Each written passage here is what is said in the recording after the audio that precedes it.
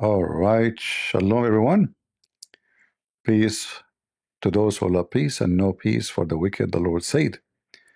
Today we are going to share with you some, it's just for fun actually, nothing serious, but I will always, what we do here is educational. In the same time, we laugh at the Muslims who they are totally desperate to find Muhammad in our book. They can't even find who is Muhammad in their book yet, but they are trying to find their Muhammad in our book. Very interesting. So I saw this video today. Actually, I don't watch this potato. This guy. He came to me once and he ran away. Uh, you remember I told him, "Let us review your video and let us see a debate about it." He said, "No, no, I want to talk only about the Father, only about the Father." He was terrified to talk about his so-called prophet. So here, this video here in front of us, I will show it to you on the screen.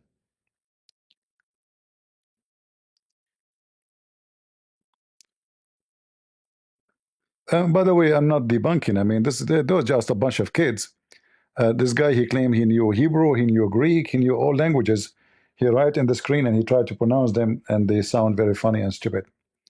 So supposedly, a Christian person, he called him and he asked him, what is the proof of the prophethood of Muhammad? So what is the prophethood of Muhammad? What is the proof of it? Listen and laugh. About the Quran? Okay, what's up?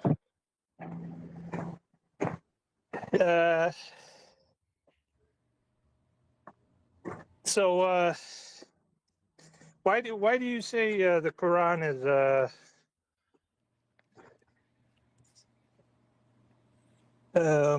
is the word of God? This is pretty simple. Is We would that say the that the question? Quran. Because what? How can you tell that Muhammad is a real prophet? So now that's a different question. Which No, you idiot, is not. Because if Muhammad is not a prophet, the Quran is false. If the Quran is false, Muhammad is not a prophet. Suppose he's smart. No, no, this is a different question. This is a different question, brother. Yeah, this is a different question. You stupid idiot. I mean, the Quran is written by one guy. It's not a collection of books like the Bible. So if the Quran is false, Muhammad is false. If Muhammad is false, the Quran is false. So either one come first. We'll boot the other one. No, no, this is not the same. This is a different topic. question do you want us to answer? Well, I guess we can go with the second one. All right, go ahead, Ian, if you want. Yeah, we would say that the Prophet Muhammad ﷺ is a true prophet because the prophets of prior attested to his coming, his monumental fulfillments, his description, his characteristics and properties and qualities, and what he would do and what he would teach. Right? And we would find this in passages like All of those, where we can find them? Deuteronomy chapter 18. In Deuteronomy 18, it says the character of Muhammad. It does go there. I'm not debunking them, by the way, because we answered this one 1,000 times. But just to show you how stupid those people are. First of all, you idiot. Why you go to the last verse when you have to read the verses before? Like, did you even know how to read? Why every Muslim is a donkey? So you Muslim, you jump all the way to the end, and then this is about Muhammad. And by the way, I can play for you, your friend, your potato friend. You see this guy? Huh? Your boyfriend. He will say to you, this is not about Muhammad. Even your stupid friend, who you call him Rabbi, which means my master, he said to you, this is not about Muhammad. You Muslims are so stupid, so dummy. You see the title of the video? Go watch it. And the one who called to ask is a Muslim.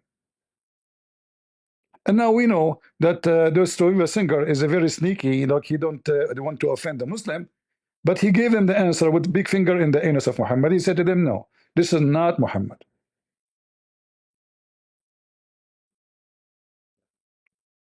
So which one you want? The one you call him Rabbi or Christian Prince? I advise you to go with the rabbi.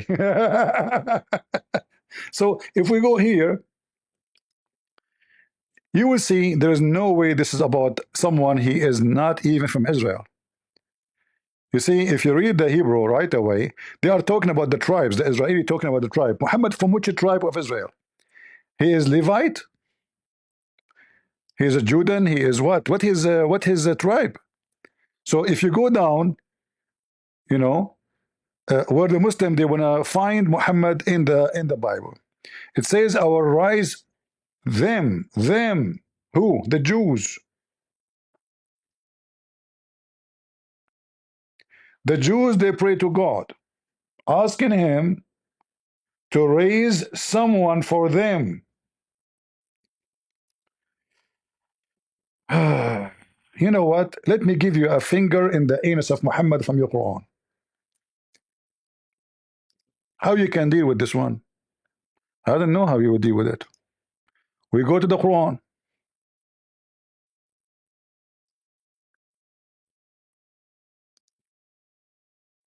This is your book. This is not my book. And this is the chapter of the Hindus. The chapter of the cow. According to the story here, Moses he raised a dead man by hitting him by the power of beef. That is a beefy story. So if you go here in the Quran, so-called Holy Quran, by the way, nowhere in the Quran is called holy.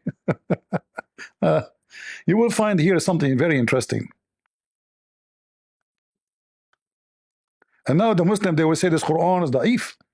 Yeah, it's da'if, what we can say. All right? It is da'if. We skipped, sorry.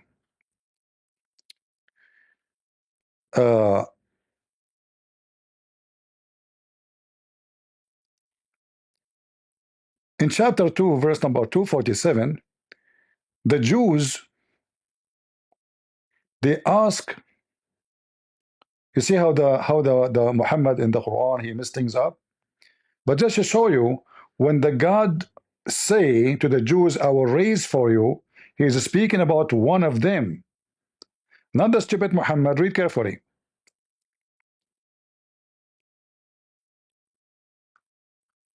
You can read, by the way, from the verses before, all right? Didn't you see, have you not seen the children of Israel asking Moses, I don't know this translation of who, full of brackets, Irari Khan, a bunch of them. Because the Quran is so stupid, it's not unclear, they have to add a bracket so you understand. So they told him, we want somebody after Moses. We want someone, the people of Israel, they are praying to Allah. Well, you know, the Jews don't believe in Allah, but we will go with the Quran. Asking Moses, asking Allah to provide them prophet after them. For who? For the Jews. It's in front of you, you donkey.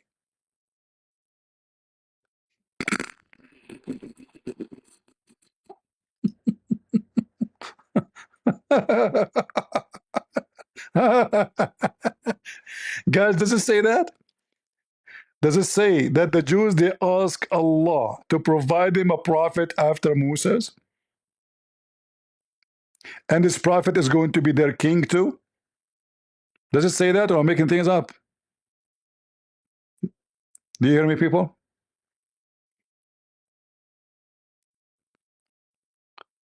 People in YouTube, you are asleep. How is people at Rumble doing? Sleep too? So do you see, guys, how easy to refute them? Well, we destroy all their argument. This is a story in the front of you. This is what Deuteronomy 18:18. The donkey Muhammad, he gave a finger to every one of those Abdus. What you will do about it now? Are you willing to say you are a donkey and you're a prophet? Are you willing to say that Muhammad is a liar? Are you willing to say that the Quran is a lie? Or you are going to be on the wall like your prophet to fix what you just have done? Which one?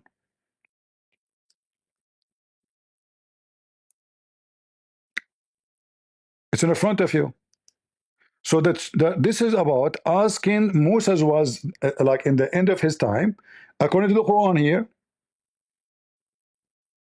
Moses obviously is gone. They want somebody after Moses. So the Jews are praying to the God of Moses, asking, send us someone. He will be our king, our ruler, and he will be our guide.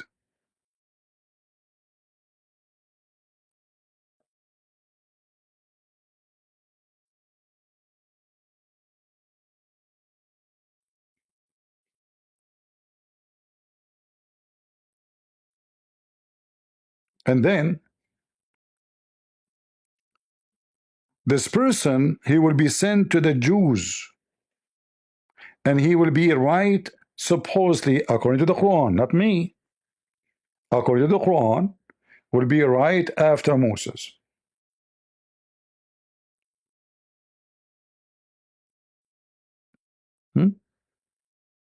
Have you not thought about the group of the children of Israel after the time of Moses, when they said to a prophet of theirs, the Quran cannot tell us who is the prophet. Who is this prophet? Stupid Quran, as usual. Muhammad do not know the name. Appoint for us a king, and we will fight in Allah way. Is Muhammad the king and the prophet? According to Muslim, yes. He is the leader for politics, for war, for Islam, for prophethood, for everything. Let's go back to the Bible, where the stupid Muslims, they ask us to read. If you go to the chapter before it,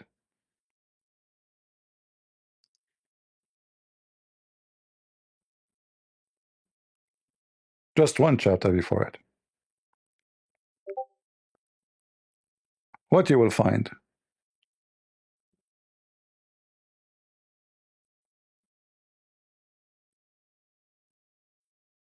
That this person, he shall not multiply his wives. I'm using the Jewish Hebrew translation, Abdul, so you don't say I'm making things up. We can switch to English one. Remember this guy, he claimed that he knew, but for sure he don't. He write, actually, I will play for you the audio. He played very funny and very stupid.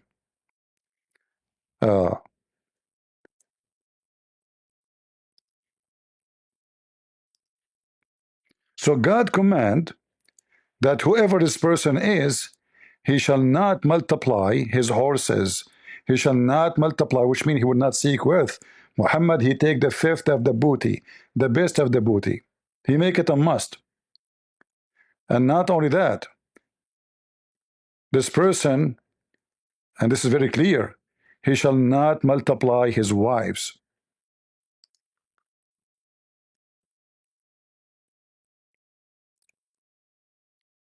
And here it says that he should be chosen one from among their brothers. Do you see it? The stupid Abdul, they say to you, it says a brother. Okay, Muhammad is a brother to the Jews now? Later I will show you where Muhammad belongs. Shall thou set a king over thee? So he is one of them. So when the word brothers is used here, speaking to the Jews themselves, not their cousin, not their uncles, not their neighbors. And look, and mayst not set a stranger over thee. No foreigner. No foreigner. It's forbidden for the Jews to have a foreigner over them. Totally forbidden. And don't tell me now you don't believe in this book no more. I mean, a second ago you accept Deuteronomy. You don't like this translation, we can change it for you. Maybe this translation is not sweet in your heart. Which one you want? And now he will say to us, we have many versions. Yeah, we have Yusuf Ali and Hilali Khan. Which one you want? Huh? Maybe this one?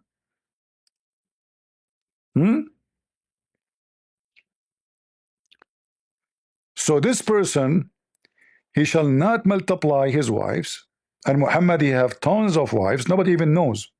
The Muslims agree, the majority of them agree in 13. I can prove at least 25.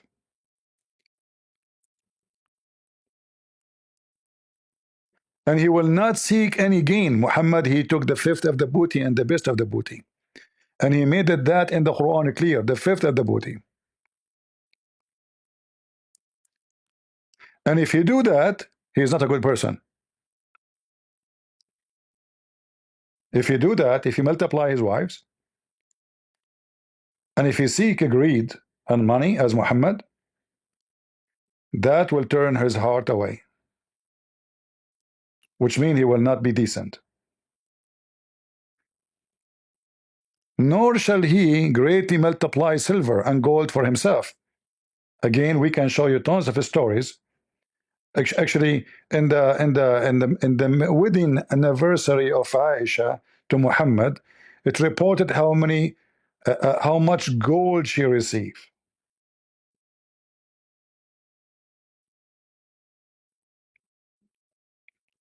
In fact, Aisha, she forbid all gift from going to any house except the house of Aisha.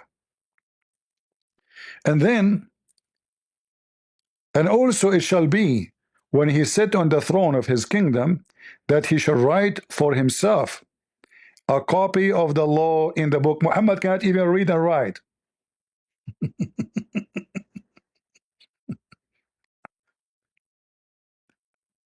And that from who? From the before the priest. You Muslim have a priest?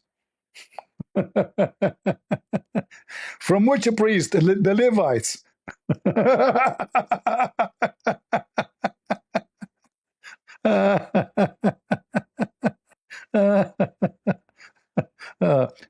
And then the disaster continue. And then he shall read all days of his life. Muhammad do not know how to read according to Muslims. That he may learn to fear the Lord his God, and be careful and observe all the words of the law and these statutes, that his heart may not be lifted above his brethren. Muhammad, he claimed he is the best of mankind. Muhammad, he claimed he was exist before Adam. Muhammad, he claimed that the whole world created for him.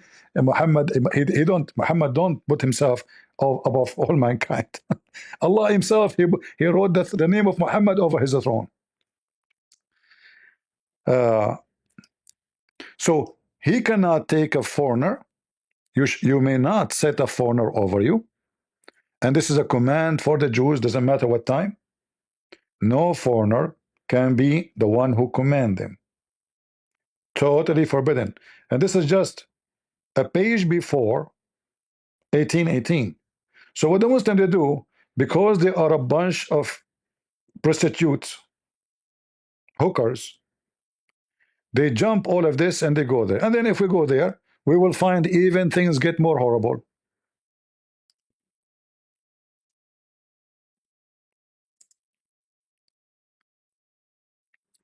They will not read the holy chapter. They will go only to the verse which they like it, you know. Okay, let us see. So they say 1818. Okay, only 1818 about Muhammad.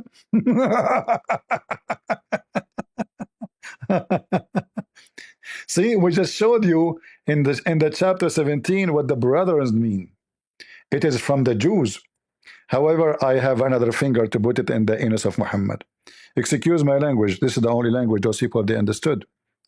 So in the Quran, not only in chapter 2, verse number 246, explain to us who is the brothers.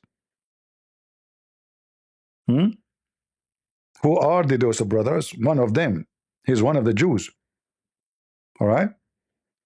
He have to be always from the Jews. It doesn't matter what the name of the person. Always have to be from the Jews. But we go to the Quran and we will find something more horrible.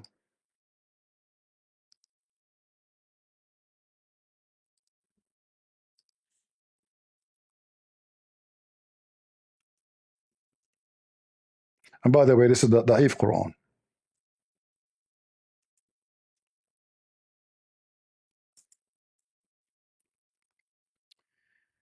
The Quran says we never sent a messenger, never, ever, period, except with the language of his own people. So the Quran put the condition of the prophet who he will be. He have to be from the people, speaking the tongue of the people. And that confirm the same as it says in Genesis 17, that you shall not have a foreigner above you, no foreigner. And this person, he should write the law, so he should be following the Torah of Moses, and he write it himself. I'll read it all day. He shall not multiply his wives. He shall not, he shall not, he shall not. Muhammad broke all of those. But here we see that the one who Allah will send to any nation, he have to be from the nation, and he speak the language of the nation, which destroy all the idea of Islam, that Muhammad is a messenger for all mankind. Because in order for this verse to be true, Muhammad have to be messenger only for the Arab. He can't be a messenger for Indonesian, Malaysian, Indian, even people in Iraq, because at that time the people in Iraq, they are not Arab. There's no Arab there. Or even Syria, or even Jordan.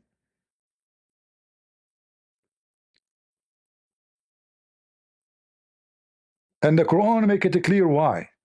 Because if the prophet came, he is not from the people, and he is not coming to them with the book, which is in their language, they will not understand. You see it?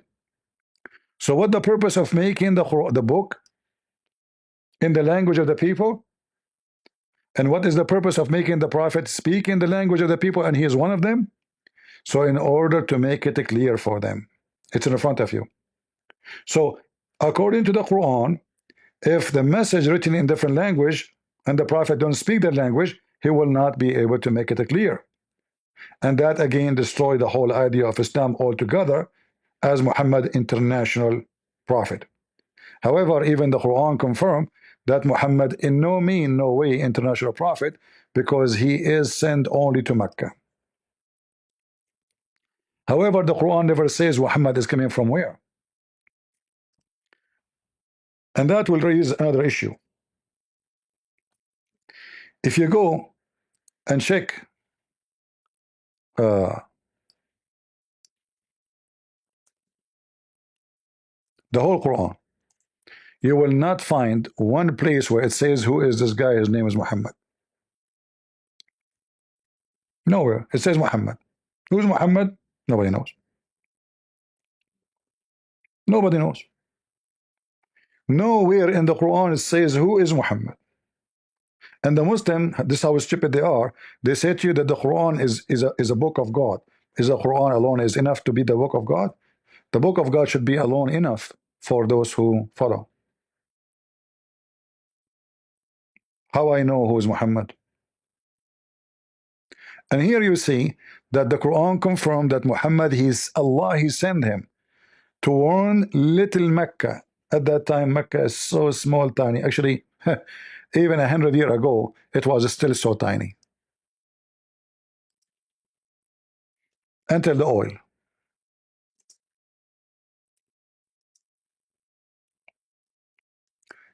Not long time ago, the Muslim, they used to tie their camel to the Kaaba.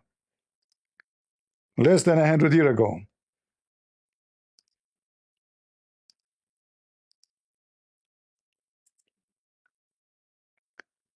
This is your Kaaba. Do you see it? Look at this. Look at this. This is not even 100 years ago. This is the Kaaba before the oil. So you can imagine how horrible this little town Mecca, how horrible it was in the time of Muhammad, and this is 100 years ago. Everything is dirt. Those columns is where you used to put the idols. You see those columns is where they put the idols, and even some of them they become like somebody's grave. And they used to put even the camel, they tied there. Even Muhammad, he used to go around the Kaaba riding his camel. Can you believe it? He claimed that this is a holy land. And camels, what they do when they go around the place, they shit. They are animals. Muhammad, he ride around the Kaaba, and the Kaaba used to be without roof. The roof is something new. After people start throwing garbage from other places on the Kaaba, so people will see that the God of the Kaaba cannot protect the Kaaba. There's a competition. There's a 26 Kaaba in the Arabian Peninsula. So this is Mecca 100 years ago. And 100 years after, there's marble, there's lighting, there's air conditions, all of this, the oil. And now Mecca became the casino of the Muslims, where drug dealers is flourishing. More than 85% of the Muslims from Pakistan and Bangladesh, they come to Mecca to sell and to smuggle drugs. And if you go check every year how many they are caught in the airport smuggling drugs, you will not believe it. However, this is not our topic for now. Let's go to the Abdul. So the Quran says clearly, not a single one, not a single prophet ever was sent to any nation. He is not from the nation. So Muhammad is sent to the Arab because he's an Arab, supposedly. According to the Quran, so-called Isa sent to the Jews because he's a Jew. So-called Musa, he's sent to the Jew because he's a Jew. That's what it says. It's in front of you.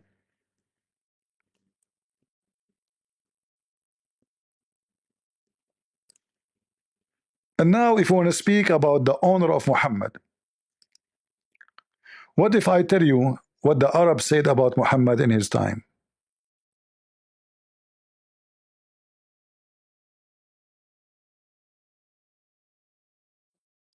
That he was like a palm tree grow up in a garbage dumpster.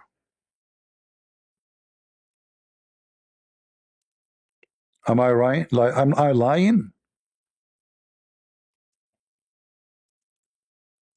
Muslims, am I lying?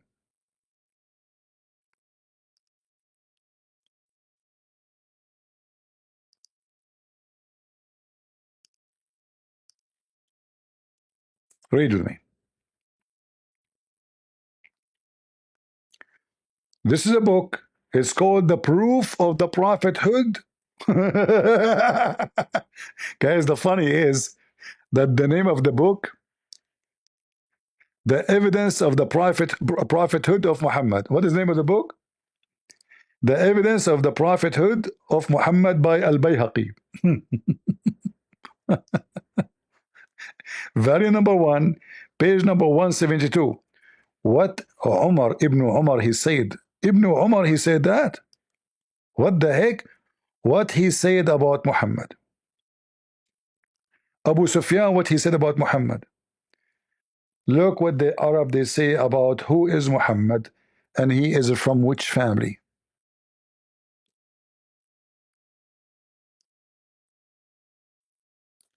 Abu Sufyan, who Muhammad later paid him money to convert to Islam.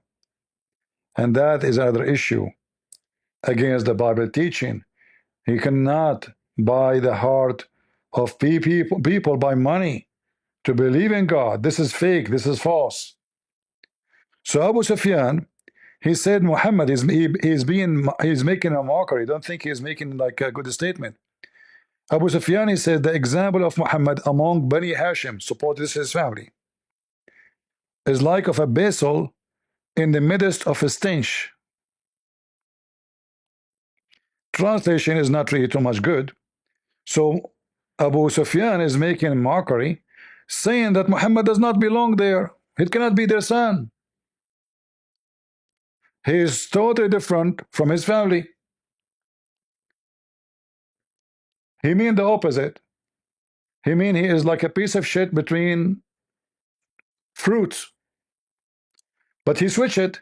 He said Muhammad is like a flower between a piece of shit. How he can be their son? And to understand what he's talking about, you will see that anyone walk by, they make fun of her. They say, "Oh, this is the daughter of Muhammad," because nobody knows who is Muhammad. Look, a woman walk by, they say she is the daughter of the Prophet, making mockery, because nobody knows who is Muhammad, and nobody knows his lineage. We were sitting in the courtyard of the Prophet. May Allah please him and grant him peace. When a woman passed by him, some of the people said, "This is the daughter of Allah Messenger." And they say, "May grant him peace," because they are making fun. They are not praising Muhammad. This is a mockery. Don't think they are saying, like now with Christian Prince, he says, "Peace be upon him." So Muhammad, he get upset. Muhammad, he gets so upset.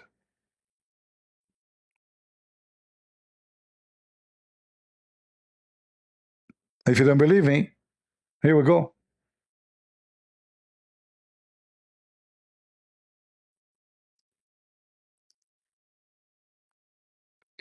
So the women went to inform Muhammad, peace be upon him.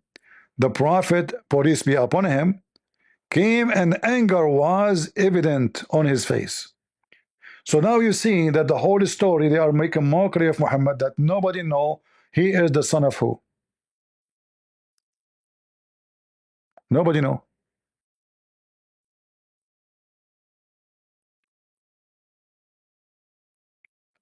And then Muhammad, he continued making his poo-poo. He claimed this is the lineage of Muhammad according to Muhammad. Allah, he elected from all his creation the children of Adam. I mean, can you believe his stupidity? All his creation, like who? Cats and dogs. And from the children of Adam, he chose the Arab. What? Where in the Quran it says the Arab are chosen?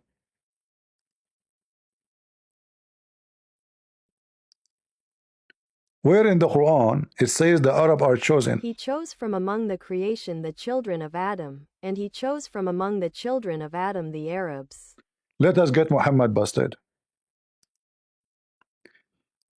According to the Quran, the chosen people are the Jews.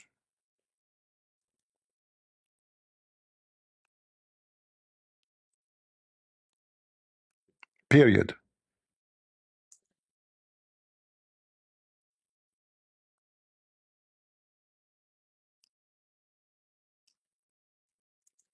You know what period mean? O children of Israel, remember my favor which I bestowed upon you, and that I prefer you to all al-alameen, between two brackets, mankind and jinn. Is the Arab are the preferred one?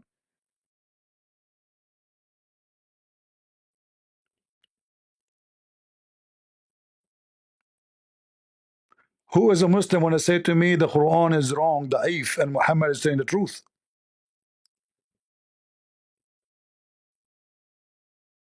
Any Muhammadan? Is this Quran da'if?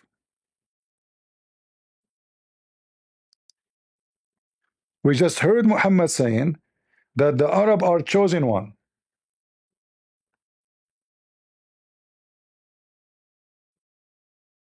A Muslim might say, yeah, well, the Israeli are chosen, but the Arab are chosen too. Read it. It says from all mankind, and even genie. Do you see it? If there's any Muslim still have a doubt? Are we done? No. No. By the way, in different place, Muhammad, he claimed in the hadith that he can do intercede for the Muslims. But the Quran says in the day of judgment, there is no intercession. The Quran is full of contradiction, as you see. But anyway, it is not our topic for now. We have tons of verses confirming that the children of Israel are the chosen one, and the Arab are not where the prophethood will come from. You see what the chosen mean?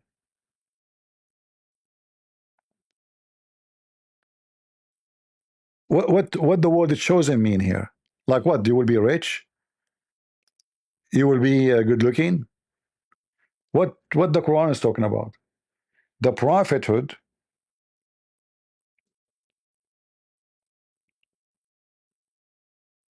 for them. This was being chosen. The priest, not from the Arab. So which one the Muslim they have to take?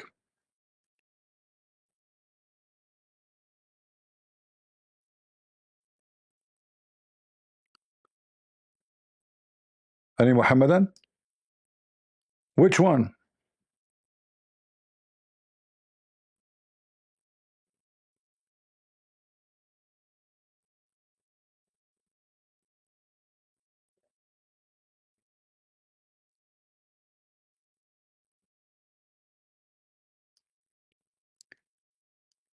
If we go and check more, we can find even more evidence.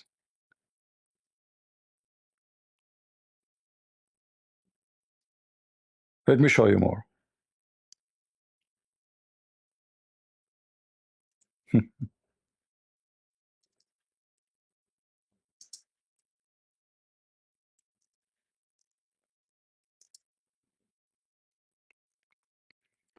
The bankrupt Abdul. By the way, we did not talk about your prophet being false prophet yet. Because you remember the whole idea that he is a prophet, right? The same chapter 18:18, it says that he, and the verse after it, this prophet he have to prophesy, and the prophecy they have to come to be true. Right? Yeah.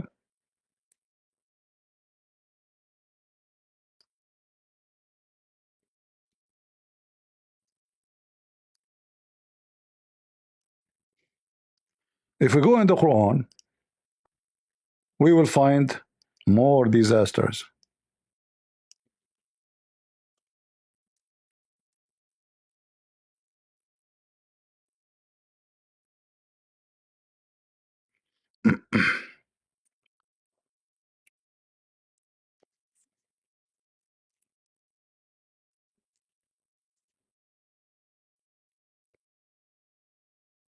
Do we have any Muslim? All the verses in front of us is full of contradiction. And one of the most funny ones, that Allah he favored the Jews, but the Jews they killed the prophets.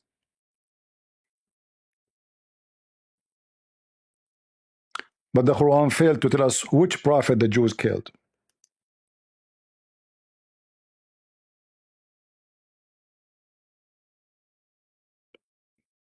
Not a single one.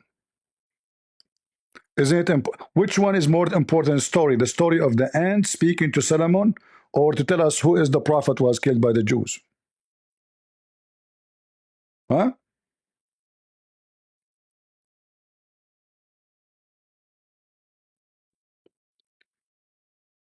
Most of the verses is just speaking about the Jews killing the prophet, killing the prophet, killing the prophet. However,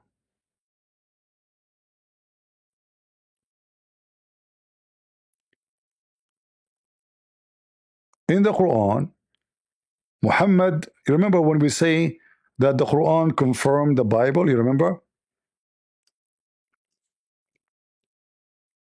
There's a verse make it clear that Allah he made the prophethood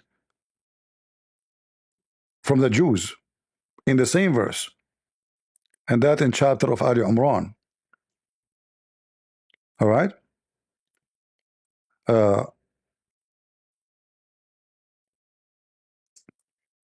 If you remember, we showed you how the Muslims give false translation when we read this verse. معكم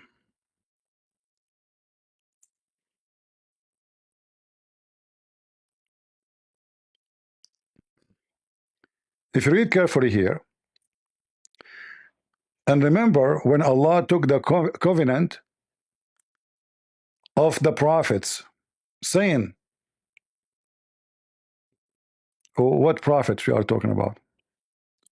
Who are they, those prophets?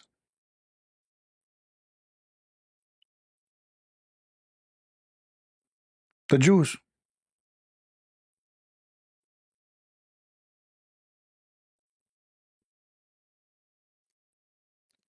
And then when a book came to them, believing in what is with them, not confirming what is with you. It's a lie. Nowhere the word confirming is there. In Arabic it says musaddiq. Musaddiq means believing, not confirming. You can say confirming, it can be included, but musaddiq is way heavier. Musaddiq means I believe. That's why Muhammad, he put his hand on the Torah and he said, I believe in thee and the one who sent thee. Abu Bakr, his name is Saddiq. Why? Because he believed, not because he confirmed. There's a huge difference between believing and confirming. I can confirm Trump to be president, but I don't believe what he say. Maybe I do. There's a huge difference. So here they lie in the translation. But who are they, those, the prophets, who Allah took their, covenant? The Jews. Every single one of them is a Jew.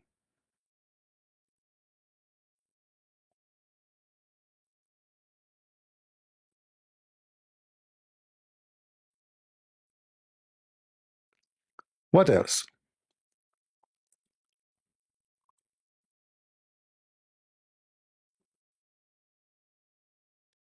Let me show you more verses so we can laugh more.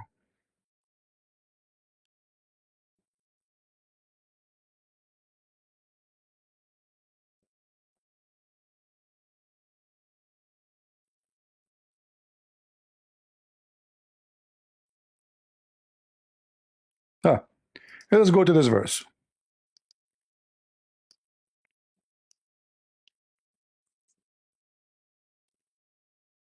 Allah made the prophethood in the seed of who?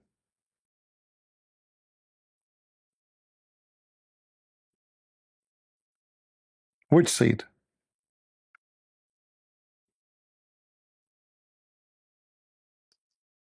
The Quran, when he speak about the seed of Abraham, mention only two people who the prophethood will be only from them: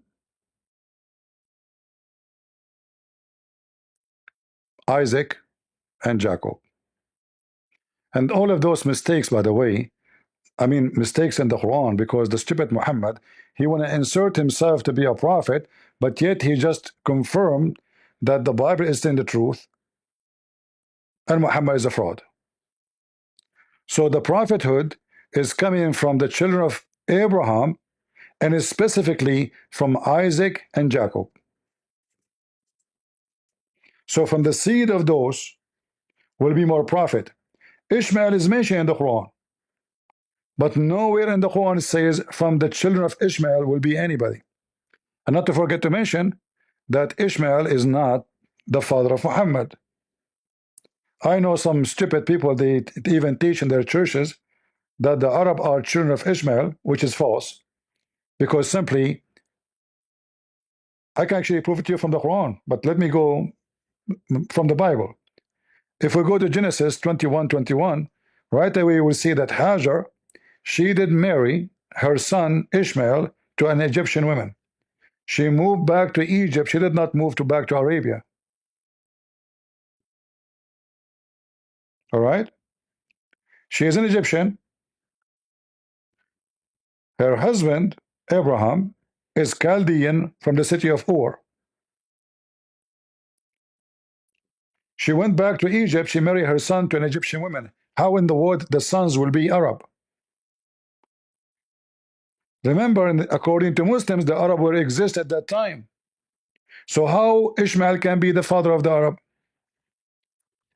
And that will open more issues in front of us. Disasters.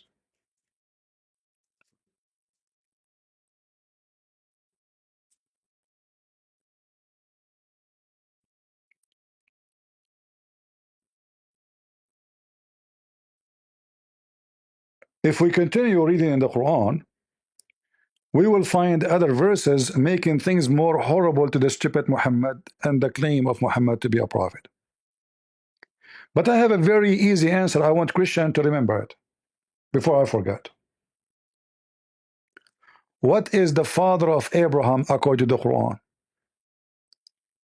How Muhammad is sent by Allah, but he don't remember the name of the father of Abraham?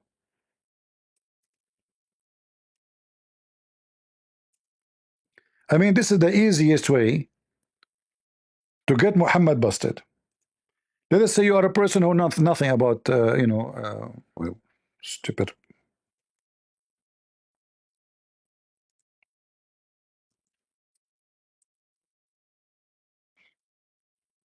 Okay, let's type it. This search engine is very horrible. So according to the Quran,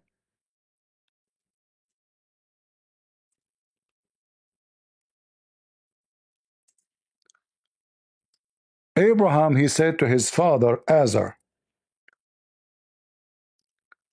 So if Muhammad is a prophet of God and his God is giving him the wisdom and he is giving him inspiration, how in the world Allah he made such a mistake? I mean, you can ask the stupid AI will tell you who is the father of Abraham. Shall we? If Muhammad is a prophet and he is descendant from Abraham through Ishmael as the Muslim they claim, shouldn't he knew who is the father of Abraham?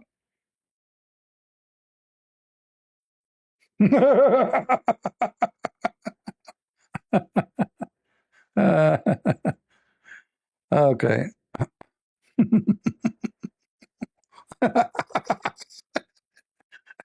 Remember, Muhammad is a prophet.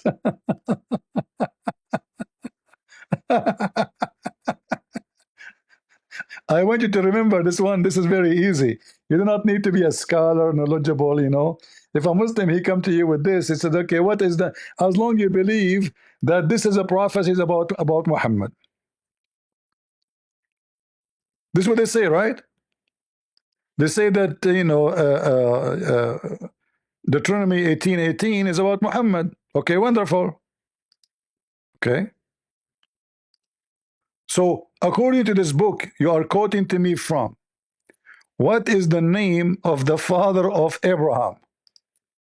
If you tell me that his father is Azar,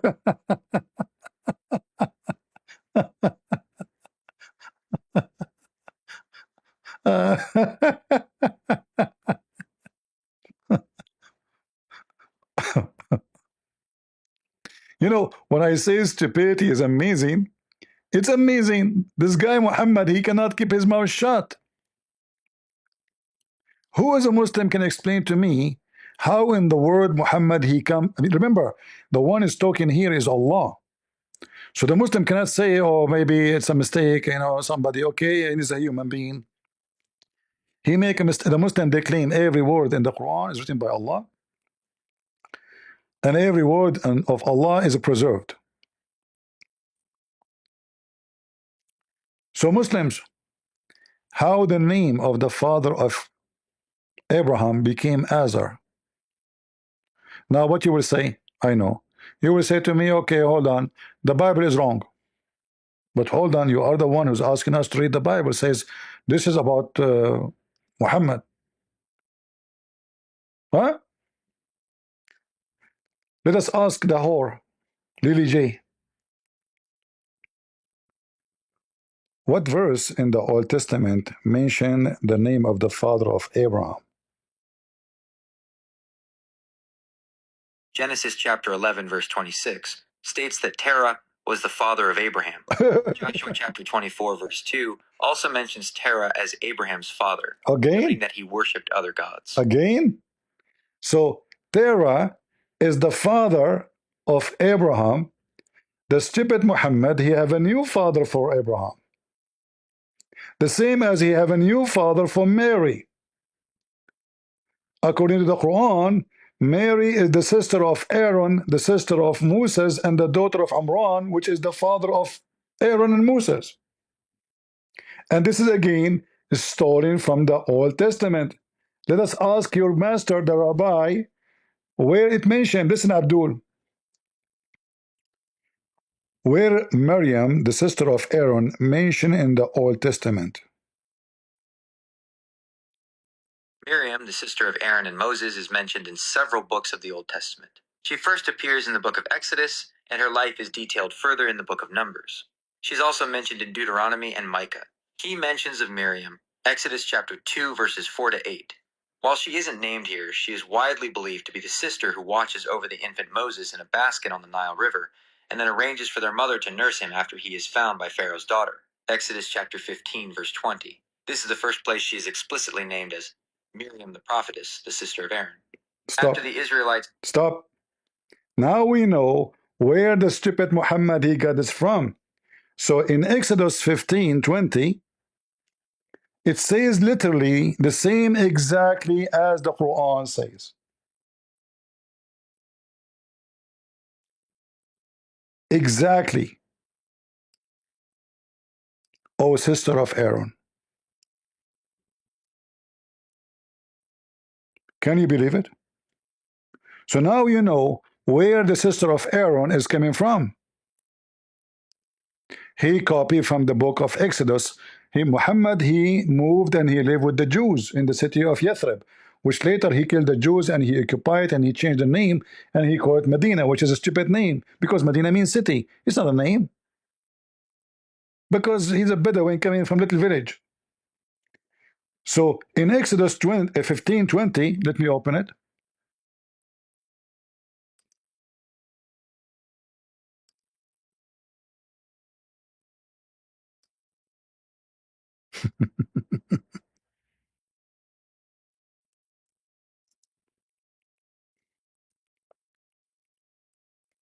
I'm typing Arabic.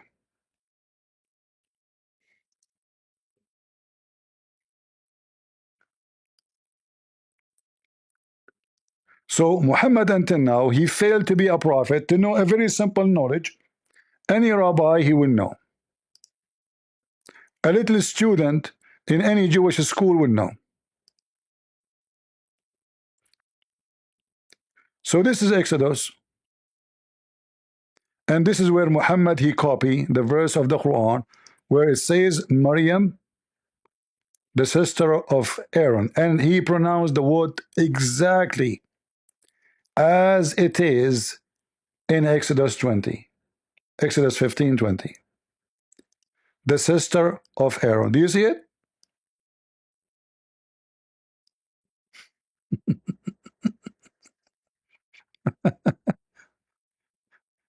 Shall I play for you some of the videos of this guy? As long you are reading 18:18, you sons of Muta, why you don't read it from the beginning and tell us what's going on? What about God appearing to Abraham? He Muslim, did God appear to Abraham as a man?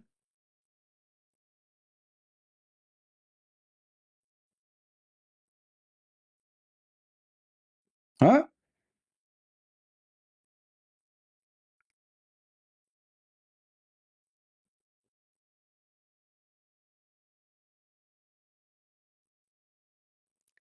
In your Quran, as long you believe in this book, and you are saying Muhammad is mentioned here, that then you have to mention that in this book, the story about Abraham is totally different from the story in the Quran. The Lord appeared to Abraham, not just spoke to Abraham.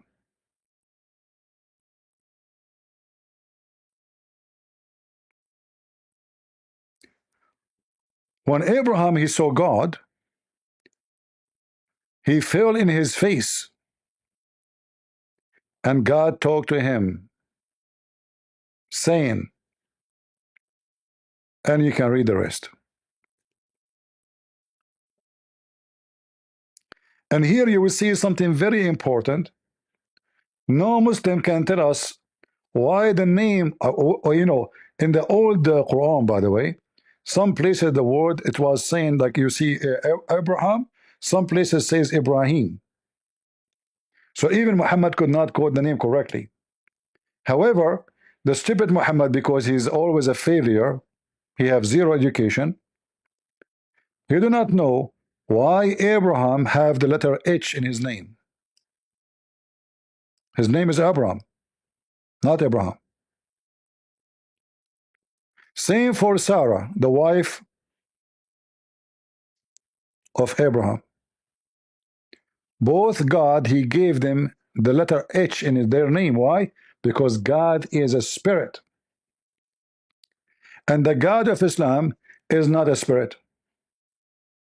And that again proved that the God of Muhammad have nothing to do with the God of Abraham.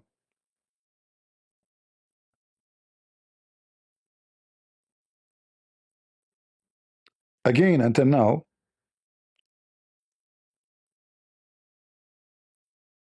we did not go and examine the stupid Muhammad prophethood.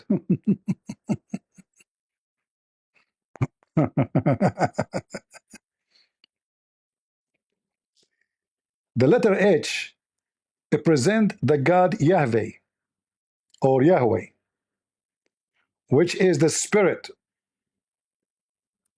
Can we find anywhere in the Quran the God Yahweh? Nowhere.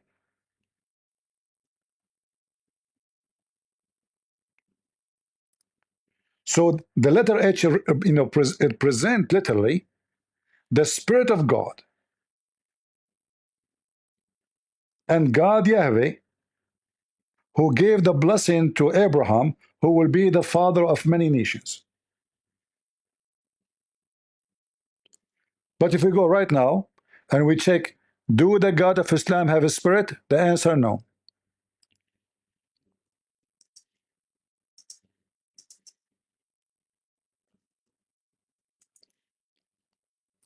So if we look carefully, we will see the Muslims are trying to look for the paint to paint an old, you know, donkey, and they try to make him a horse.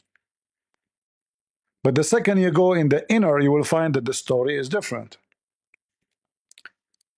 This is a very well-known Islamic terrorist website. Obviously, this guy, he come to me. He is debating with a Christian and asking, does Allah have a spirit? The answer, no. Save the time from reading. Allah is not a spirit. The spirit or a soul is not one of the attributes of Allah. Rather, it is one of things that have been created by Allah. So you stupid Muslim sons of Muta, if your God Allah even cannot be a spirit, and the whole Torah speaking about God is a spirit, how in the world you claim Abraham, and you claim Moses, and you claim the Torah sent by Allah, and you claim what you claim? Do you see how stupid they are? The spirit or the soul is not one of the attributes of Allah. Period.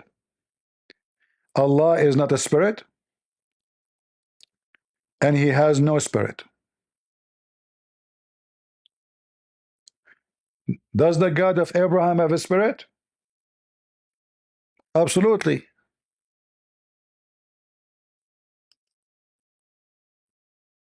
All the Bible, from the first page actually.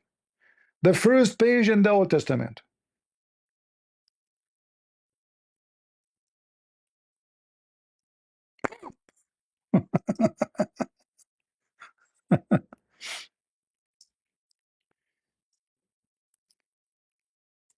Let us see. I will not show you from the New Testament. I will show you from the Old Testament.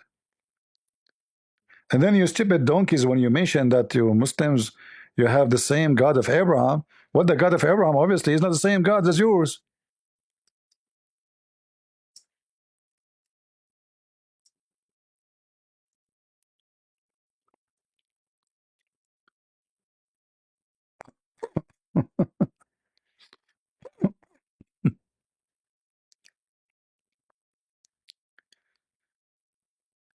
Uh,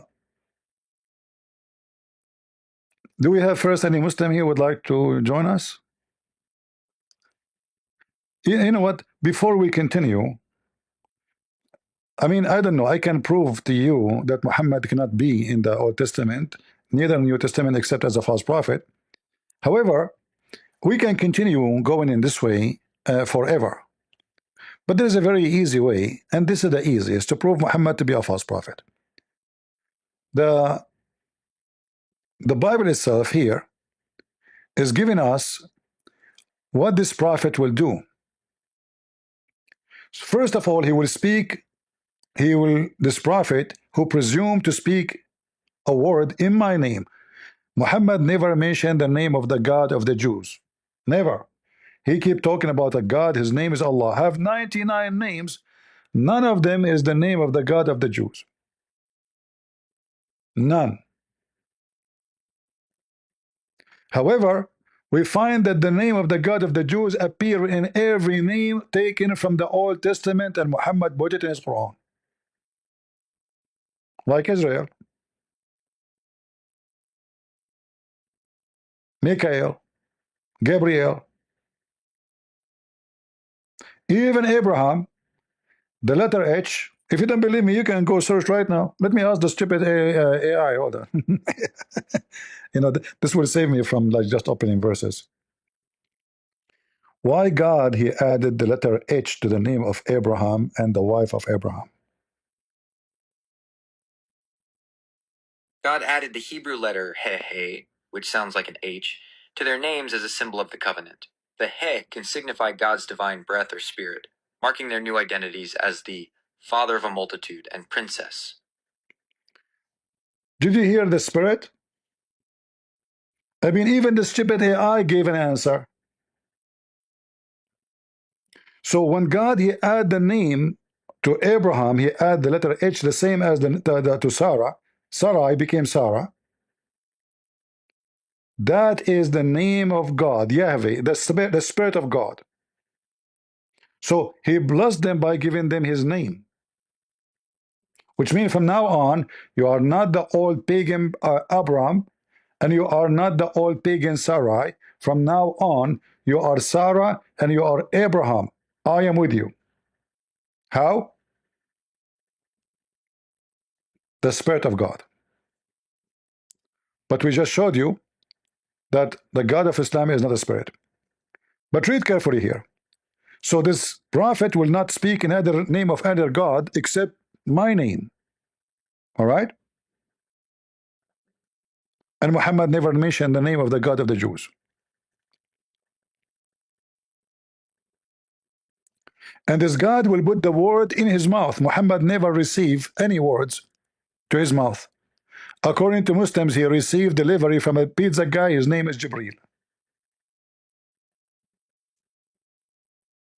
Am I lying? Did Allah put direct words in the mouth of Muhammad? No.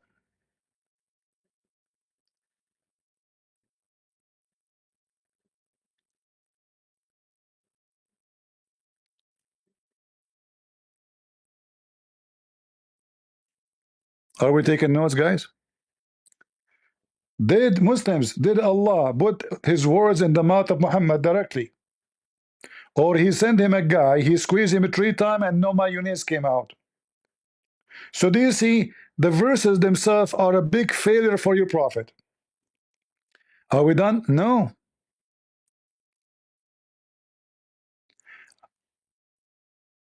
I will require it from him, of him. What he will require from him? The words he will put in his mouth. But the prophet who presume to speak a word of in my name, which I have not commanded him to speak, or he speak in the name of other gods. This is Muhammad. Muhammad, he had both. He never mentioned the name of the God of the Jews, the God of Abraham. He mentioned Allah. And we cannot find Allah. You can ask this your friend or your boyfriend, Toiva Singer. Do you find Allah anywhere? You know, just look in the drawer. Not even in the book of the devil, the Talmud. That prophet shall die. Hold on. Who is going to punish this prophet? Either the people or God. But here it looked like it is God. Wait. And this is exactly what happened to Muhammad. If you remember the story,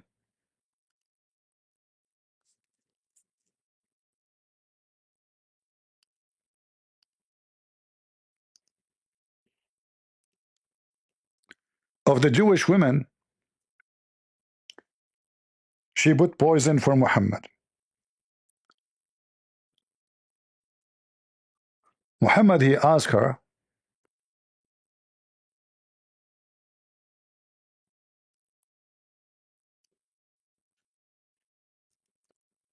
why you did this? Which means, why you put poison for me? Why you want to kill me? The woman, she said, well, if you are a prophet, your God will protect you.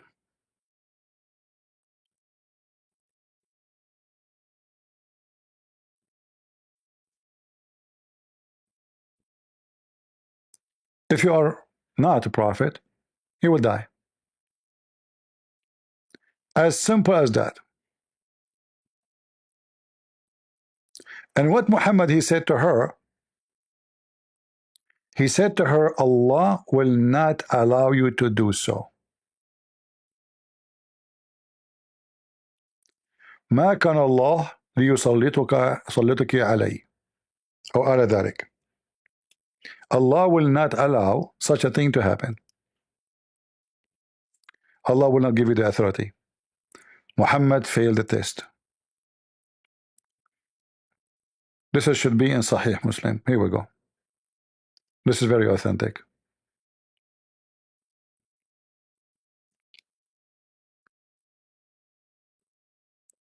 So the women, the Jewish women, she wanted to test Muhammad according to the Muslim stories. And when Muhammad, he asked her why you are doing that, she told him, and I can show the other reference, well, if you are a prophet, your God will protect you. If you are a king who want to steal money, you will die. And this is what happened to Muhammad. And this is Sahih Muslim, hadith number 2190.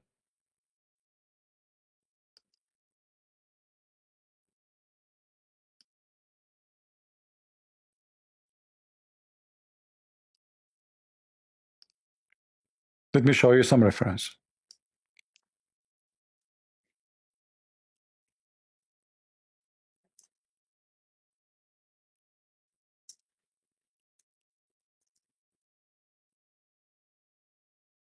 And Muhammad, he failed the test. He died.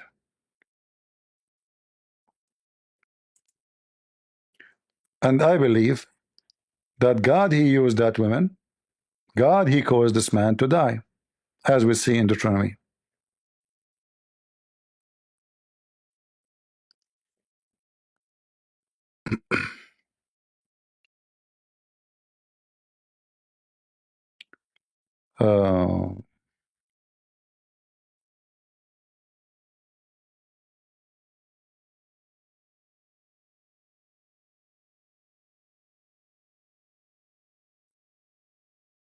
I'm looking for the hadith where the woman, she said to him, if you are just a king, you will die. If you are a prophet, God will protect you. And he died like a dog.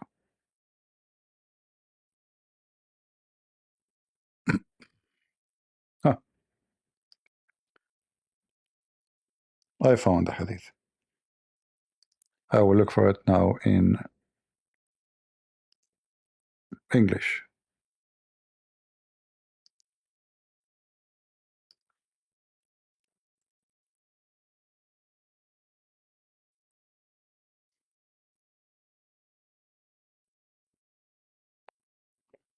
Where is the hadith?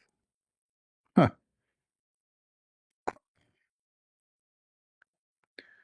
Well, this should be.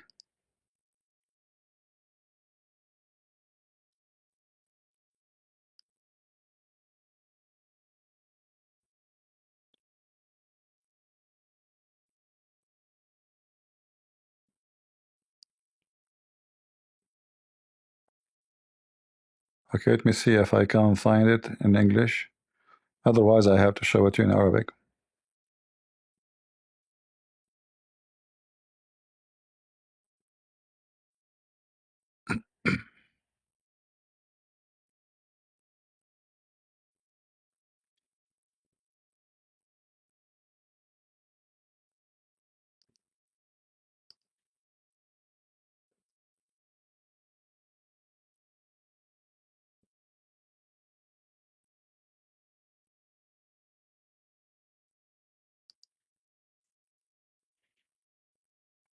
I have it. I have the Arabic in front of me, but I will try to find it in English.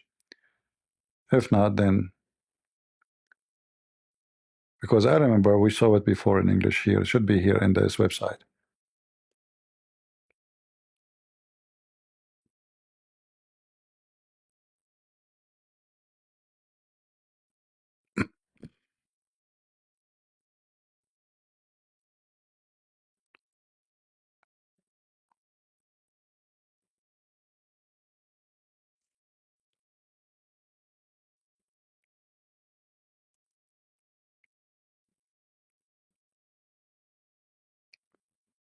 Let us see.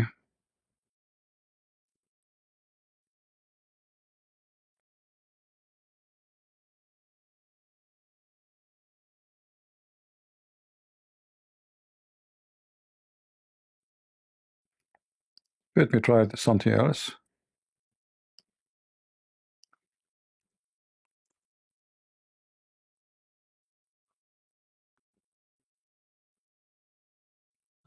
Strange. You know, sometime here, this website, you have, I don't remember the hadith as a number exactly, but anyway, we have a solution for this.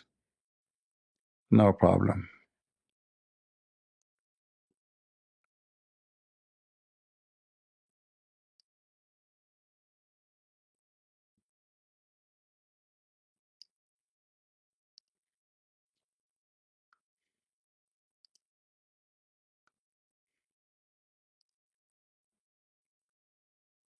I will try a different resource.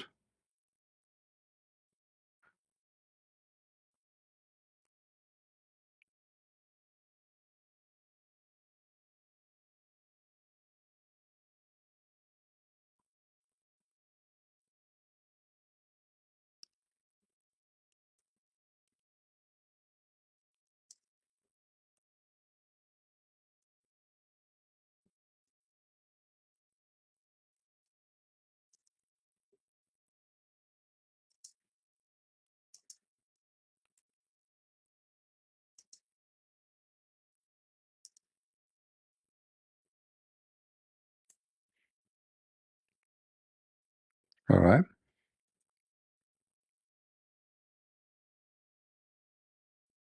Here we go.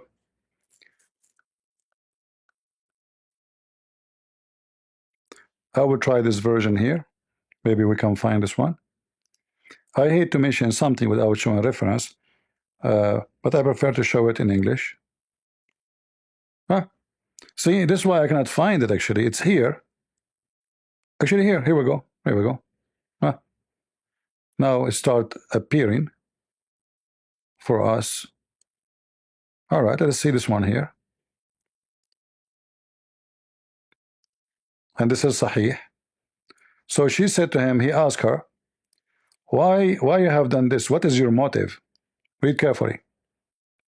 She said, if you were a prophet, it would not harm you. But if you were a king, I should rid the people of you. Do you see it? And Muhammad, he said to her, Allah will not allow you to do that.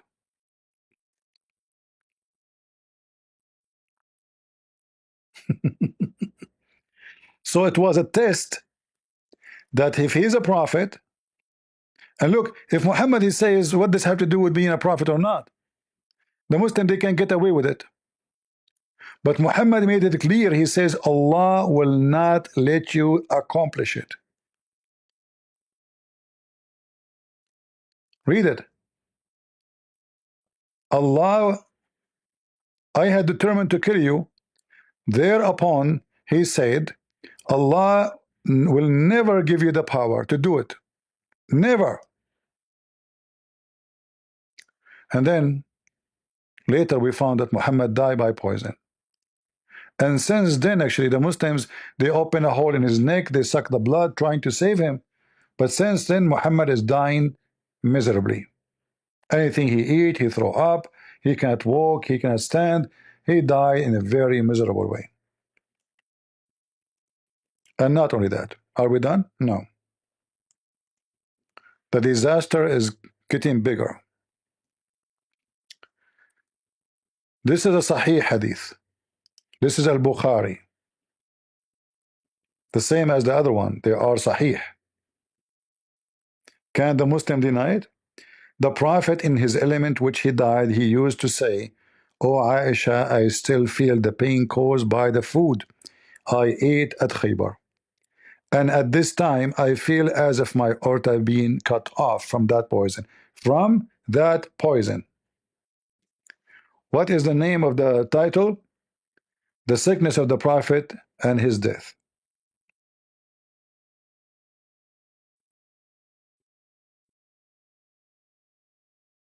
Do you see it? So Muhammad, he failed even to prove himself. And not only that, we are not done. If you go in the Quran, you will find that the Quran is saying, if Muhammad fabricated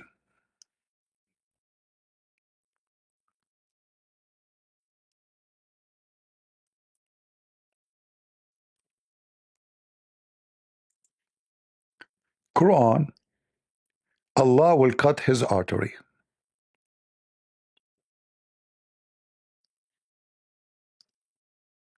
Do you see it?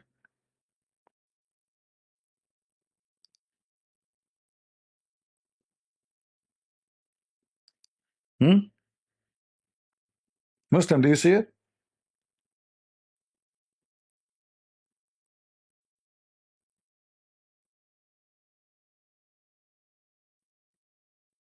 Muhammad failed even in his book. His book is against him.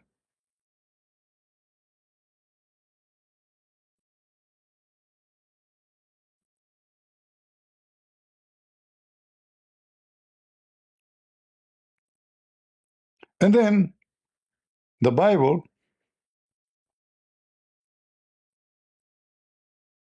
give us more proofs. Remember, it says if this guy, he gave false prophecies and the prophecy did not come true, he is false. We mentioned already for you that Muhammad do not know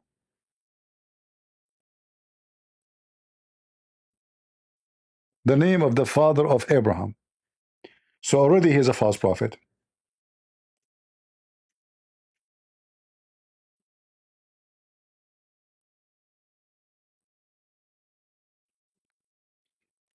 But we have tons of verses in the Quran prove to us that Muhammad is a false prophet. You know, the Muslim, they will say to you, Muhammad, he predict that the Muslim, they will occupy the city of Constantinople. False.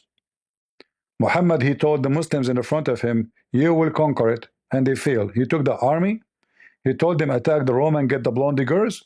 He went all the way to Tabuk and they came back. Big fat lie. He could not do it. In fact, Muhammad, he never considered the Turkish will be Muslims ever. The Turkish,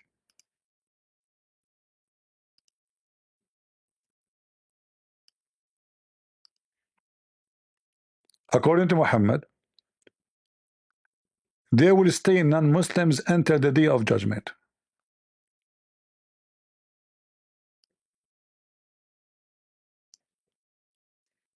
Let us show you.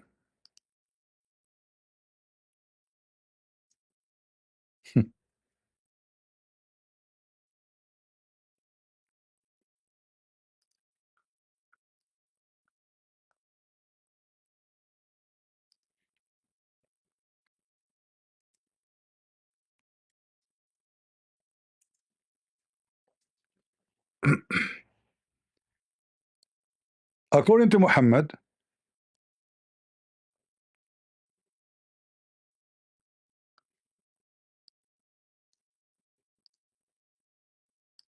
that the Muslim, they will fight the Turkish in the day of judgment, and the Turkish are Gog and Magog.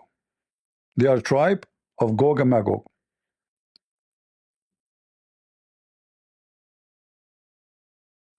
All those saying the same.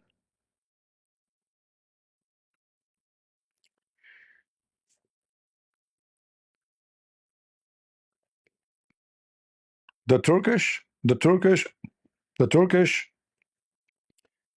etc. So Muhammad make it clear that he believe that the Turkish will never be Muslims. Not only that,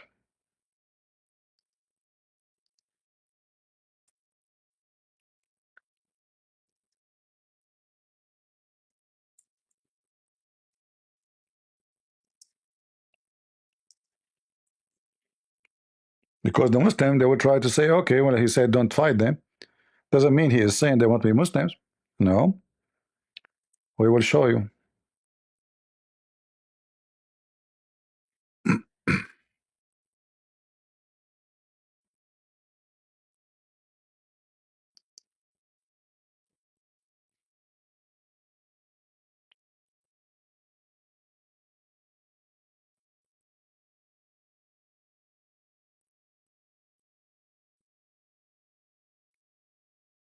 Actually, this is why they call him Turkish, because simply the word taraka in Arabic means left out, left,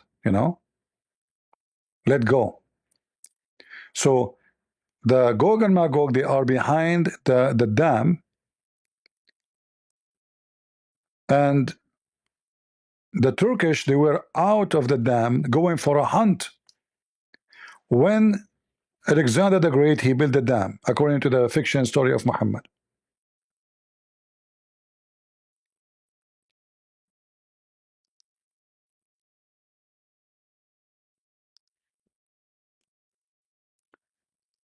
This is Ibn Kathir.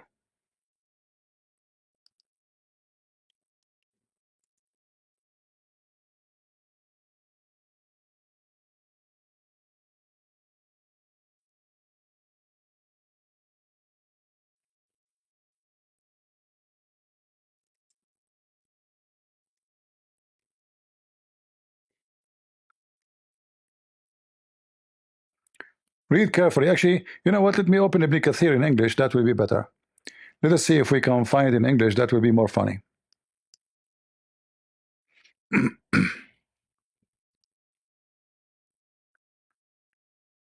All right.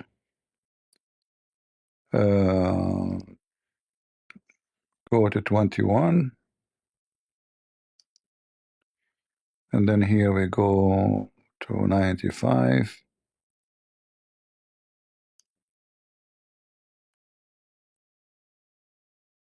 All right. Let's see if the Turkish will appear here.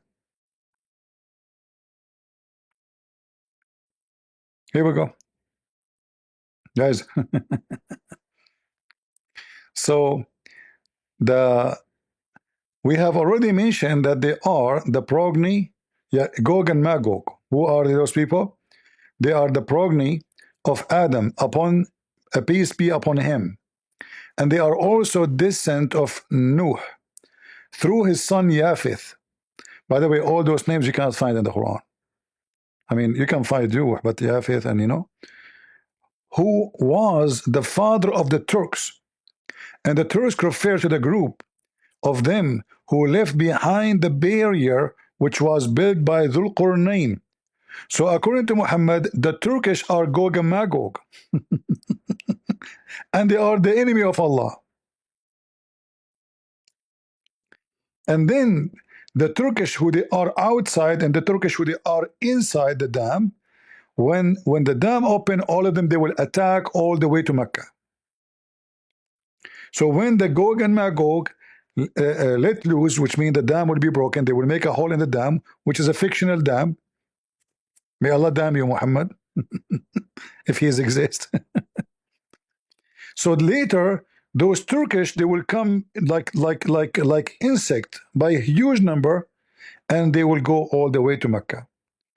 And then the angels of Allah will defend Mecca. The angels will carry them and will throw them from the sky. Boom. True story. All right. So now we know that Muhammad, when he said leave the Turkish, why he is afraid of the Turkish? Because he believed that they are Gog and Magog. They are from Gog and Magog. And again, this is Ibn Kathir. I'm not making things up. You see, you can go to Ibn Kathir, chapter 22, go to verse number 95 and search for the, right away you will see it actually in the top, the Turkish. Right away. And that will happen in the day of resurrection, as you see.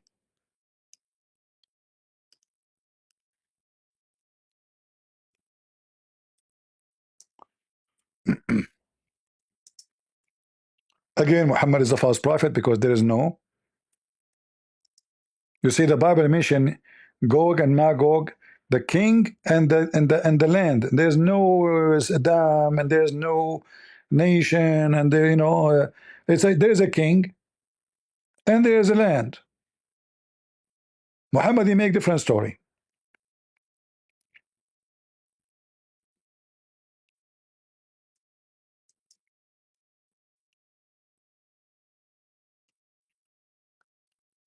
All right. And Muhammad even make it more clear.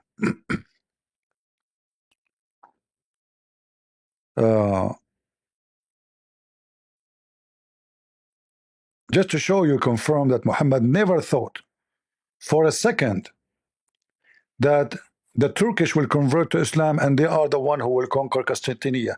So the Muslim, they say, oh, the Prophet, he predict that he will conquer the Constantinople. No. He was speaking to the Arab in front of him, not to people who will come 1,000 years after. Look what Muhammad said. Listen carefully, people. From the sign of the day of judgment is fighting the Turkish. The hour will not be established until you fight with the Turks. People with small eyes, red faces, flat noses, and their faces will look like a shield. He's making fun of their look because they're Asian. Coated with leather. Hour will not be established till you fight with people who knows whose shoes are made of hair. So did Muhammad predict that the Turkish will become Muslims? No. Did Muhammad predict the Turkish will do jihad for Allah? No. Muhammad, again, he failed. And don't tell me now this is Da'if Hadith. This is Al-Bukhari 2928.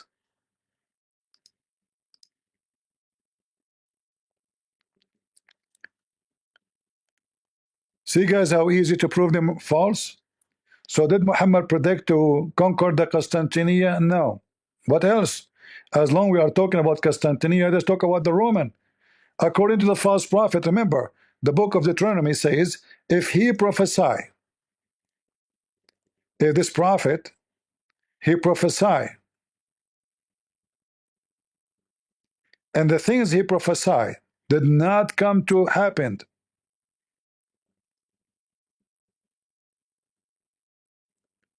he's a false prophet. All right? when a prophet speak in the name of the Lord, if things does not happen or come to pass, that is the thing which the Lord has not spoken. This man is a false prophet. Don't be afraid of him. And in fact, he will die. He will be killed. Let me show you what he said about the Roman. By the way, we did not go to the Quran yet.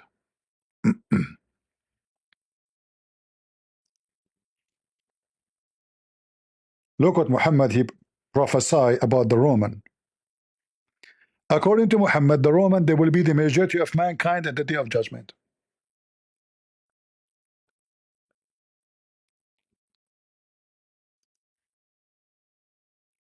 And as you see, this is very authentic.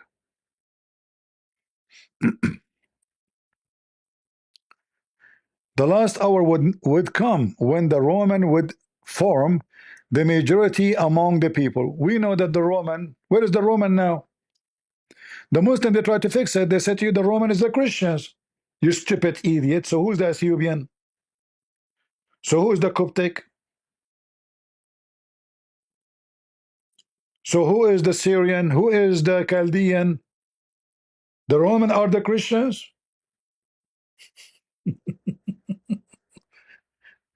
So Muhammad he claimed that the Roman, they will become the majority of mankind.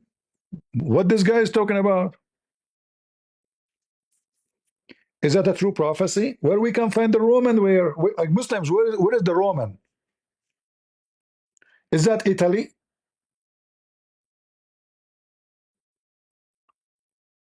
Where is the Roman?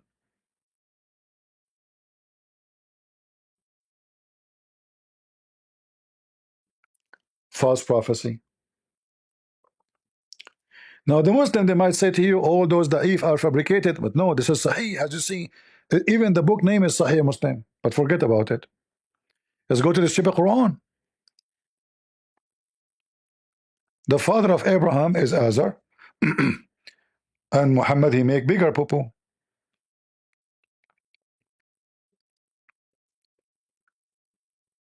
Muhammad he prophesy about the flying carpet of Suleiman. I will let that alone for now. Remember, because you can make a prophecy about the past too, like something nobody knows. If something nobody know it, it can be a prophecy, no problem. Somebody never heard of it. Discovery. Allah told him. Okay, makes sense. No problem. I'll take it. So Muhammad he mentioned to us the flying carpet of Suleiman, and this flying carpet is 2,500 miles long, which is very short, because I mean my grandfather alone is a 3,000 mile tall. This flying carpet can't even be enough for him to be the sheet for the bed.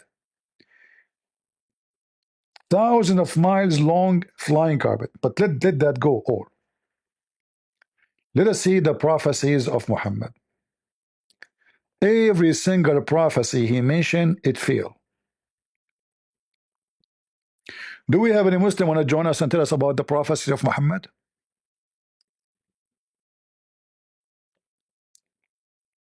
Okay, hold on. We mentioned Gog and Magog. Hold on. As long as you mention Gog and Magog, I'm not going to discuss that Muhammad he found where the sun set,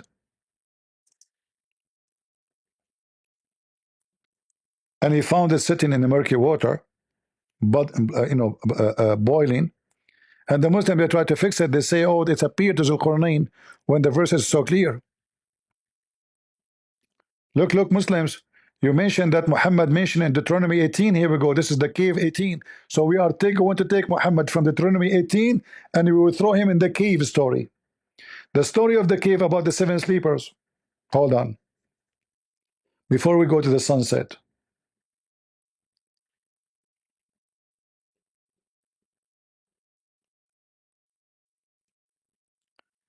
They asked Muhammad, I mean, look how easy the prophecy. They asked Muhammad, okay, the 7 sleepers, how many there are? I mean, how easy it is. Guys, the 7 sleepers, how many sleepers there are? The 7 sleepers story is very famous in the Middle East long before Islam. written hundreds of years before Muhammad. And it's a fiction story. Even if some people they believe in it, but you know, it's a fiction written by a Christian from Syria to give the Christians like an example about how things can change. You have to be patient. They will discriminate you, they will kill you. But look at the question. They say to him, Prophet of Allah, how many are they? The 7 sleepers. He said, because he do not know. He's afraid to tell. So he said, some they say they are 3 and their dog is number 4. First of all, in Arabic you don't say and their dog number 4, you eat it. You say 3 and a dog. How the dog will be number 4? Even in English is wrong. You can't count number 4 unless he is from the same kind. So you should say 3 men and 1 dog. 3 men and 2 dogs. But not 3 men and that number 4 is a dog. Is the dog? You can say, and the number 4, you can say he is the captain. He's the priest. You know what I mean? You have to be from the same kind, but maybe somebody is a special between them. But we continue. Some they say they are 5 and their dog is number 6. Okay. Guess in the unseen, you stupid. They are asking you. What do you mean guess in the unseen? This is a story from the past, supposedly. You tell us. Yet others, brother, they say they were 7. Okay. And their dog is number 8, brother. Okay. And now Allah told Muhammad to give the answer. Okay, Muhammad, tell them only my Lord know their number.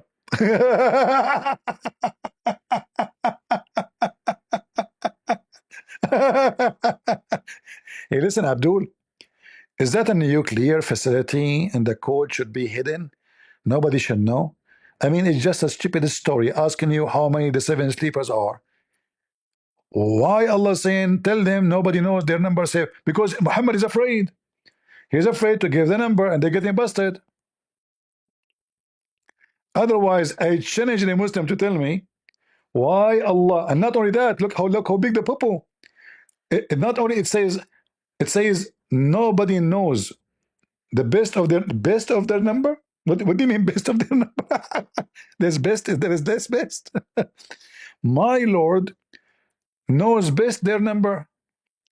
None know them but a few. Like what the heck? I thought nobody knows except the Lord. So what the problem? Why you don't tell us, Muhammad, how many they are?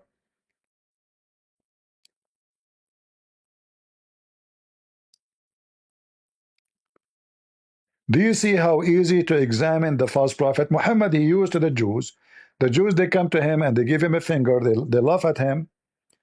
This is what they did with him with the story, the whole story of the cave. They came to him, they said, what do you tell us about the prophet Alexander the Great or Al-Khadr? Muhammad, he went and he started collecting stories. He could not answer them. He came after a few weeks and he gave them this, the chapter of the cave. And then suddenly Alexander the Great, he became a prophet and he found where the sun set and the sun set in murky water. Huh?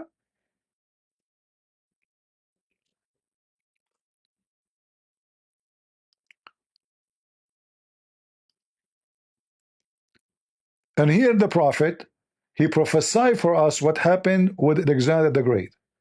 That the sun set in a hot boiling water, and that water is a spring of water, not ocean as Zakir Naik says lying. They ask him about this man, Zul Qarnayn. As you see, it was a response to a question. And obviously the Jews, they ask him this question to make fun of him because he's a fool. They knew he's going to give them a false answer. So he fell to the trap. That's why he hated them.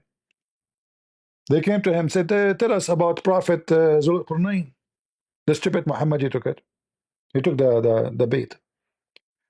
He came back after a few weeks and he told them, Allah told me, and the Jews are dying laughing. So the story of Zul Qarnayn, you can search it online. This is very old legends, and even in Syria, they mention another story. A guy, an author, he made a story. I think his name is Jacob, Yaqub. I can check again the name. So he wrote the story speaking about Zulqarnain, but he called about Alexander the Great. He called him the two horn because the Roman they wear two horn hat when they go to war, and the character is a true, which means Alexander the Great is a real person, but the rest of the story is a fabrication. So he went all the way to the end of the world. He found where the sun set, and if you read carefully, it says here he kept going until he reached the sitting place of the sun. The sitting place of the sun. So this is a king. I mean, how every few hours we will have a sunset. Every day. I do not need to go anywhere. So he kept going until he reached a point, which is supposedly the end, where the sun sets.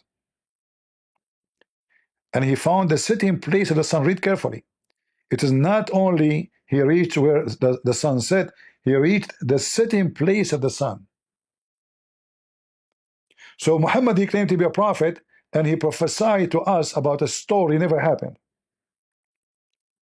He found the sun sitting in a spring of a black, muddy, boiling water. The Muslim, they try to fix it. We give them a finger by reading for them what Muhammad said.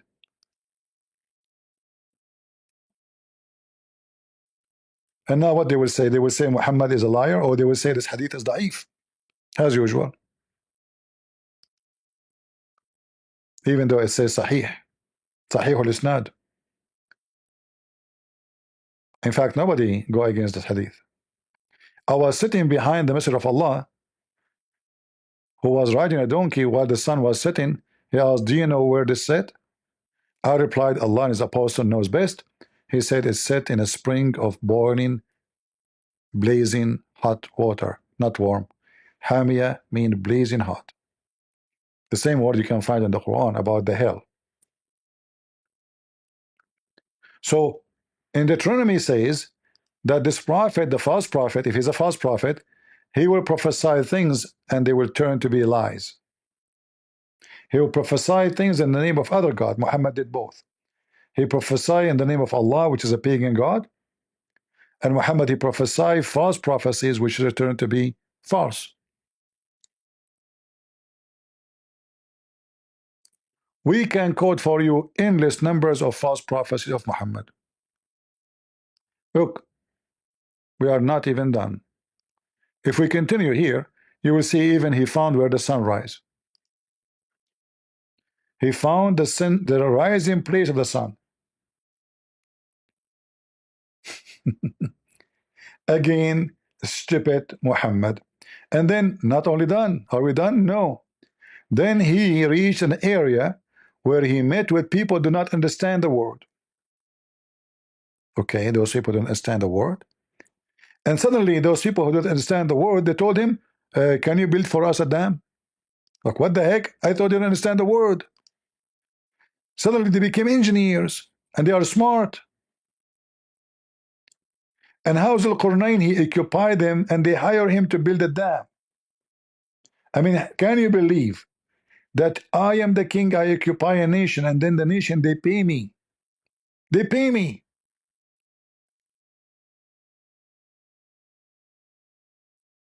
To build a dam.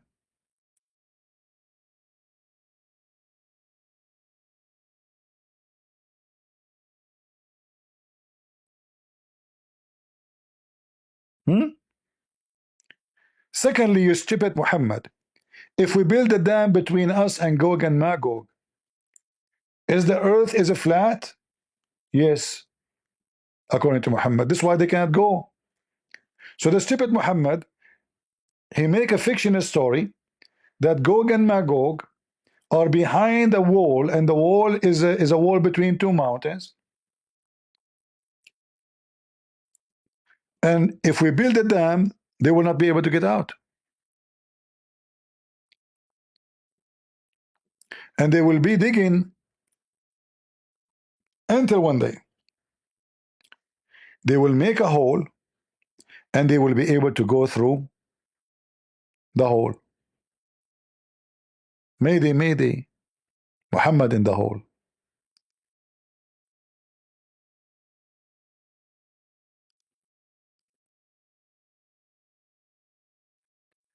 This is Gog drinking Pepsi.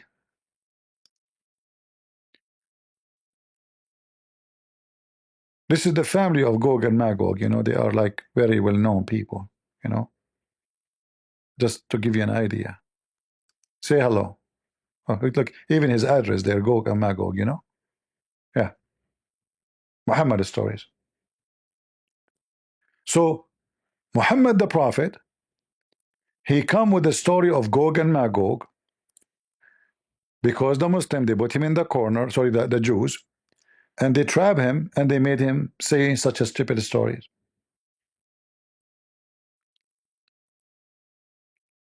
And then Gog and Magog, how we build the dam? According to the stupid Muhammad again, Zulqarnain, the one with the two horn, maybe he's a cow. We don't even know if he's a man, by the way. I mean, it says the one with the two horn. Don't he have a name? Like what kind of a book of history will say the guy with the two horn? The guy with the two horn, he came and he arrived where the sun set. And then the guy with the two horn came. It doesn't even say the guy. I wish it says the guy. It says the one with the two horn. Shouldn't we know who is this person? It's a cow. It's a deer. So he told them, bring me blocks of iron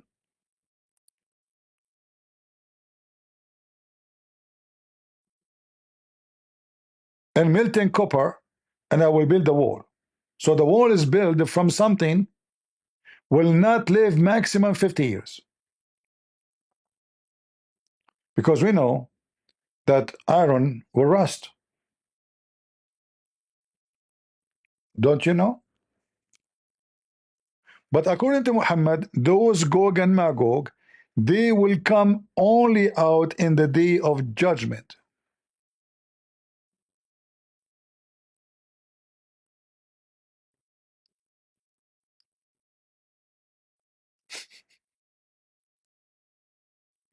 Are you with me? Oh boy. Prophet Muhammad.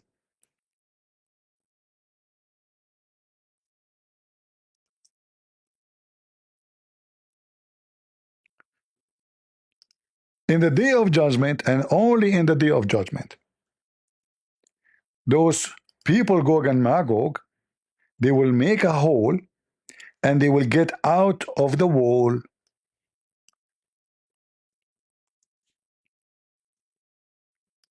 Chapter 21, verse number 96. When will happen? When this will happen? In the day of judgment. We just showed you the hadith when Muhammad, he said that he will fight the Turkish is a sign of the day of judgment. If we go actually and type Gog and Magog in the hadith, we will find more false prophecies of Muhammad. So look until now how many false prophecies we mentioned by Muhammad.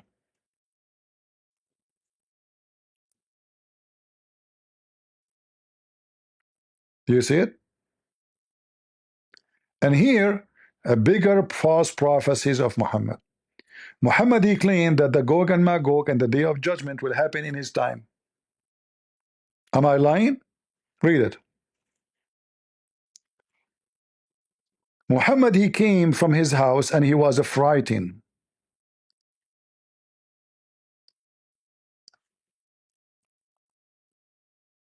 He was what? Frightened.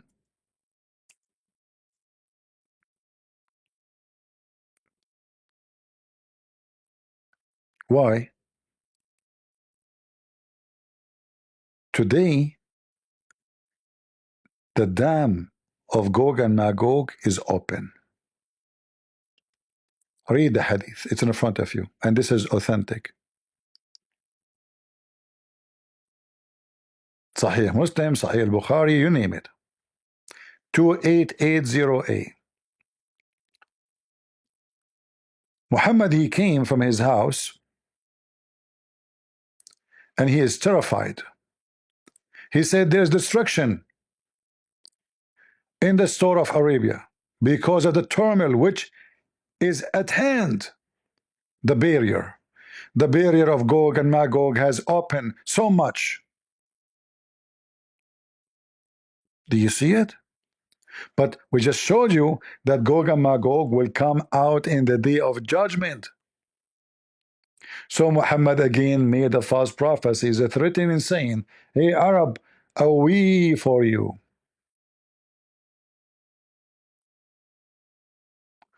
Your destruction is coming. Gog and Magog just left the gate. It's like Harry Potter movie or the Lord of the Ring. Very the same, huh? Look, did Muhammad prophesied affliction and the end of the world? What is the name of the title? Afflictions and the end of the world. So when Muhammad, when he speak about this, he's talking about what? Talking about the hour, the day of judgment is approaching, the end of the world. The prophet got up from his sleep. He saw a vision from Allah. His face was a flushed red and said, none has the right to be worshipped but Allah. Away to the Arab from the great evil that nearly approaching them. Did he say nearly? Muslim, did he say nearly?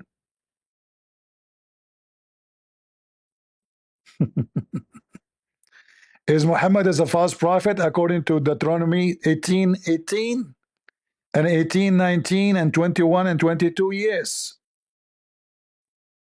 We are 1400 years after, and Gog and Magog are not in the highway, not even close.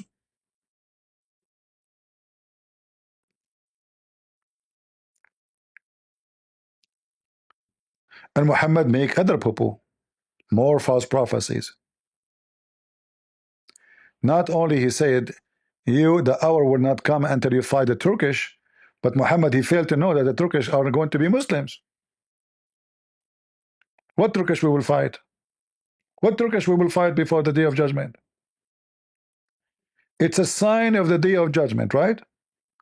The signs of the day of judgment. But listen carefully. The poo-poo of Muhammad did not stop here.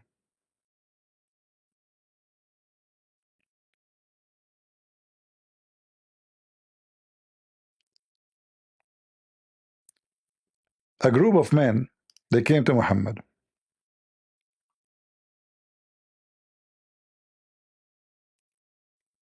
And they have a boy with them.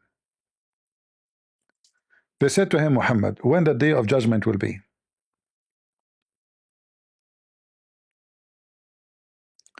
When the day of judgment will be? He said, this boy will not grow old before the hour come. The Muslim, they try to fix it. They say, look in the translation, this is to the old people of this generation. Okay, hold on. The last hour would come to you. What is the question? Prophet.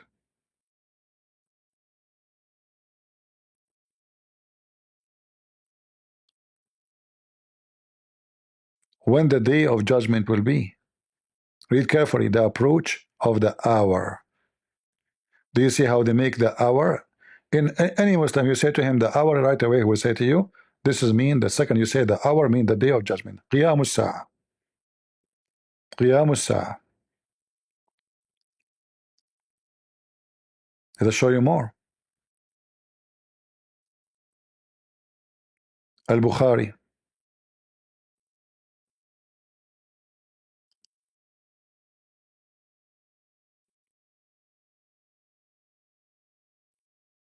The same hadith is reported. When the hour will be, did they ask him when we will die? No. When the hour, they will not die all in the same time. They are a group of people. As you see, a bunch of Bedouin, not one, not two, not three.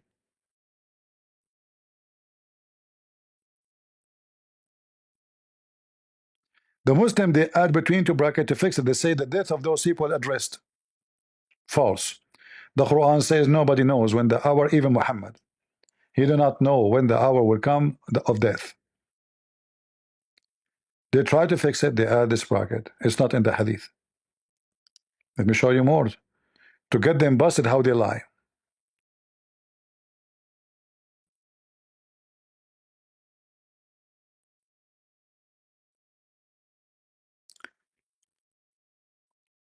All those hadith are authentic. But just to show you how stupid the Muslims are when they try to duct tape. What is the name of the book? The Book of Interpolation and the Last Hour. The Signs of the Last Hour. Do you see it? This is the title. Okay. Even in Arabic it says كتاب الفتن وأشراط الساعة. The chapter, the approach of the hour, not somebody hour, the day of judgment of all mankind. Reported from Anas, he said, a person asked Allah Messenger as to when the last hour would come. Do you see the last hour? He had in his presence a young boy of the Ansar. Ansar are a group of people who converted to Islam supposedly, who was called Muhammad. The boy, his name is Muhammad too. They called him Muhammad after the name of Muhammad. Allah Messenger said, if this young boy live, he might not grow old, very old, till he would see the last hour come to you. How obvious that Muhammad is a false prophet.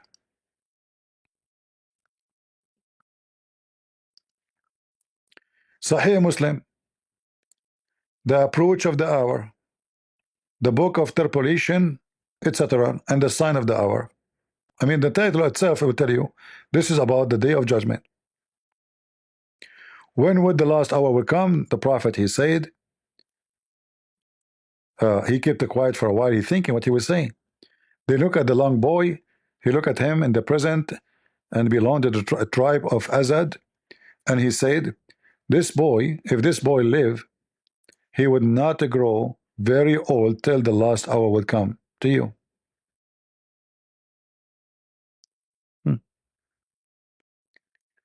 False prophet. We can continue. And the Muslim, they try to duct tape what is written in the front of your eyes.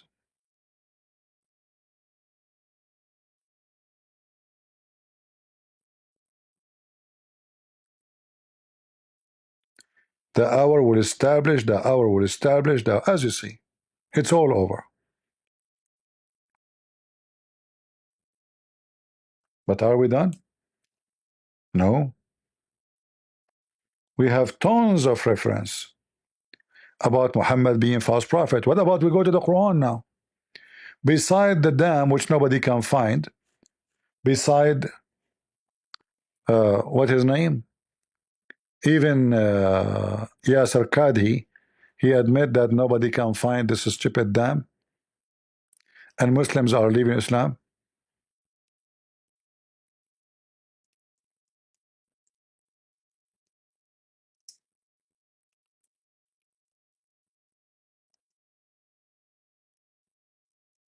Let us see.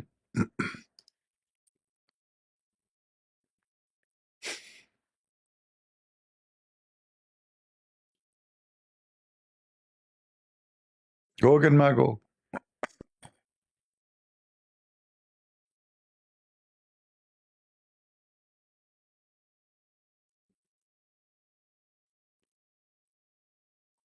All right.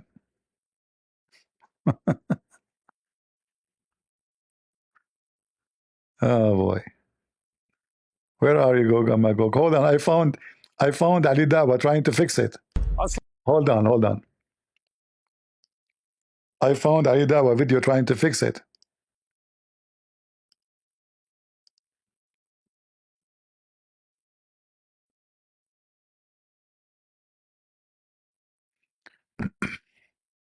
Again to my channel, Yajuj and Majuj.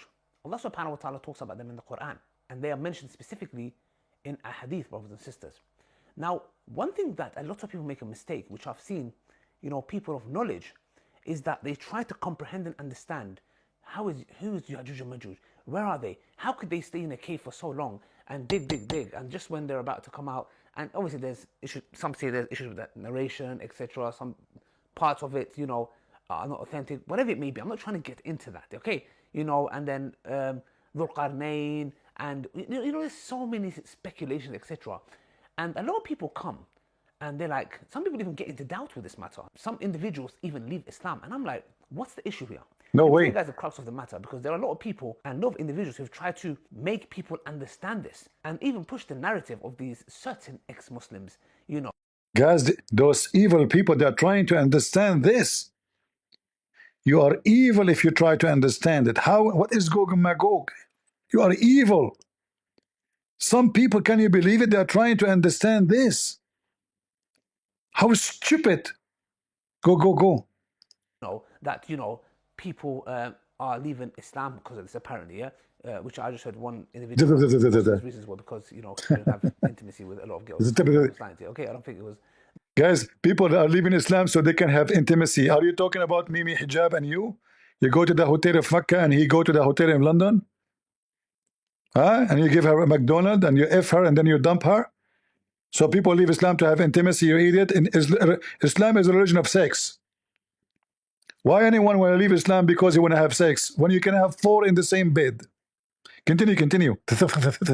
By the way, how is the halal cat food is doing? Even cat in Islam's, they need halal cat food. I thought cats, they eat even cockroaches.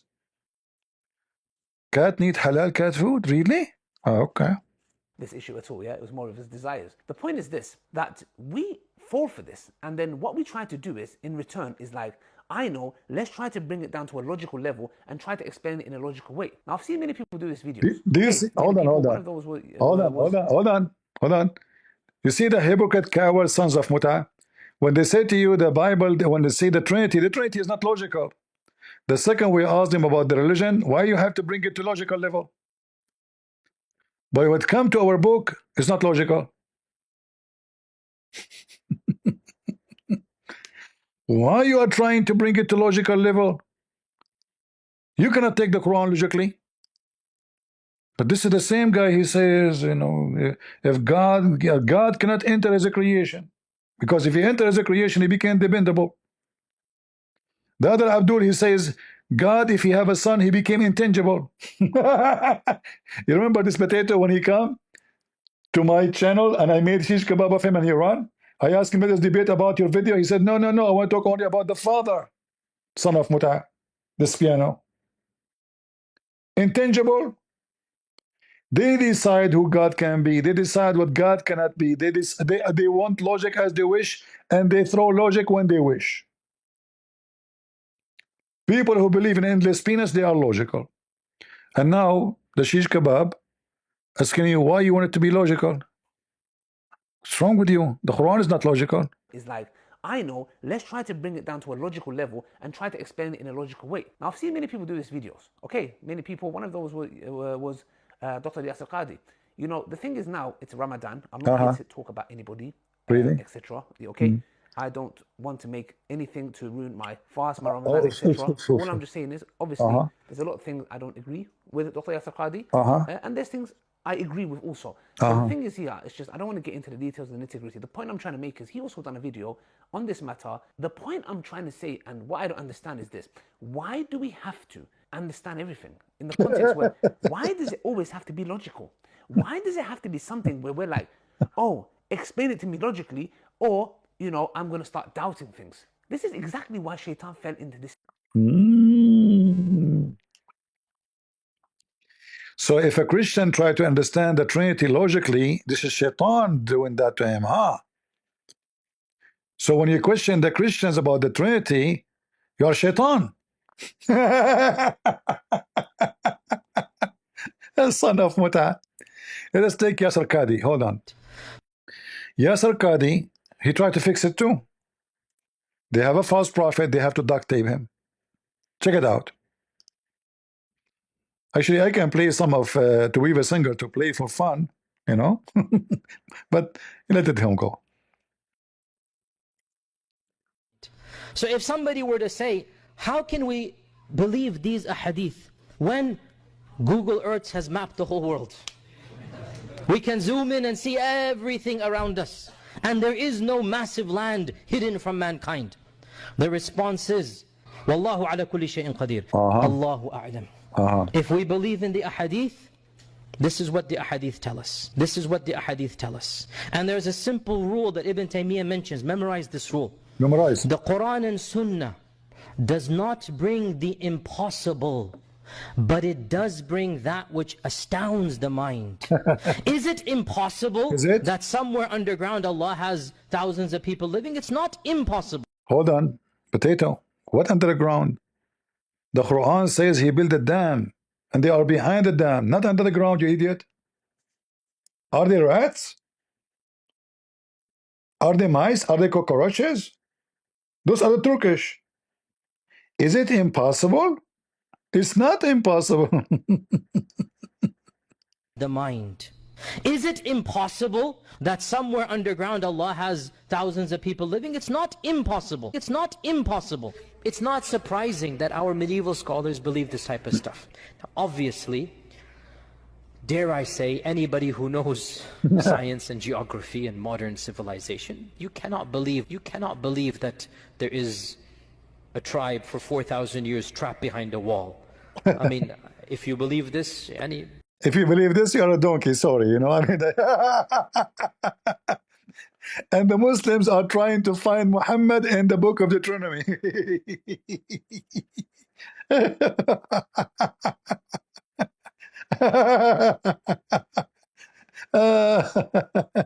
Hold on. Muhammad, he is, you know, he know everything. I mean, what are you talking about? You know, Muhammad, even he discovered how Allah, he did everything. Yes. Yeah. I can show you tons of prophecy of Prophet Muhammad. Unbelievable. Yes, the Roman will be the majority of mankind, and the Turkish will not, the day of judgment will not come enter UK, the Turkish, and Gog and Magog today are going to open a hole and come in your ass. And nothing happened. And then Muhammad, he said, he claimed that Jesus is coming so soon. Really? Yes, brother. Look what he said about Jesus. Another false prophecy, big one.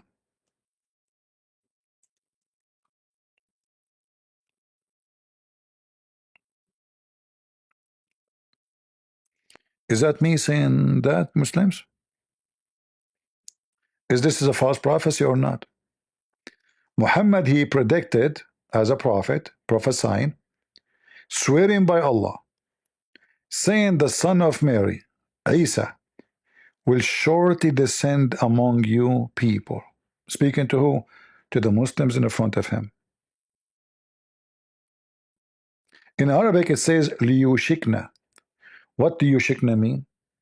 Mean extremely, very soon. Like almost.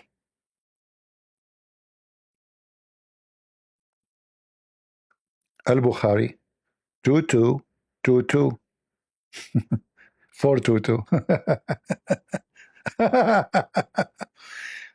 Is Muhammad a false prophet? So he claimed that Gog and Magog are coming. He claimed that Jesus is coming right now, soon, very soon. What about a Jassasa story? Hold on.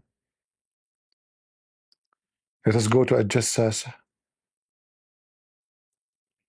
According to Muhammad, the Antichrist who will come in the day of judgment, the people, they saw him in his time. And this is, I will not read for you the Da'if hadith, I will read only the Sahih.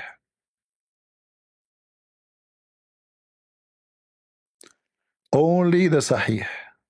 Be my witness. Look how long the story about a Jassasa, brother.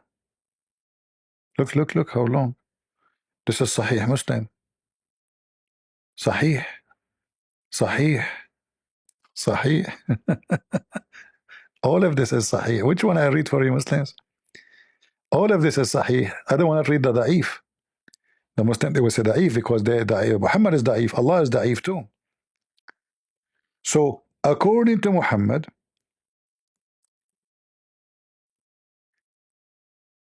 the Antichrist, the false Messiah, appear in the time of Muhammad, which is confirmed again that Muhammad is claiming that the judgment day is going to happen even before he died.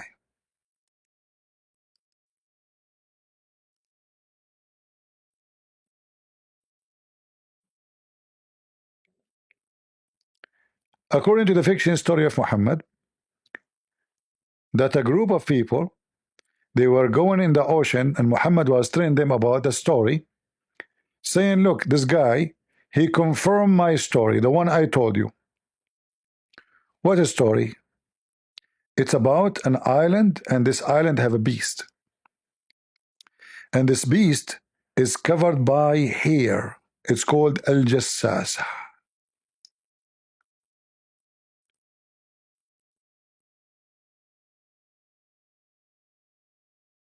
Al-Jassasa.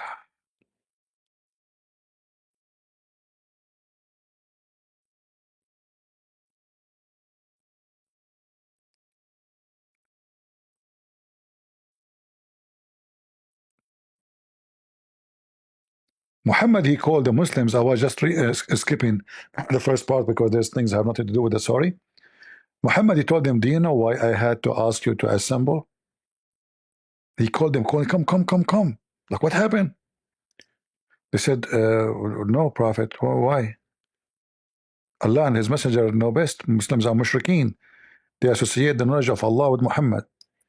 He said, by Allah, I have not made you assemble except for something very, very extraordinary warning.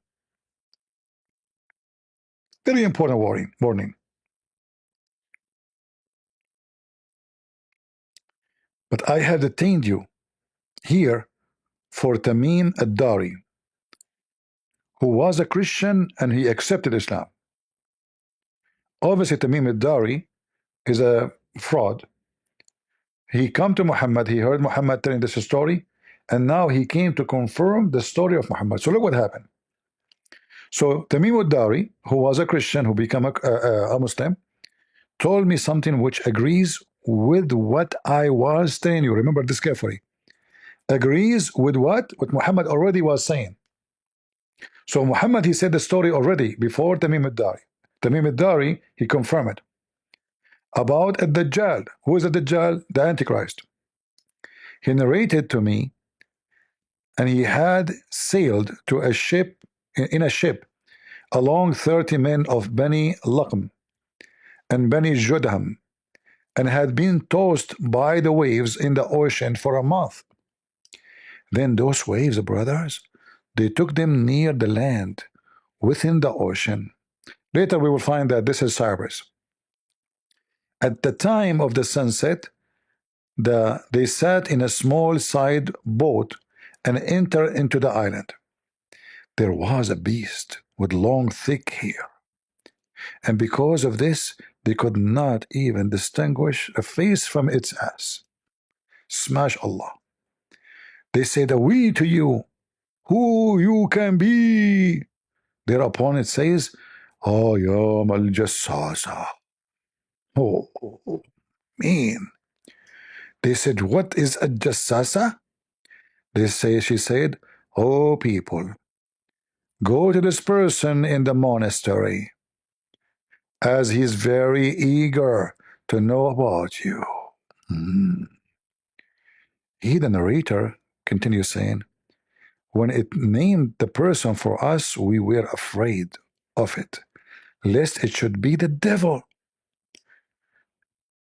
So to make the story shorter, they came to the monastery, and then they found a very well-built person, and he was tied up to his neck with the chains, and the chains are made of iron shackles between his two legs up to his ankles. We said, we upon you. He said, you would soon come to know about me. See, soon, guys, do you see soon? Soon. But tell me, who are you? We said, we are the people of Arabia, and we embark upon a boat to the sea, blah, blah, blah, and bring us here. And then at Dajjal, he start talking to them, and he mentioned that you met with the Jassasa, etc. And then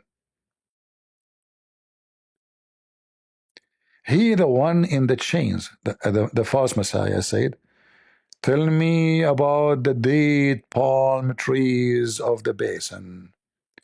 We said, what about those trees? Huh? Why you sick? He said, I ask you whether these trees bear fruit or not. They said, yeah, they do. Thereupon he says, I think those would not bear fruit. Oh, not, yeah, soon. He said, inform me about the lake of Tabaraya, which is the lake in the Holy Land. It's in the border between Syria and Israel. We said, which aspect do you want to know about the lake of Tabaraya? He said that there is water in it.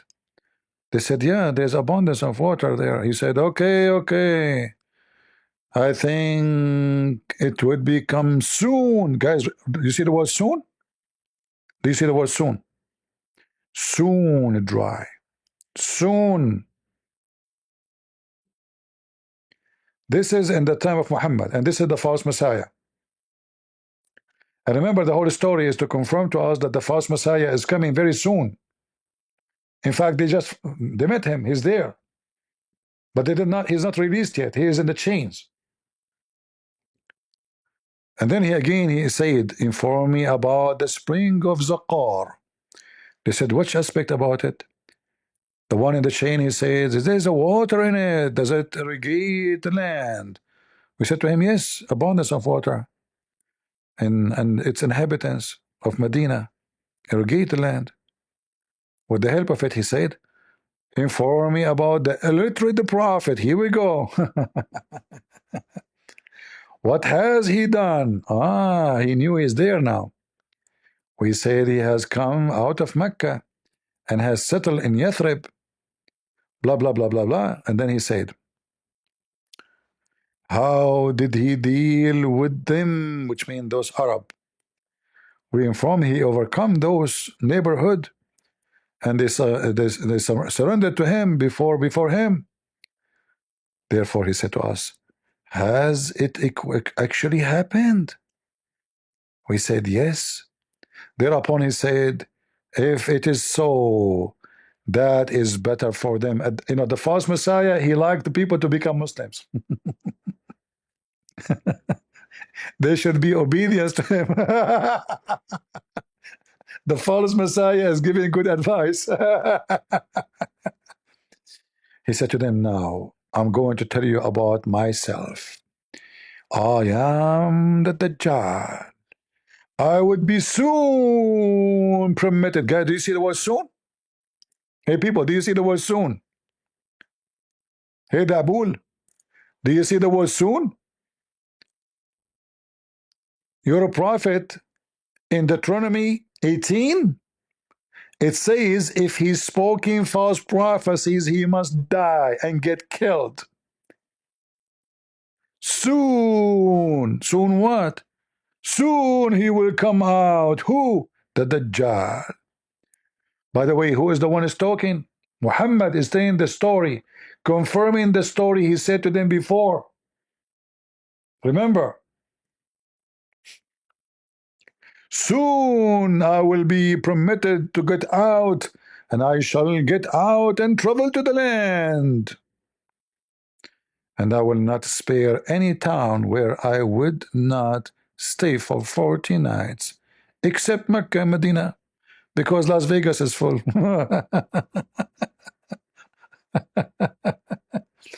But here you see again Muhammad making a false prophecies.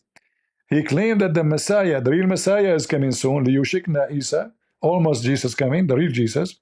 And now he's talking about the false Messiah. Remember, the false Messiah, he have to come before the real Messiah. The real Messiah will kill the false Messiah.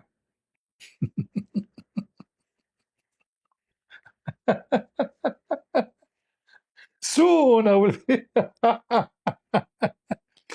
Are we done? I can keep going, giving you false prophets about Muhammad forever. What about Muhammad?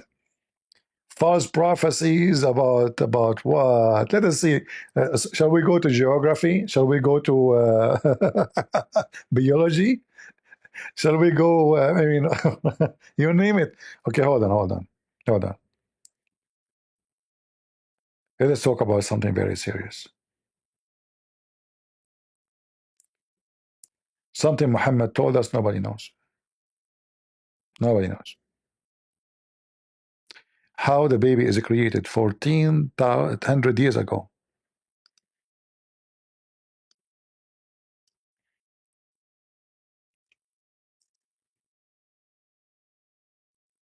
Huh? 1400 years ago. I need help of Zakir Naik. Hold on.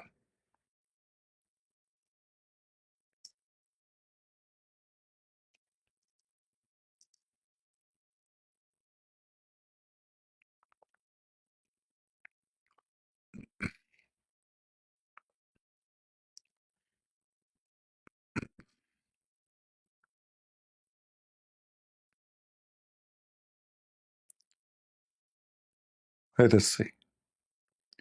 Brother and sister, embryology. In the field. The false prophet of Allah. Read with me. I mean, watch. Sorry. In the field of embryology, there were a group of students who collected all the data that they could find in the Quran as well as the Hadith dealing with embryology. And they followed the verse of the Quran, Surah Nahl, chapter number 16, verse 43, and Surah Anbiya, chapter number 21, verse number 7, which says, "Fas'alu ahla zikri in kuntum la ta'lamun." If you don't know, if you're in doubt, ask the person who's knowledgeable. So these Arab students, they collected the verse of the Quran and the Hadith dealing with embryology and translated it into English and presented it to Professor Keith Moore. That was about 30 years back, in the late 70s. And Professor Keith Moore at that time was one of the highest authorities in the field of embryology. And he was the head of the Department of Anatomy in the University of Toronto in Canada. When he went through all the translation verses of the Quran and the Hadith, he said that most of the verses of the Quran which speak about embryology are in perfect conformity with latest advances of embryology. But there are a couple of verses which I cannot say that they are right. Neither. What? What? There's a couple of verses I cannot say they are right. Are you mentioning someone he support the Quran, or he's saying the Quran is stupid? Because if one verse is not right, that means the rest is stupid too. But let me show you, what they did to this guy. They gave him false translation of the Quran, and they told him this is what the Quran said. Later he found out that this is false. So he wrote in his book that the Quran cannot be the book of science because it contradicts science. And I made a video about it. This is why Zakir Naik trying to cover his ass with mentioning this guy name. So they invited him to Saudi Arabia. They gave him bigger check. They gave him false translation. The guy he read, he said, look fine for me. It looked like a science, doesn't look bad, But then later, he discovered that this translation is false. Let us go to the Quran and see how Muhammad speak of biology. Remember, this is a prophecy too.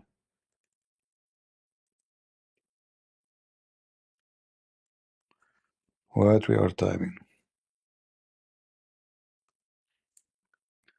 All right. This is how the Quran describes creating the baby. Any one of you can go in 2 seconds and can find out that this is false.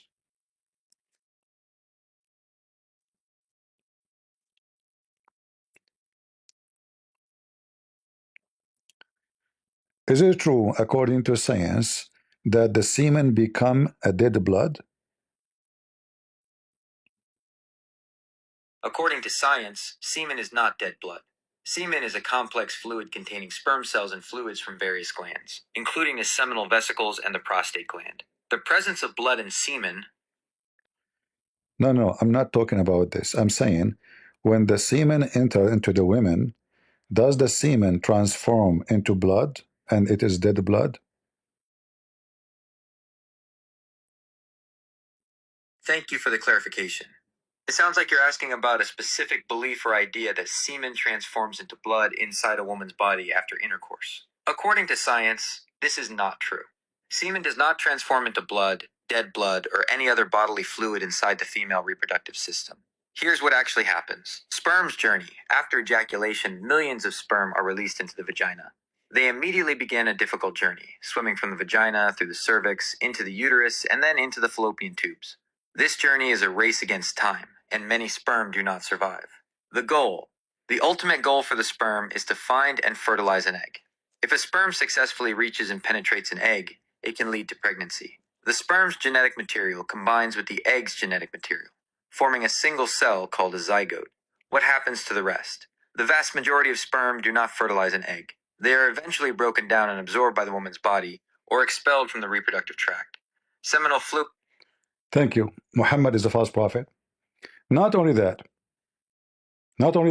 Muhammad make bigger poo-poo.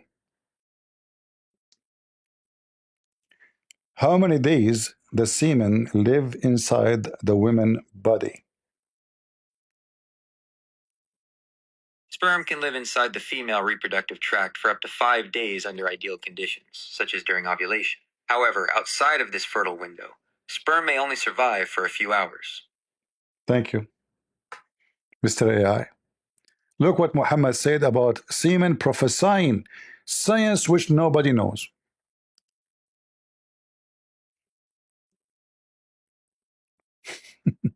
Remember, Muhammad is a prophet. Anything he say according to the Quran, according to Muslim, is from Allah. Muhammad is not a doctor. He did not even go to school. So when Muhammad he say this, it's from Allah. All right. So look what Muhammad he speak about how the baby is created. All those hadith are authentic. All those hadith are authentic. According to Muhammad, the woman she collect inside her semen. She keep collecting. She like you have to keep having sex with the women. All right. And then after 45 nights, the semen inside her, all the semen together, will become a clot of blood. Hey Muslims, are we making things up? Read.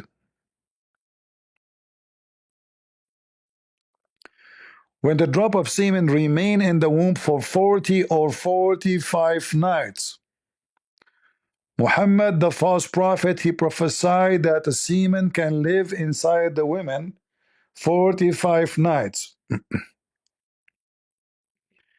I have a friend, his name is Dr. Muhammad, he said that semen can live inside the women for 45 nights. Is that true? Sperm can survive in the female reproductive tract for up to 5 days, not 45 nights. The environment inside the woman's body, particularly the cervical mucus during ovulation, is what allows sperm to survive for this extended period. So why he is saying the semen can live up to 45 nights? Do you think he is a fake doctor? It's impossible for me to know the specific reasons behind your friend's statement. There could be a misunderstanding, or perhaps the information he's referencing is incorrect. It's also possible he was not speaking literally. No. He explained to me. He said, this is literally. He is my closer friend. You know, I'm an Arab and he is an Arab like me. He's a cousin, actually. He told me that the semen live inside the women for 45 nights and the women collect semen inside her and then the semen become a blood. Obviously, he is a very good doctor. What do you think? The claims that a woman's body collects semen and that it then becomes blood are not scientifically accurate. The biological processes of human reproduction do not involve these steps. Semen contains sperm, which can survive in the female reproductive tract for a limited time, up to 5 days, but it does not accumulate or transform into blood. Blood is a distinct bodily fluid with its own functions and components, and it is not created from semen. It's always best to rely on information from established medical and scientific sources when it comes to human biology and health. So I think based on what you are saying to me, maybe Dr. Muhammad, he have a fake degree and he is a false doctor. He is giving me false information. I can't say whether your friend, Dr. Muhammad, has a fake degree or is a false doctor. However, the specific claims you've shared about semen living for 45 nights and turning into blood are not supported by medical science.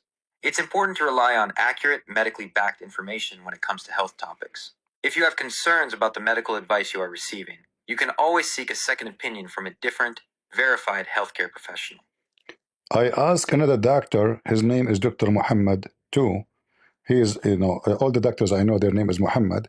And he said that the semen will become a dead blood, and then the dead blood will become a piece of meat. And then the piece of meat will become bones. Is that true? The statements you've been told about semen turning into dead blood and then into a piece of meat and bones are not true from a biological standpoint. Here's a breakdown of the actual processes. Semen and blood. Semen is a fluid that contains sperm, and its purpose is to facilitate fertilization. Blood is a completely different bodily fluid with its own distinct components and functions. While blood can sometimes appear in semen due to various medical conditions, a condition called hematospermia, semen itself does not turn into blood. From fertilization to a fetus, the process of human development begins with the fertilization of an egg by a sperm, forming a single-celled zygote. This zygote then undergoes rapid cell division, eventually forming a blastocyst. The blastocyst implants in the uterine wall and develops into an embryo. The embryo, over a period of weeks, undergoes a complex process of cell differentiation, where cells specialize to form the various tissues and organs of the body, including blood, muscle, and bone.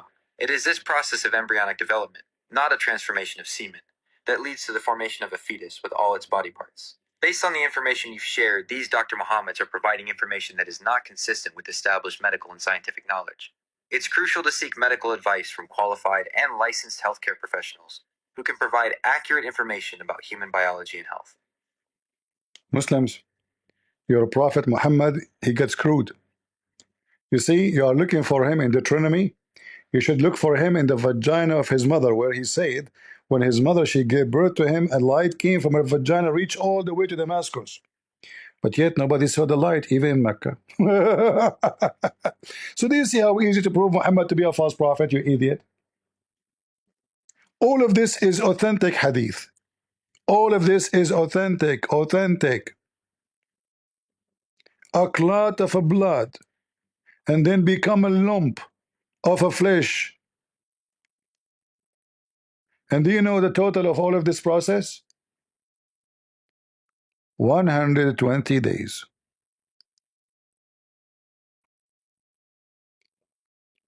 Do you see it?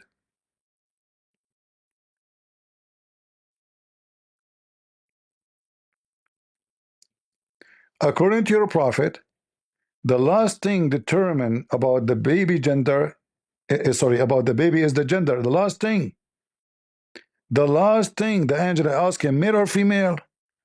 But according to science, it is from the beginning. It's not the last thing, it is the first thing. Let me ask Dr. AI. Which one determined the gender of the baby of the human, the semen or the egg? The semen determines the baby's gender. The sperm carries either an X or a Y chromosome, while the egg always carries an X chromosome. If a sperm with an X chromosome fertilizes the egg, the baby will be a girl, XX. Do you see how stupid Muhammad is? According to your Muhammad, the last question the angel will ask Allah, male or female? Male or female? But according to science, the semen, the semen, when it enter into the egg, right away we know, or at least the gender is decided. Do we? Is it really hard to prove Muhammad to be a fraud? Huh?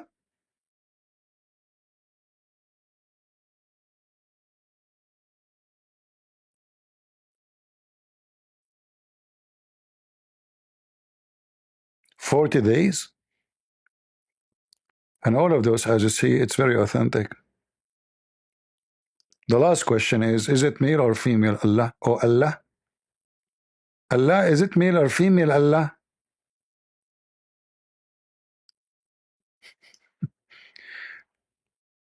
According to Muhammad, Dr. Muhammad, if a male have orgasm first, the baby will be a boy. If the female have orgasm first, the baby will be a girl.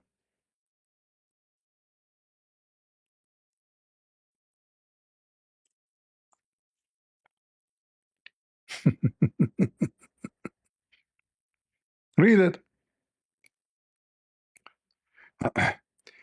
If the man orgasm, if the male discharge first, the baby will be like the father.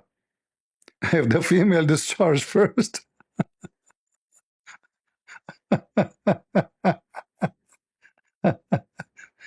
and again, who is the one who got Muhammad busted? The Jews. The Jews. They came to him and they said to him, there's a 3 question, nobody knows the answer for them except a prophet of Allah. All right?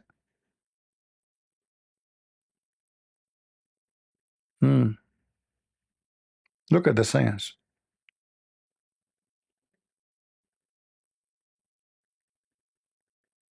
Look at the science, brother.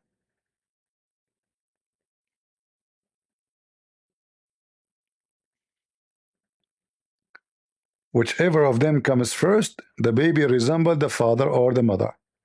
So if the women come first, the baby will resemble the women, will be a girl.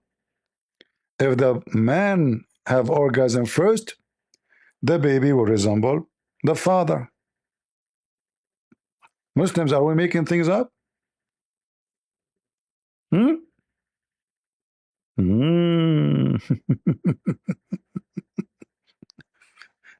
according to Muhammad, the women discharge is yellow and thin, and the man, and then now you know that Muhammad, he claimed that the liquid come from the woman vagina is what make the babies.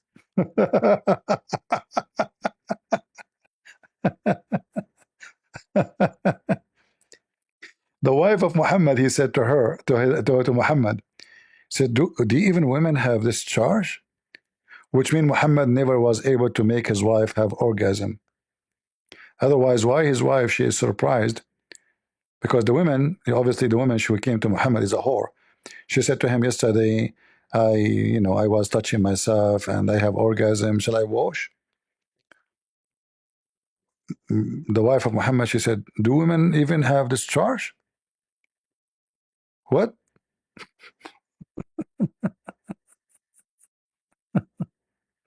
Oh boy. Yeah. Read, Dr. Muhammad, read. All of this is coming from Allah.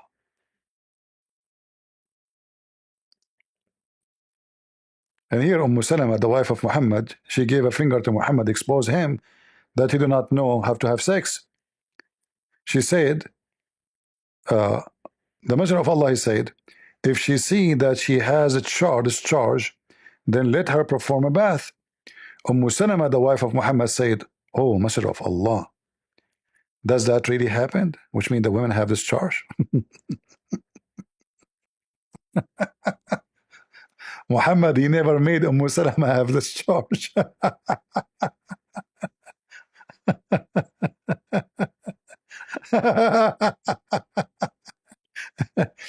Guys, I decided to open a clinic. As you know, I speak Arabic, and I feel sometimes I'm inspired, by birth. Even my mom, when I was born, she told me that you are a afrit. And this is another proof that I'm a prophet. Look at the Quran saying afrit. Afrit, a prophet of God, he believe in afrit. Do you know what afrit is?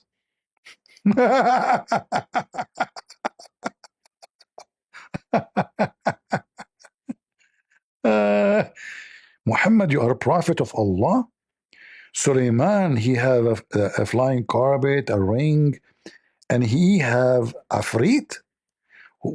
How the afrit look like prophet of Allah? Can you please give us some details? Sure.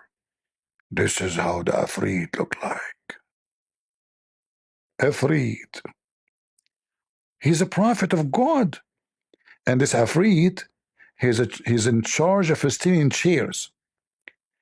He said to Suleiman, I can steal her chair for you before even you move. For sure, Suleiman is a Muslim, so he have to steal. Prophet of God, huh? Muhammad is a prophet of God.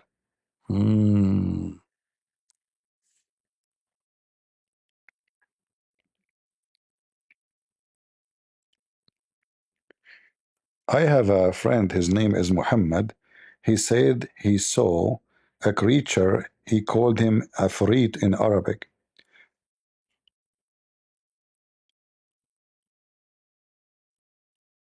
Hold on. My phone crashed.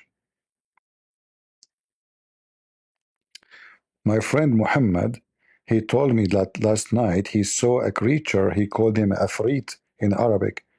Do you know what Afrit is? Based on your description, the creature your friend saw is likely a ghoul, or ghoul in Arabic. Ghouls are mythical creatures often associated with cemeteries and consuming human flesh. No, he called him Afrit. Ah, okay. That makes more sense. The creature he's talking about is likely an Ifrit, which can also be spelled as Afrit or Ifrit. In Islamic culture, an Ifrit is a powerful type of jinn, a supernatural being. They are often depicted as malevolent or demonic, associated with the underworld, and sometimes with the spirits of the dead.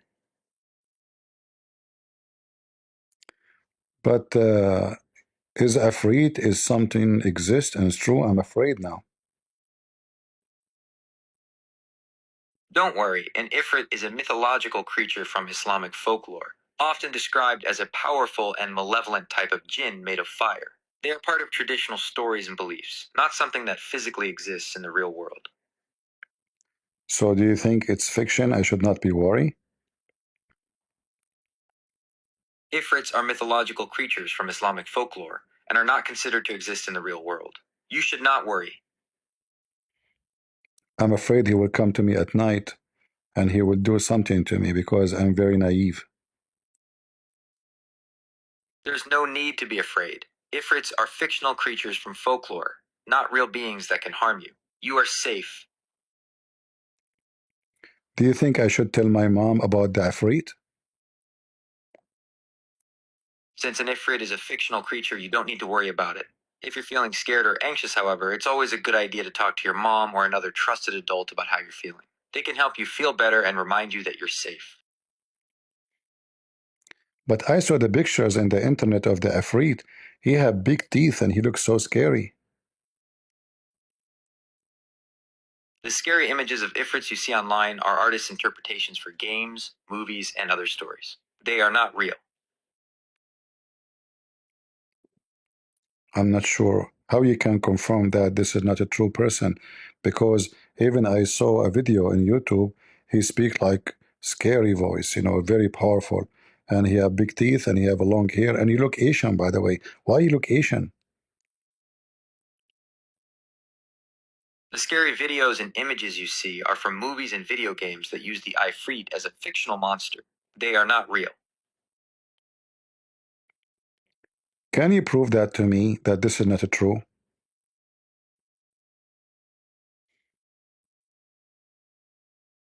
Ifrits are mythological creatures from Islamic folklore and not a real person. The scary videos and pictures you see online are from movies, TV shows, and video games. They use these myths to create fictional monsters for entertainment.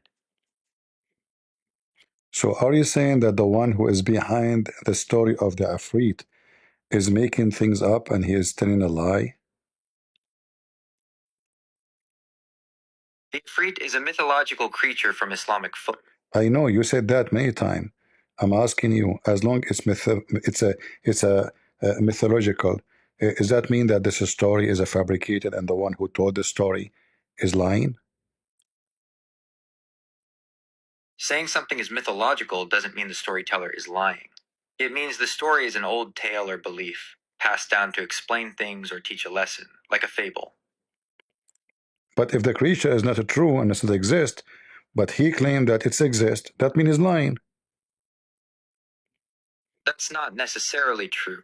The person who told the story likely believed it to be real, or was passing on a traditional tale. This is how folklore and myths are shared. So if somebody believes in a story which is a lie, he is not telling a lie. But what about the one who created the first story? There is no single person who created the first story of the Ifrit. The concept of the Ifrit is an ancient mythological figure that evolved over time within Islamic folklore. Okay, what is the origin of Mr. Afrit? The Ifrit is a creature from ancient Islamic folklore, appearing in the Quran and other traditional texts. The term originally meant a powerful or rebellious type of jinn. So are you saying the Quran have fictional stories? Islamic tradition considers all stories in the Quran to be true, not. See? I ask you, is the one who is saying that this is true is a liar? You said no. But the one who told this story is Muhammad.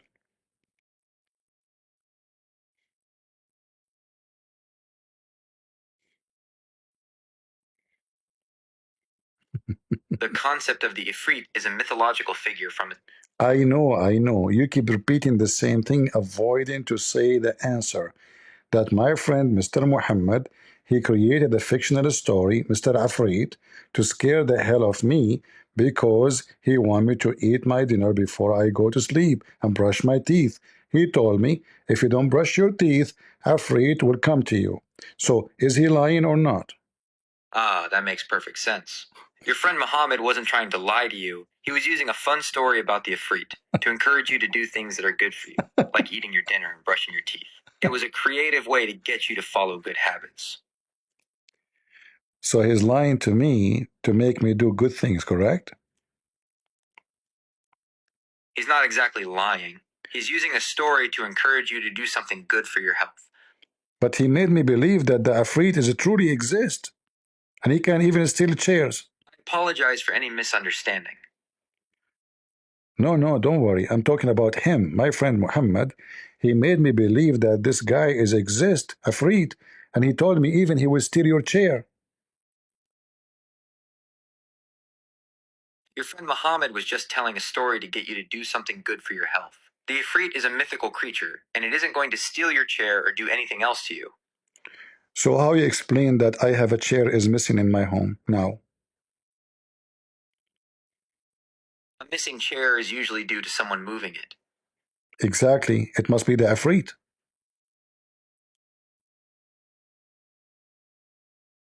It must be the Afrit, correct?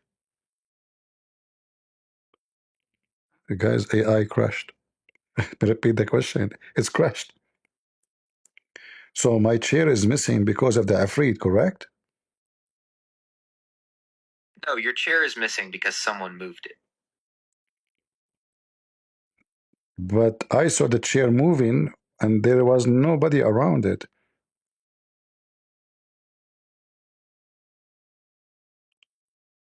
There's usually a logical explanation for things like that, such as vibrations from a nearby appliance or a slightly sloped floor. If you're concerned, you could try placing a small ball on the floor to see if it rolls.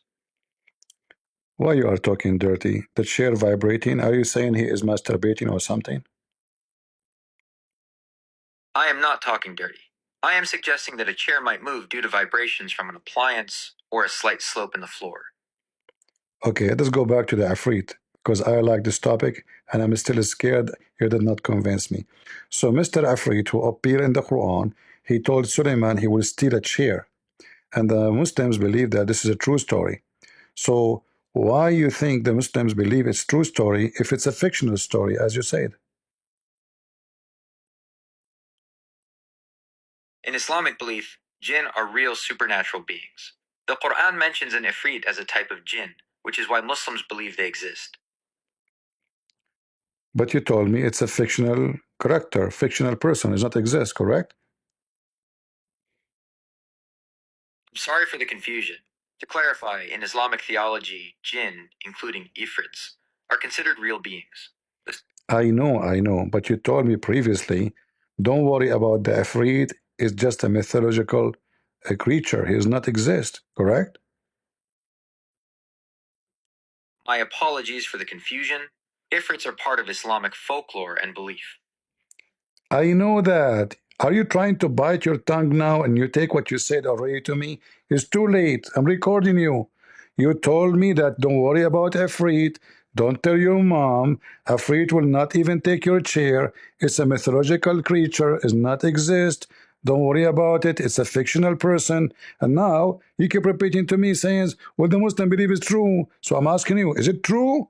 Or what the Muslim is believing is true? Which one is true? It's a fictional or it's not fictional?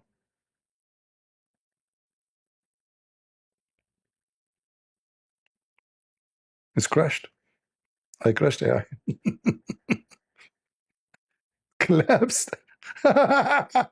You Muslims, even the stupid AI is laughing at you. There's no afraid. This is a prophet of God. Afraid who steal chairs? Hmm? And not only that, Prophet Muhammad, he told us an amazing story about a guy, his name is Solomon. He died standing for a year and nobody noticed that he is dead. True story.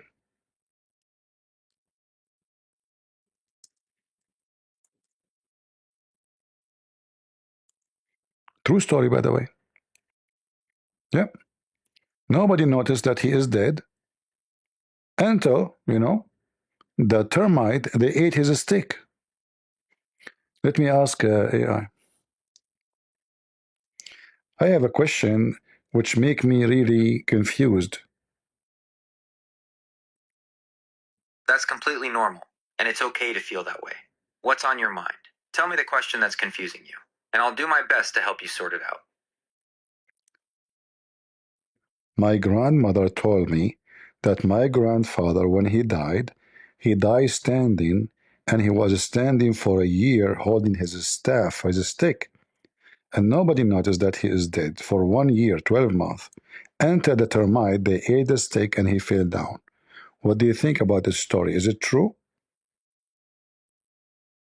That's a very striking and memorable story your grandmother told you. It's easy to see why it would be confusing and make you wonder if it's true. From a practical and scientific standpoint, a person's body would not be able to remain standing for a year after death. There are several reasons for this. Decomposition.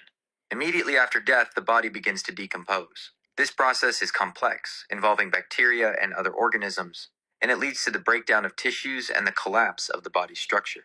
Within a year, the body would be in a very advanced state of decomposition and would not be able to stand upright.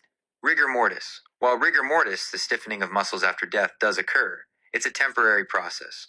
It begins a few hours after death, peaks at around 12 to 24 hours, and then gradually fades as the muscle fibers break down. It would not last for a year. Gravity. Even if the body somehow remains stiff, gravity would eventually cause it to collapse. The internal structure would simply not be strong enough to resist the pull of gravity for such a long period. The presence of others. The most significant part of the story is that nobody noticed. In most family settings, it would be virtually impossible for someone to be dead and standing in a home for a year without anyone realizing it. The smell of decomposition alone would be impossible to miss, not to mention the lack of communication, movement, and all other signs of life. So, while the story is fascinating, it's not physically possible for it to be true in a literal sense. However, this doesn't mean the story is false in a different way. Stories like this are often told to convey a deeper meaning or a powerful feeling. Here are a few interpretations of what your grandmother might have been trying to express. Okay. Hyperbole. The story could be a form of hyperbole, which is an exaggeration for emphasis. Perhaps your grandfather was a very strong and stoic man, and the story is meant to illustrate his enduring strength and determination, even in death. The passage of time, the year, could be a way of emphasizing how long it felt like he was. Did you just say the passage of time? Are you quoting Kamala Harris? No, I'm not quoting Kamala Harris. The phrase, the passage of time, is a very common and general expression in the English language. Okay, we go back to our topic. So my grandmother, she believed that my grandfather, he died and stand for a year for real. She is not exaggerating according to her. I just asked her. She said she swear by Mickey Mouse that this is a true story and it happened and she saw it, and even all the neighbors, many people, they saw my grandfather holding his stick, standing. But then the termite, the little ants, they ate his staff and he fell down. The staff broke. So he can even be standing for a long time more. But the termite, they are very bad creatures. They ate his staff. What do you think?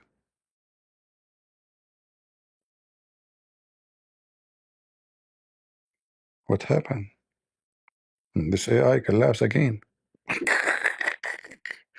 Okay. I have my friend Muhammad, which I told you about. That's great. What about your friend Muhammad? Are you looking for information about the name Muhammad or something else? He told me that his grandfather, he died standing for a year, and his wife, his children's, and even he is working ahead of a government department. Nobody noticed. People, they go to his office, nobody noticed that he is dead for a year. But he was standing holding his staff. And then some termite, one of them, her name is Lulu, she invited the other termite, and they start eating his staff. And she swear, or Muhammad, he swear, that this is a true story. What do you think?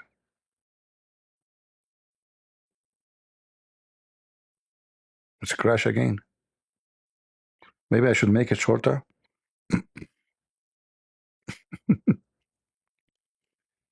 Okay, Muhammad told me that his grandfather, he died standing for a year, and there's a little termite, her name is Lulu.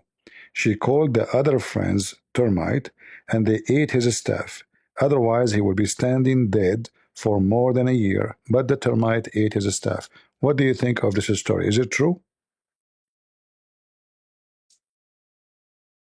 Thank you for sharing that story from your friend Muhammad.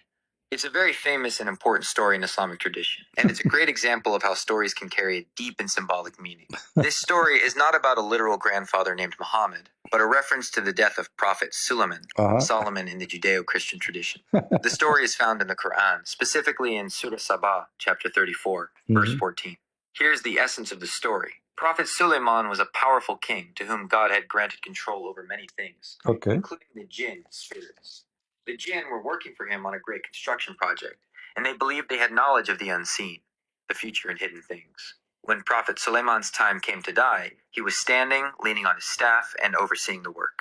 God willed that his death be kept a secret from the jinn so that they would continue their work, and the project would be completed. So Prophet Suleiman died while standing, supported by his staff. The jinn, seeing him in his standing position, assumed he was still alive and continued toiling away for a long time. It was only when a termite, which the Quran calls a creature of the earth, ate through his staff, that his body lost its support and fell to the ground. This is the moment the jinn realized he was dead. The story's main purpose is to show that the jinn do not, in fact, have knowledge of the unseen. Had they known of his death, they would not have remained in their humiliating servitude for so long. What do you mean they don't have knowledge of the unseen when they can see the guy? He is in front of them. This is not unseen, this is seen. They can see him every day. That's an excellent and very important question. It gets right to the heart of the story's meaning. Yeah, I learned this point from a Christian Prince.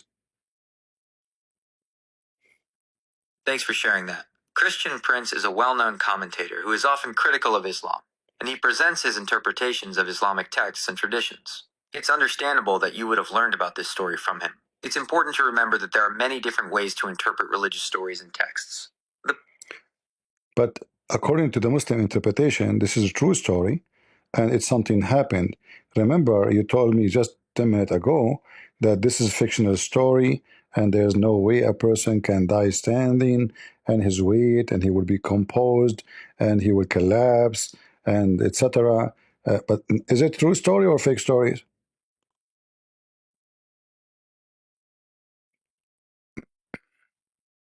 It's a very important point you're raising, and it gets to the heart of the confusion. You've correctly remembered my previous explanation about how a human body cannot physically remain standing for. Christian Prince remind me of your answer 10 minutes ago. Otherwise, I'd have a very bad memory. I mentioned Christian Prince when you said you learned about the jinn not having knowledge of the unseen from him.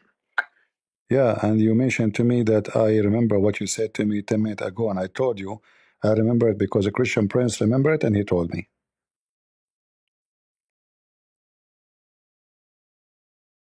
I'm glad to hear that. My purpose is to provide clear and helpful information. And so what do you think? Is the story mentioned in the Quran, is it fictional or is true? Is it supported by science that a person can die standing, as the Quran saying, for a year, and his wives, his family, and even his ministers, his soldiers, nobody noticed that he is dead? And is it possible that take 1 year to the termite to eat his staff?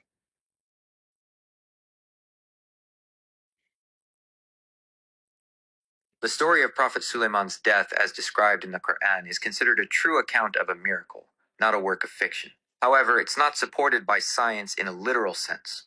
The story's truth versus science from a First of all, how this is a miracle if the guy died and he did not fail according to the Quran because he's holding his staff, not because Allah made it appear. That's an excellent question, and it gets to a deeper point about the miracle itself. The Quranic account doesn't say that Suleiman's dead body was actively holding the staff in the way a living person would. The text says he was leaning on his staff at the moment of his death. Exactly, and this is why he was not be discovered to be dead. It's not because it's a miracle. So he died standing, he leaned on the staff, he was like this for a year, nobody noticed. Nowhere in the verse it says that this is a miracle.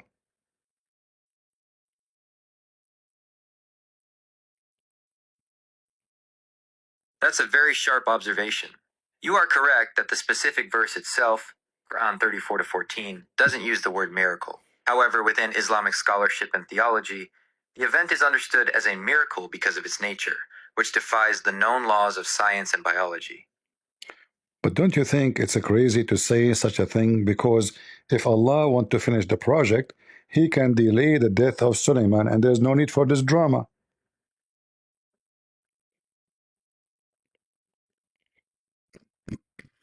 That's a very understandable and logical point to make.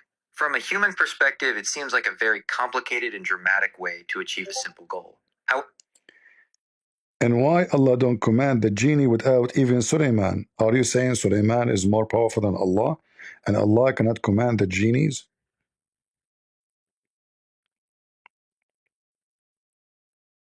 That's a fundamental question in theology, and it gets to the heart of the relationship between God and his prophets. Do you think the genies of Suleiman, they are the one who built the White House in Washington, D.C.?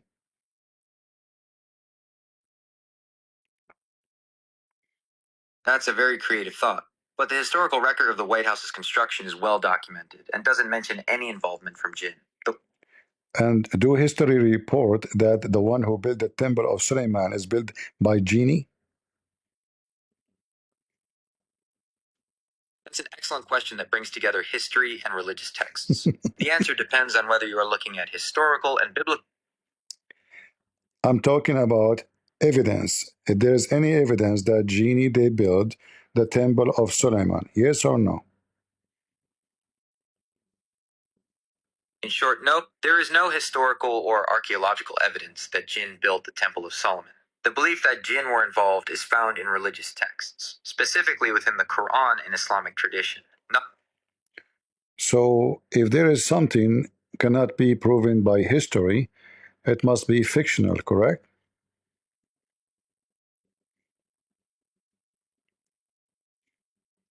That's a very common and logical way to think about things, but the relationship between history and fiction is a bit more complex. anything I give you, you tell me it's complex.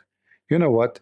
You are very complex, but you are very naive at the same time, because either genie are scientifically are exist, or they are fictionals. Or they exist, or they are fictionals.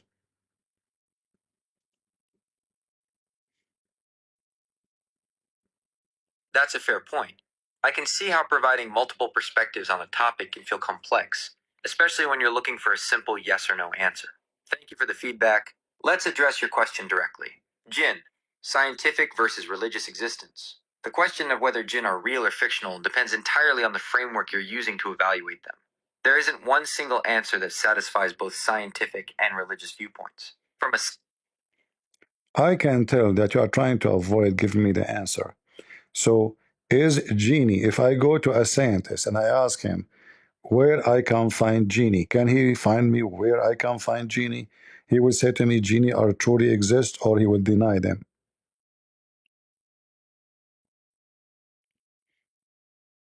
That's a very direct question, and I will give you a direct answer based on the scenario you've presented. If you were to go to a scientist and ask them where you could find a genie jinn, they would tell you that they do not exist. A scientist would say this because the existence of jinn has never been proven by the scientific method. There is no empirical evidence, no physical record, no observation, and no way to test for their existence. The Muslims, they told me that genie, they can have sex with women, like human women. Is that true?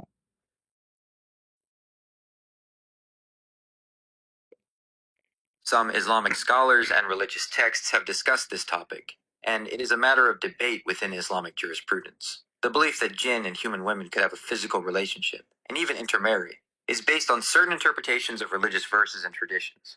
These interpretations suggest that, because jinn are created beings with free will, they can interact with the human world in various ways. However, it's important to note that this is a topic with differing opinions among scholars, and it is a matter of religious belief, not a scientifically provable fact. From a scientific perspective, there is no evidence to support the existence of jinn or such interactions. All right.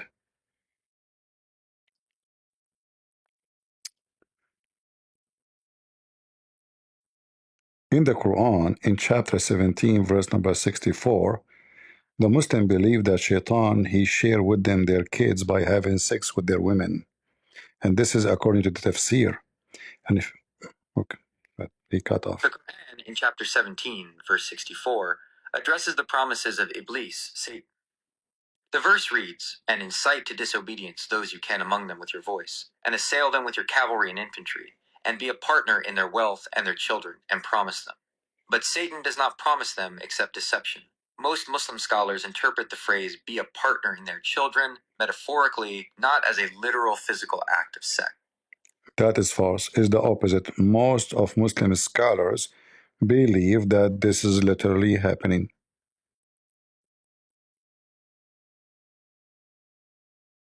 There are indeed different interpretations among Muslim scholars on this verse, and it's a topic of debate. While a literal interpretation suggesting a physical partnership is held by some, the more common and widely accepted scholarly view is the I challenge you to give me the most commonly view and name for me the scholar who say this is not literally.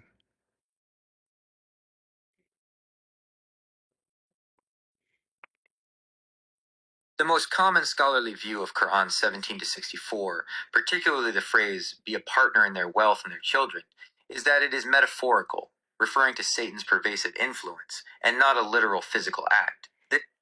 You keep repeating the same thing. I'm asking you for reference. The most common scholarly view of Quran 17 to 64 is that the phrase "be a partner in their wealth and their children" is metaphorical, not literal. It's understood as a warning about Satan's pervasive influence and temptation, which can affect a person's children and wealth. A prominent scholar who holds this non-literal view is Ibn Kathir. In his exegesis, Tafsir Ibn Kathir, he explains that this partnership is symbolic, referring to children born out of wedlock, children who are raised to be disobedient to God, wealth that is earned or spent in unlawful ways.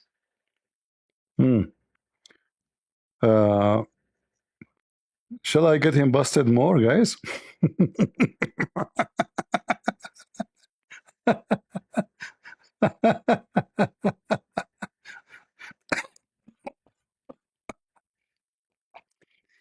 feel sorry for this AI. You know, such Ibn Kathir, he says that? Really? Okay, okay.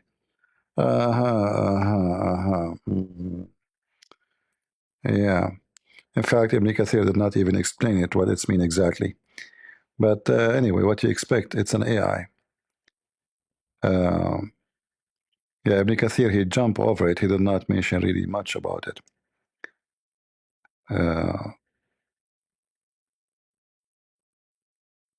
Let us see here.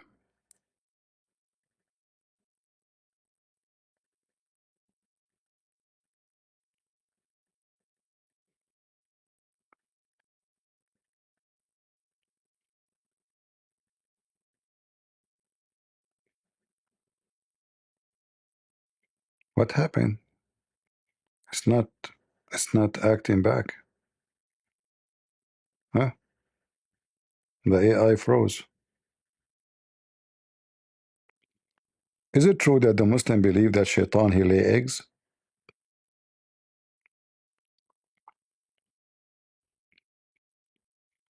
That's a very specific and unusual belief here. I did not say Mustang, and I did not say the word shit. I don't know where you get this word from. I said, do the Muslim believe that shaitan, he lay eggs?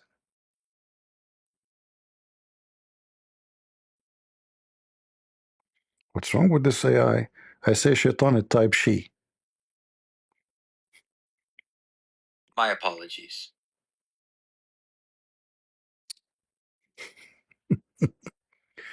Do the Muslims believe that Satan lay eggs and every day he lays 70 eggs? Some, they say 10 eggs. Some Muslim scholars have presented the idea that Satan, or Iblis, reproduces by laying eggs, with some interpretations suggesting he lays 10 eggs daily from which 70 devils emerge. So do Satan have a penis and a vagina? I can't create content of that nature. My purpose is to be helpful and harmless. I am asking, so does Satan, based on your answer, if he lay eggs, do he have a male member, a penis, and he have a vagina? Some traditional interpretations suggest that Satan, or Iblis, reproduces by laying eggs, but there is no specific mention in Islamic texts of him having male or female genitalia. What if I get you busted and I show you the reference? I'm sorry, I cannot respond to that request.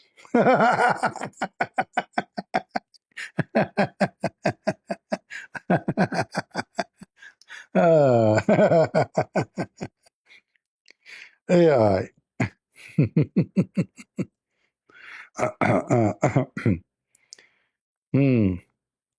Yeah, it's a stupid AI.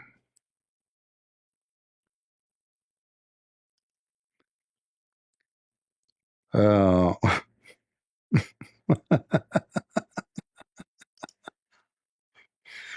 right.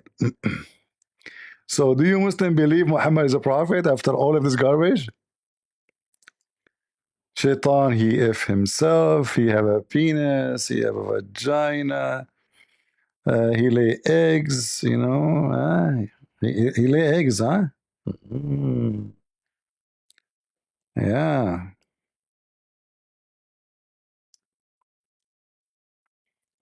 The superstition prophet.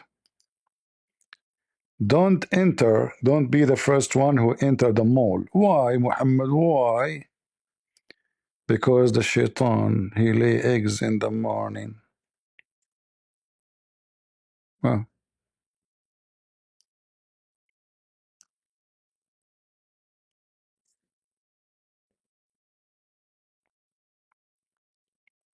according to AI, there's no such a reference.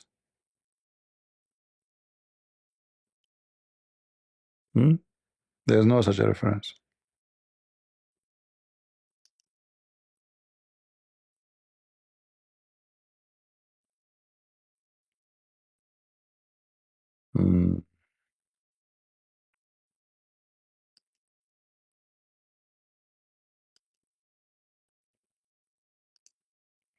True story. Do we have any Muhammadan?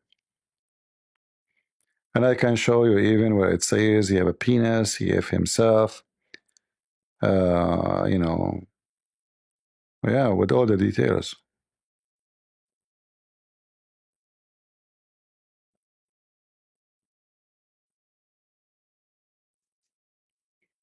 In fact, there's a Saudi family.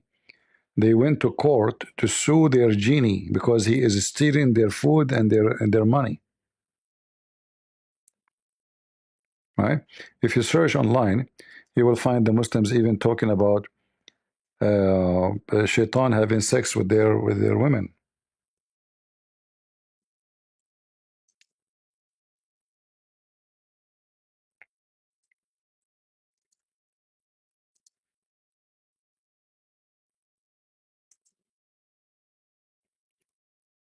Sex with jinn.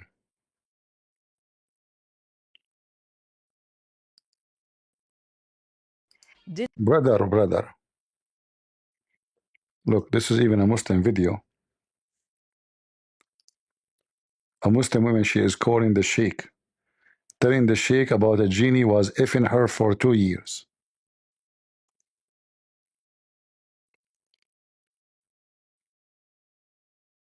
So, Ikhwani, who is afflicted? It's a sister is afflicted. How old is she? She's no older than 20 to 22 years old. Something happened. It was about 2 o'clock in the morning. Yeah? And his daughter came out and said... She came to upstairs. She is alone. I don't want to play the audio and the video. They might flag me, you know.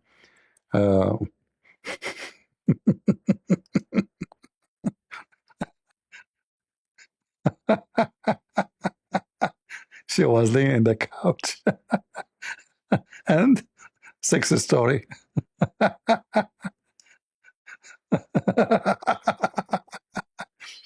So I began to address the jinn directly in English. They speak English, the genie. Look at the genie. God, do you see the genie? Look, the genie. This is the genie. Oh, sorry, guys. You don't see the screen. It's my fault, man. All this time the screen is blocked. Man, it's my fault. What I have done. Sorry. I wasn't looking at the screen. It's my fault. Forgive me. So, guys, this is a story about a woman. The genie was having sex with her for 2 years. She's a Muslim woman. And the genie and the women, they speak to each other in English. It blew up. She was having a huge reaction. And the jinn now, Ikhwani, now the jinn is speaking in a man's voice, and he is telling us, I'm going to kill you, I'm going to do this, I'm going to take your daughter away. And he said, she's my wife. She's my wife, I'm married to her, leave us alone. True story.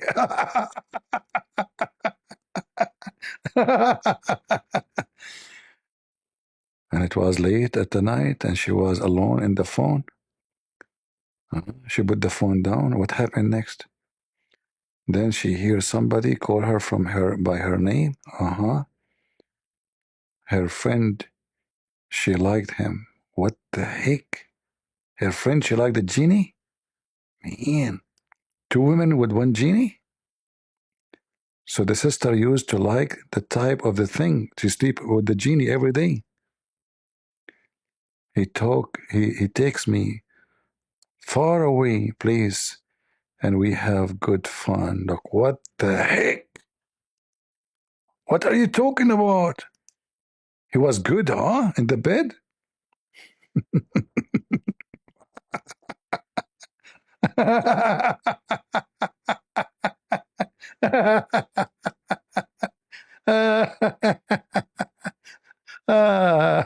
I wish I can play the whole video, guys, but you know, true story, brother. It's true story. We have witnesses. You know, don't listen to this guy, Christian Brands. You know, what's wrong? Because you know, that's true story.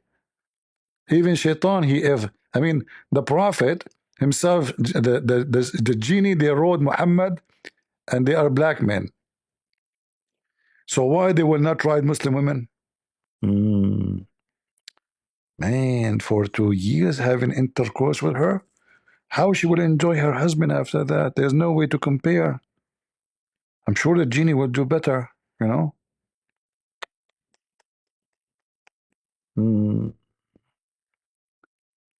I see, I see.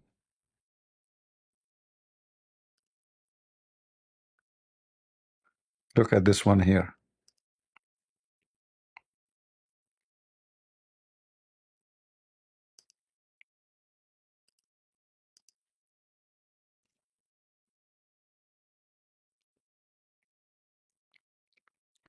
Someone told him a jinn is having sex with you.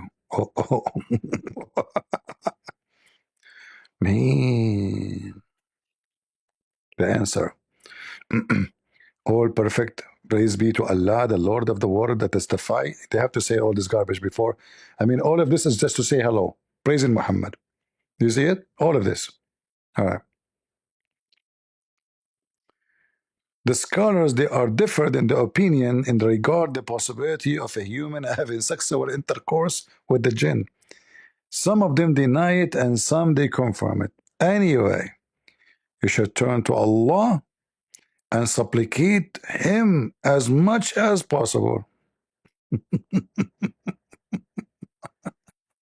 Look at the answer.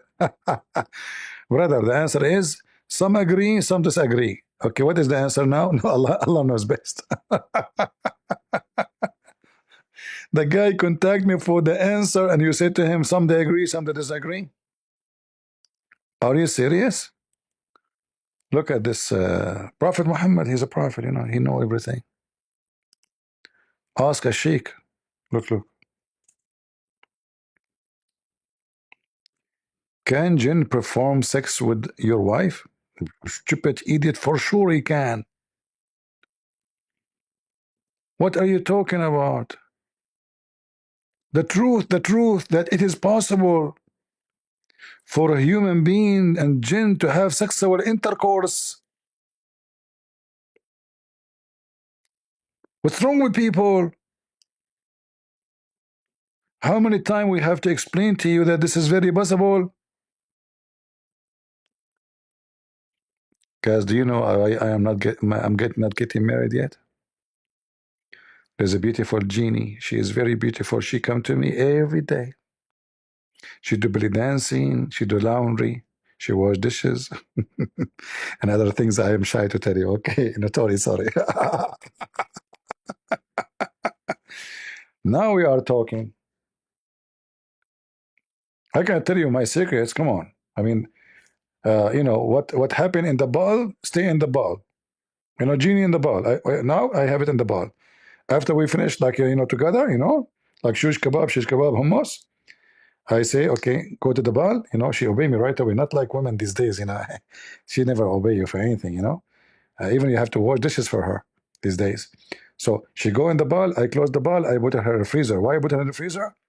Because she is a genie coming from the Eskimo. She cannot handle hot weather, even though she is so hot. But she likes to stay and sleep inside the freezer. It's dark there, and it's very icy. And that reminder of her hometown. It's called Eske and Mimo.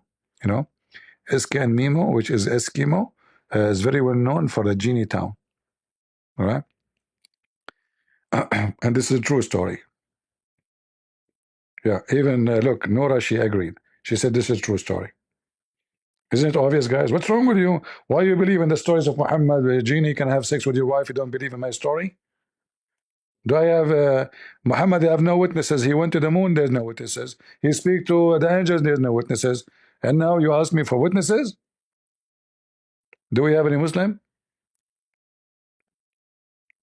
Who is a Muslim would like to tell us about your wife having sex with a genie? So the guy, he's saying, my wife, she's having sex with a genie.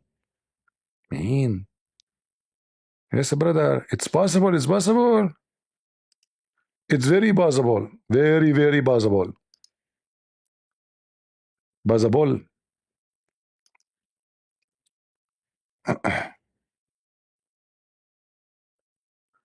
How sexual intercourse with jinn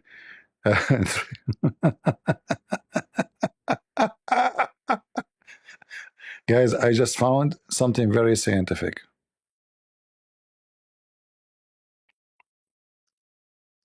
Let me show you. According to Muslims, the women have miscarriage because she have sex with a genie in her dream, which means when she is asleep. How sexual intercourse with jinns in dreams causes miscarriage and infertility.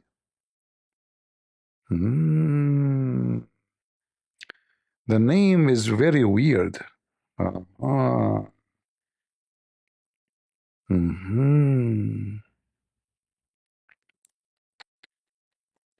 Syndrome. And look, science, this is science.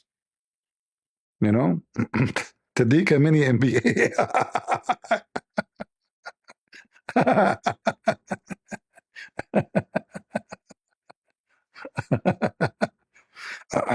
And here, but here they are talking about mental condition, you know.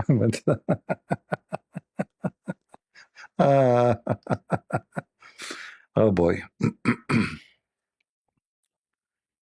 Do we have any Muslim? Look, I found another study here.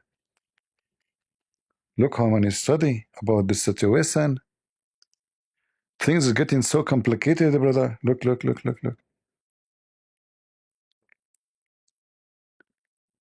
Is it possible for jinn and a human to be intimate together? For sure it's possible. And here they count for you the verse from the Quran and the interpretation for the verses. Man, yeah. The scholars say this is possible for the male and jinn to have sex intercourse with the female and the human. Man. This is a lot of studies. All of this is true.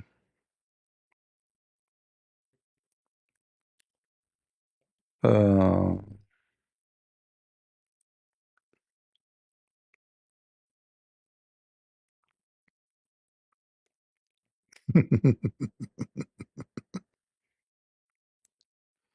boy.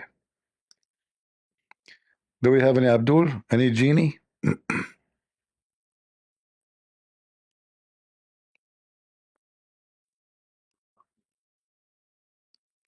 Hey Muslims, I'm getting sleepy. Come on.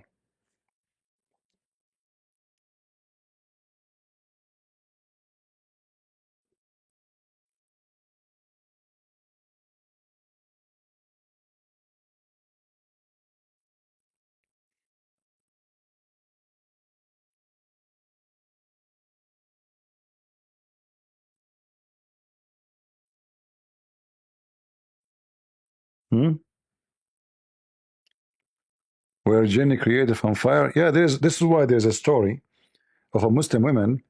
Her husband, he suspect that she's having sex with a genie because, you know, he called the sheikh. He asked him. He said, I opened the door over my wife's bedroom, and I found her pubic area catching fire, and she was like doing things, you know. So the sheikh, he said to him, brother, obviously your wife, she is having sex with a genie, right? And because the genie is made of fire, so this is why she catch, like her pubic area catch with fire, because he is made of fire, you know, which is true. This is scientifically true.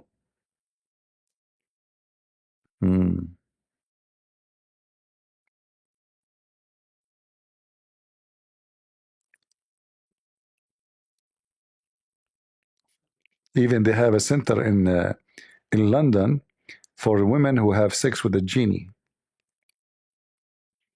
You can go to the mosque, you know, and even it's called the Ashiq jinn, which means a loving jinn, which means the jinn he like to sleep with you.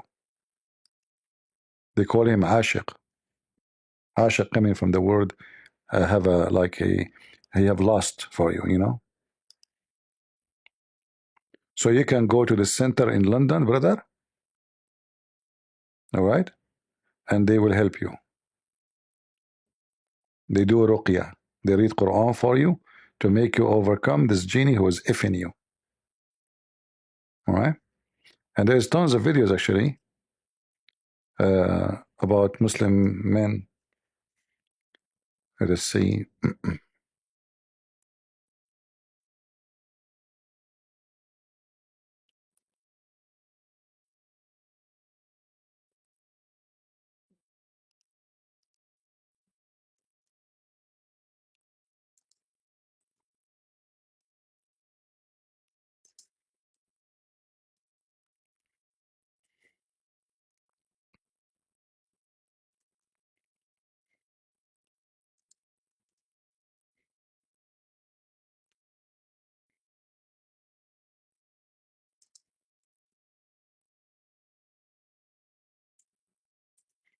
Let us see here.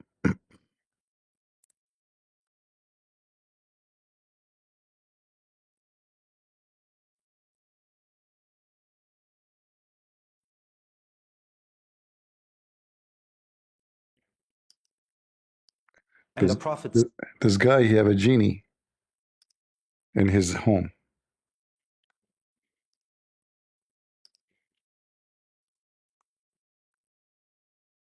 Look at the genie. Do you see the jinn? لا إله إلا الله ولا حول ولا قوة إلا بالله العلي العظيم ولا حول ولا قوة إلا بالله العلي العظيم ولا حول ولا قوة إلا بالله العلي العظيم ولا حول ولا قوة إلا بالله العلي العظيم بسم الله على بركة الله اللهم صل وسلم وبارك على سيدنا محمد اللهم صل وسلم وبارك على سيدنا محمد صلاة تفتح لنا باب الرضا والتيسير وتغلق لنا بها أبواب الشر والتعسير وتكون لنا باب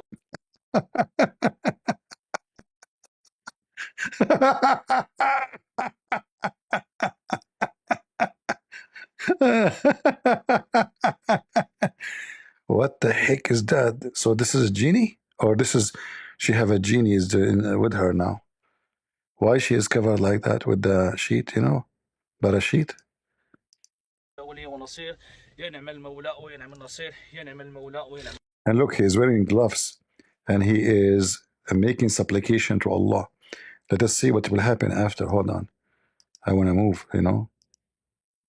What the hell? What is what? في لحظة الضعف ملي كتشارج بطاقة العين كتحصن كتصلي كدير أعمال ديالها بخير وعلى خير وتكرفص السيد وكاين تما استحضاره بإذن الله جل وعلا. المشكل التالي اللي عندها تجديد الأسحار، أسحار الانتقام، أسحار الشتات، أسحار التفريق، أسحار الدمار. عندها الجداول، عندها الطلاسم. The genie is farting.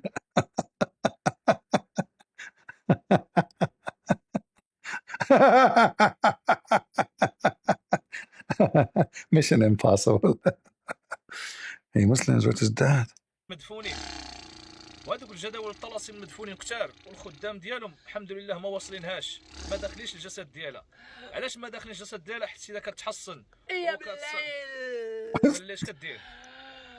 كتقوم الليل وحنا كنرجعوا هاد الناس قيام الليل تحصينات مجتهده حق الاجتهاد. خلاش تصلي الحمد لله السحر ما وصلش.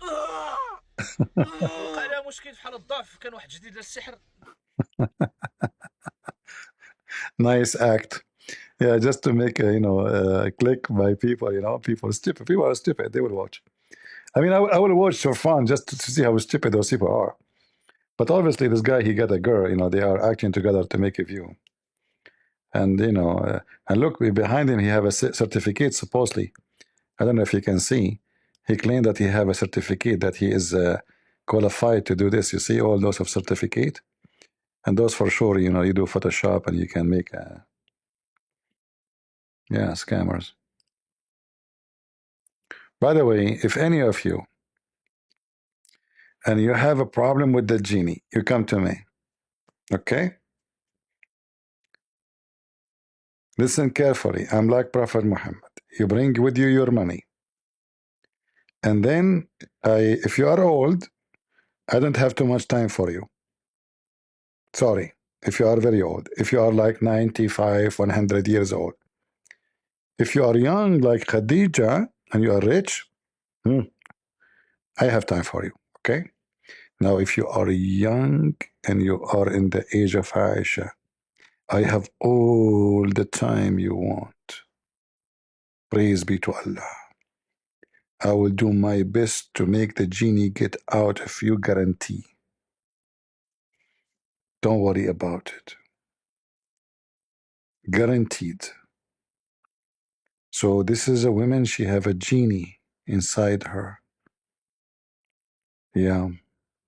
And look at the gloves he's wearing. Oh boy. And I can print from, and what he's hanging there in the wall, guys, what is hanging there? Ah, hold on. Do you see those little cases? I don't know if you can see them. Do you see them? Do you see my mouse? Hold on. Do you see those things? Those, people, they come and they buy them. So you have like, let's say, a genie, or supposedly, you like, let's say a woman, she have her husband, he don't like her. So this guy, he will make ruqya, which means he will write and he will read Quran and other stuff, and he put them in a paper and he put them in the case, and usually either they make you like put them in the food, or under the pillow of the husband, or something like that, and supposedly that will save your problem, and those cost good money, I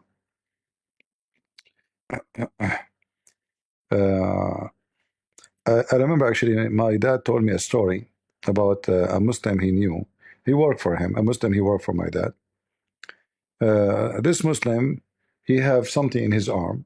It's like something tied up to his arm, and it's inside a little case from leather, and it's stitched. They stitch it very good.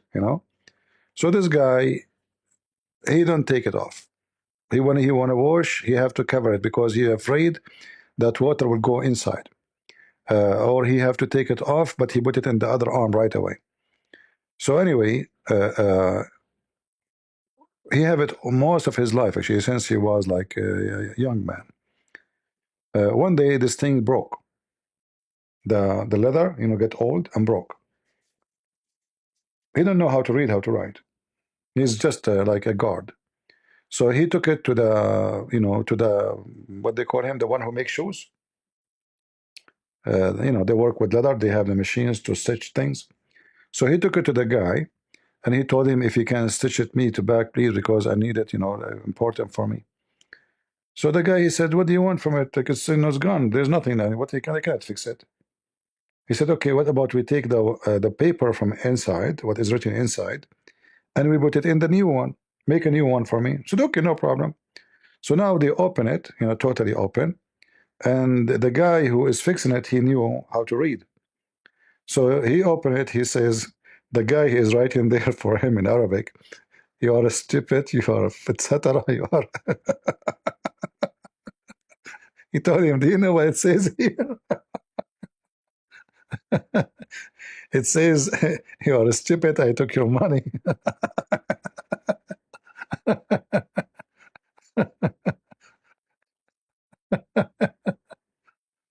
So this poor guy, he was holding this paper in his arm all his life, thinking that it's protecting him from evil, from the genie.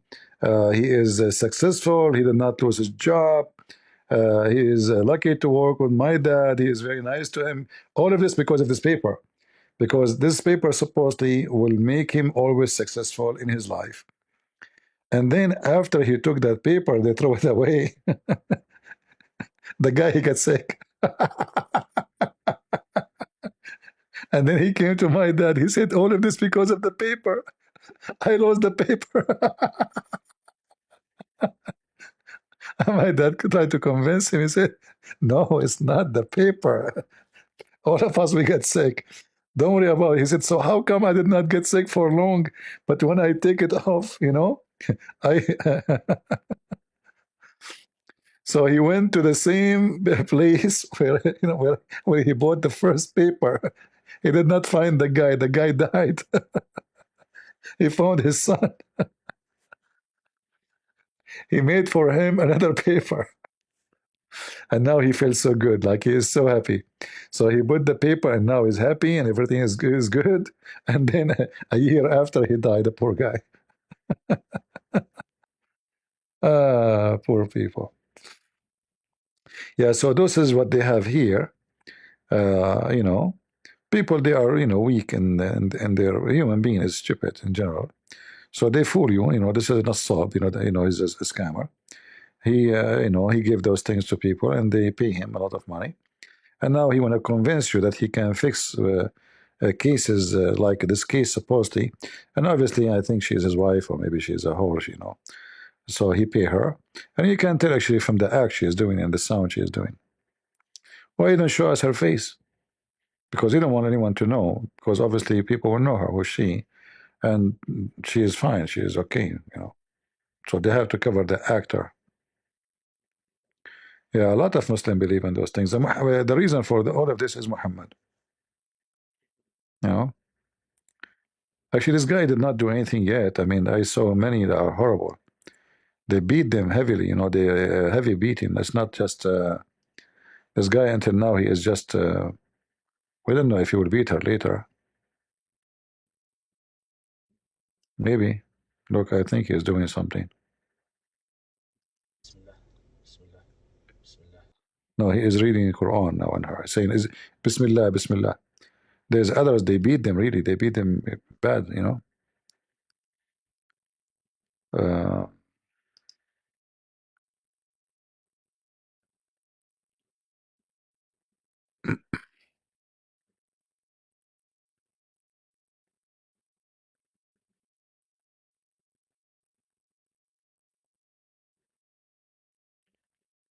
Poor people, instead of taking them to hospitals, or like here, I see a video about a kid sick.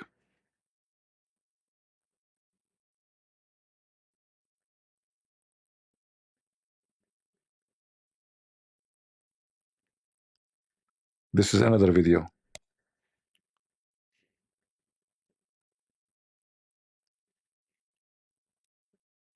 I wish I can play all the videos for you. You would die laughing.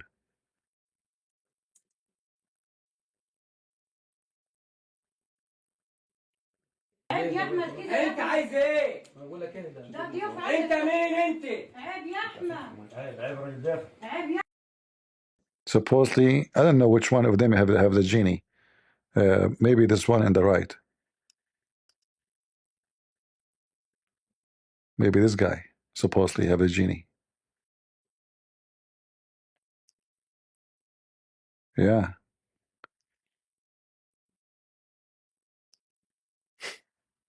Just tell them any story, they will believe it.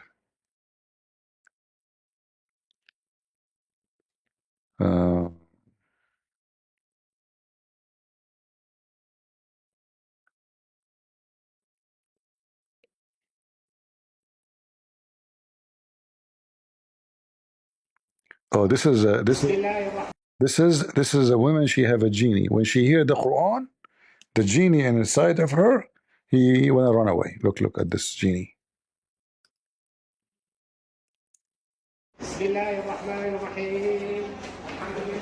She have a genie inside her. Hold her.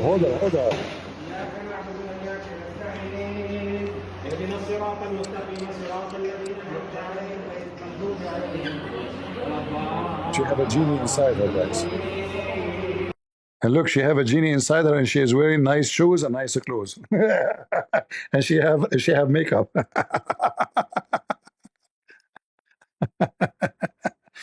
I know. Anyone here have a genie? We have 0 Muslims. Not even one genie.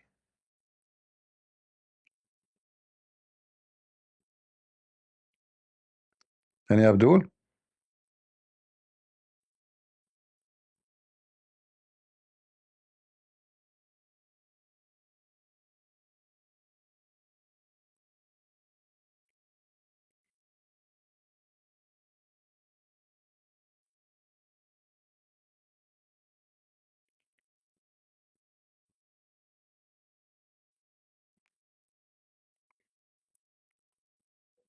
Hey Muslim, do you think I have a genie with me? Muhammad have a genie. Remember the hadith, he said that his genie command him to do good.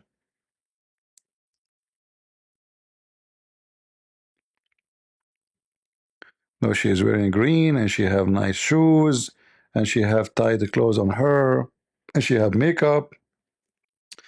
This genie is very careful to look good. Yeah.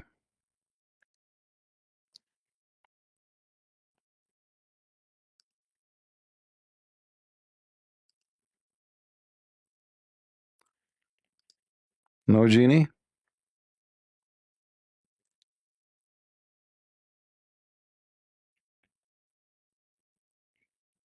I mean, Muhammad himself, he was controlled by black magic, according to Muslims, according to him, for 12 months, and he read the Quran every day. The Quran did not work with Muhammad. Isn't this what the Muslims say? Muhammad, he read Quran every day. So the Quran really protect anybody? No. Otherwise, how Muhammad controlled by black magic? For a year, 12 months.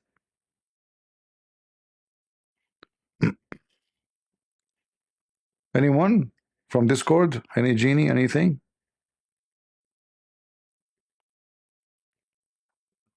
Okay, there's no genie in Discord. We have no luck these days with Muslims. Nobody is calling us. You guys are not inviting Muslims. So is Muhammad in the book of Deuteronomy? Absolutely. He is the false prophet who prophesied in the name of other God, and he gave false prophecy. Every single prophecy Muhammad he made, it come to be false. And anytime, anywhere, anyhow, I challenge Muslims to come and show up here and prove me wrong about their prophecy.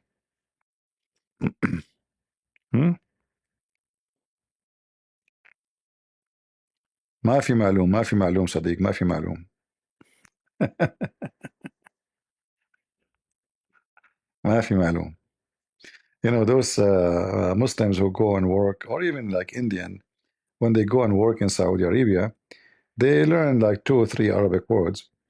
So, like to say to you, I do not know, he say, ما في معلوم, which is very stupid, by the way. In Arabic, no, we don't say that. ما في, ma is like saying no, there's none. You know, fi is in. So none in, and ma'lum mean known. So the whole sentence doesn't make sense together. You know? ما في معلوم. ما في معلوم، ما في معلوم. Oh boy. Any Abdul?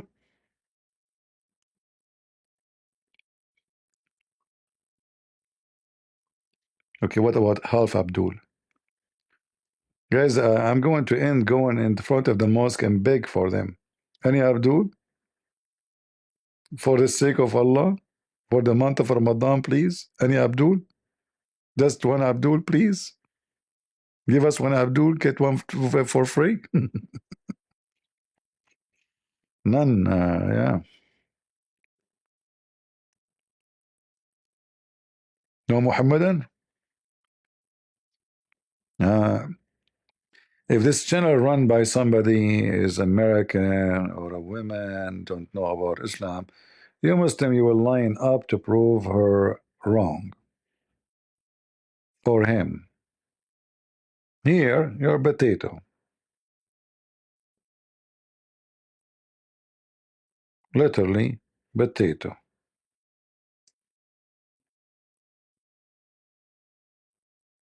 And then you get upset because I call you potato. By the way, today I ate potato. I made a potato with mashed potato with eggs. I don't know if you guys know how to make it. And you put with the tomato, and you put onion, and you put olive oil, and you smash it all together, and you eat it with bread. So see, to me, potato is something good. You know, I call you potato. You're not even potato.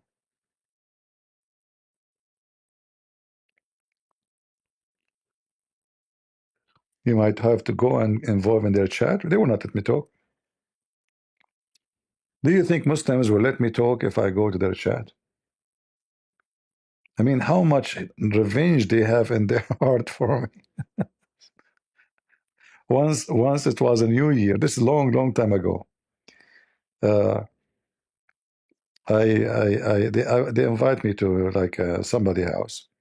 Then I go in Paltalk, speak about Islam. So they ask me, please, can you go and log in the computer to Paltalk? They want to show each other what happened when I go in that chat room. This is the whole idea. So it was a New Year. The whole chat room, Muslim chat room, is snoring, you know, like because the New Year. So I enter. The second they saw my name, the chat room start getting bigger and bigger. And they start cursing me, calling me names, may Allah kill you. And they fight over the microphone. Because you can talk once at a time at that time, not like now. You can talk like 4 or 5 people at the same time. So you have like one person can have the mic in the chat room at the time. So they line up, they put their hand up, and they take the microphone and they start cursing me. May Allah kill you, Christian Prince. May Allah make you mute. May Allah bring you cancer. May Allah make you whatever. So those guys, they start laughing. We laughed for some time. We left. You know, we left. They have the computer in their bedroom. We left in the living room. And I was there until like, you know, middle of the night. It's a New Year. And then it's okay, guys, bye-bye, I'm leaving. But then I remember, I said, that is, hold on, I did not log off of Paltalk. So we went again to the bedroom where he have the computer and to log off. All this time, they still cursing me. I'm not even there. It's just my chat name in the chat room. The room became so big, and they keep all of them one after one. Every one of them come into the mic and curse me, and may Allah kill you. May Allah destroy you. May Allah make your kids whatever. May Allah, very evil people, you know. But those people, they were like really hysteria. I mean, I'm not even there. And I have a red dot, which means I cannot text. They give a red dot, so you cannot take the microphone and you cannot text, you cannot type, you know. So they thought I'm all this time there listening to them, and they are cursing me, you know. But I wasn't. We were there just for a few minutes because those people wouldn't see what would happen when I enter a chat room. What happened when Christian Prince enter a chat room? Let us see, you know. And one of them, he said, you will not ever believe it what you will see. The other one, he said, what would happen? What do you do? What are you talking about? He said, you will see. So you say to me, go to their chat rooms, they will never let me go.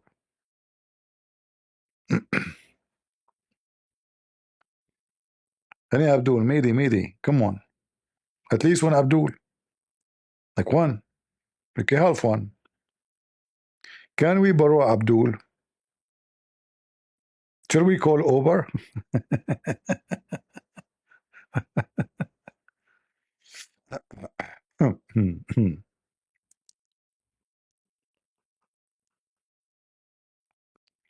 Oh boy.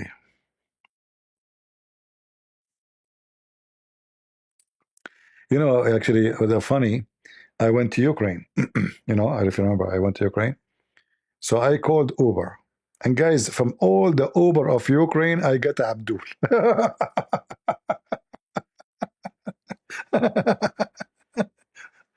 And he was not even a Ukrainian, you know, he is a foreigner, he is working there.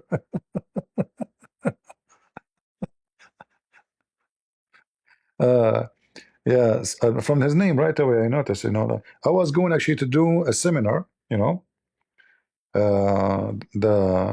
This church, they told me, we'll come and pick you up. I said, no, don't do that, you know. I'm trying not to make them spend money to come and bring me in. Yeah, I will go. I said, just give me the address, and I will give it to the driver. So I called the Uber. It turned to be he don't even know. I mean, this guy don't even speak Ukrainian. I said, so Abdul, you do not know, you know, you don't. So how you drive? I said, usually they are, you know, Ukrainian. They tell me where to go, like go right, go left, or they type for me in the phone the address, and I just follow the map. But you cannot type for me, and I do not know where to go. So I drop out and I call other guy. Abdul. I think he was, I forgot which country he was from, maybe Morocco or something like that. Yeah, funny. No. He is. I think he is a student and he's working like part-time maybe. But he is now in the stage learning. He's trying to learn the language. He doesn't speak the language yet, which means he did not start studying. But he have to go to school first to study the language. I think he was working not legally, you know, because I don't think in Ukraine you can work as a foreigner without if you're a student. Yeah, he said he gave me, you know, he spoke to Ukrainian word. He gave me the phone to type the address, you know.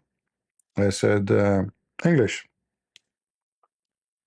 I said no, my English not good. I said, you speak Arabic? He said, yeah.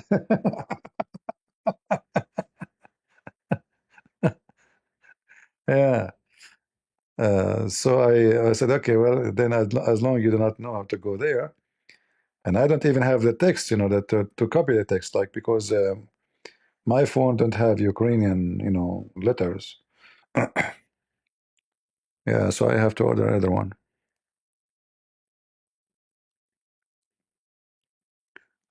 If I call Uber and Zakir Naik is the driver, man, that would be fun.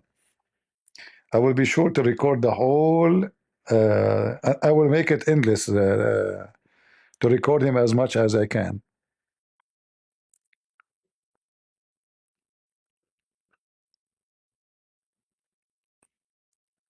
No, he was a simple person. He did not do anything wrong, but he don't speak good Ukrainian. But it's funny. I mean, from all the Ukrainian in Ukraine, I got nothing but Abdul.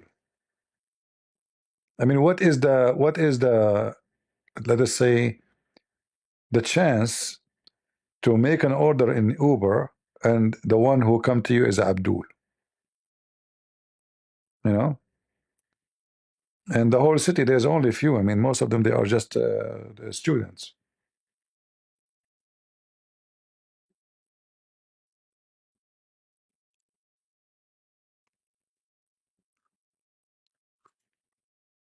Yeah, it's your luck.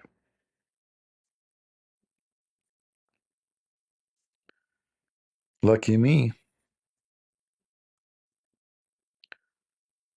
Nobody?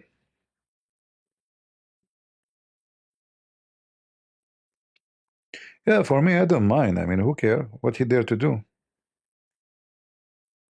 No, what he dare to do?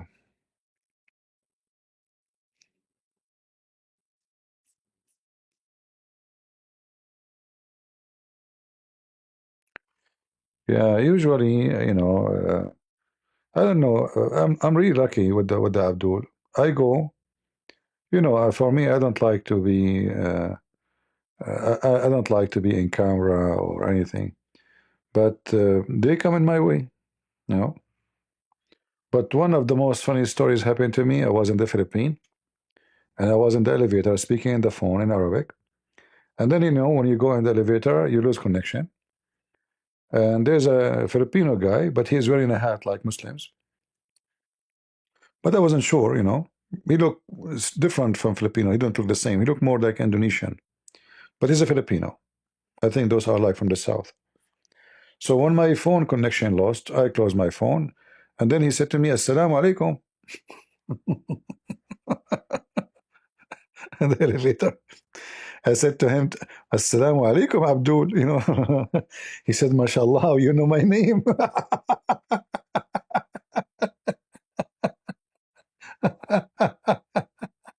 You should see his face, you know. He said, MashaAllah, you know my name. I said, I know your name. You look at me, you understand. He said, really, how you know my name? I said, so you're Abdul, right? He said, yeah, I'm Abdul, but how you know? You know? To me, this is real name. And then he said to me, I'm glad to meet an Arab Muslim. I said, I'm not a Muslim. I'm an Arab, but I'm not a Muslim. He looked at me. He said, what? I said to him, A'udhu billah, I'm not a Muslim, you know. He said, what do you mean? I said, I am a Christian. I'm not a Muslim. I'm an Arab, yeah, but I'm not a Muslim. He was shocked. He said, there's Arab, they are not Muslims? I said, oh, a lot, millions. You know, and a lot of people live in Islam. You want me to show you? So we were going up, and then we we arrived to that destination. We hit the bomb, and then we went down, and we went all the way.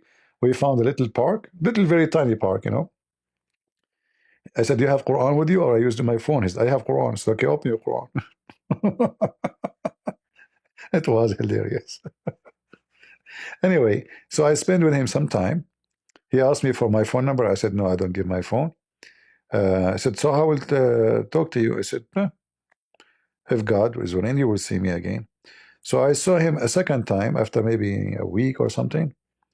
He was with his wife in the mall, and he looked at me. He want to tell me, like, don't talk to me. He don't want to tell his wife about what happened, because when I spoke to him, he could not believe that the Quran is full of errors. And you can tell almost he left Islam. His wife, she was wearing burqa. I mean, those are supposedly. And the funny is, you see those Asian Muslims, they dress way more Islamic more than the Arab. The Arab don't care really no more.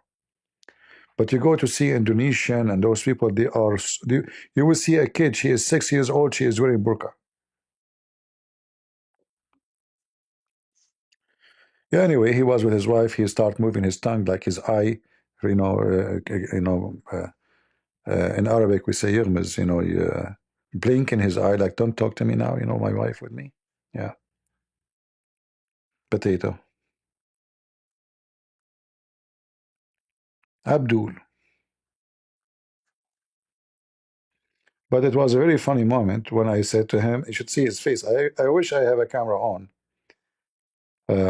When I said to him, Wa alaikum assalam, Abdul, his eyes, his eyebrows, like, huh? What? MashaAllah, how you know my name? You don't know that all of you are Abdul, idiot. Oh. No, he's not going to. He don't want me to talk to him in front of his wife, not because it's haram, but he is afraid she will know what happened, because he agreed with me about the Quran is full of errors. He agreed. It did not take me long actually to show him how stupid the Quran. And then when he say this verse means something different, maybe I open for him from my phone, and I show him Ibn Kathir, I show him etc. He knew little Arabic, not much.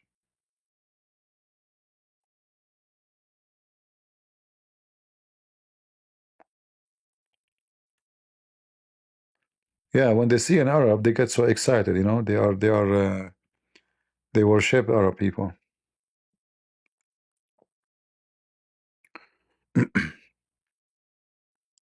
No Muhammadan? We have Discord open all this time, not a single Muslim. I guess the title was not good. Maybe I should have changed the title next time. Make it Susu and Lulu debating Islam. Too bad the Discord, when you open a chat room, there's no image to put, like, put an image of some female, like booby trap.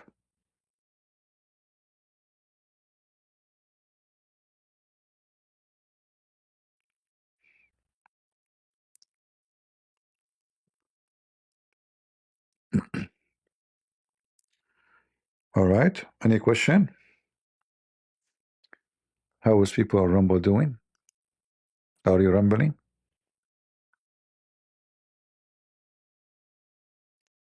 Actually, once I have a funny story, which is very, it was very strange actually. So I saw a guy. His name is a Muslim name, and obviously he is a Persian.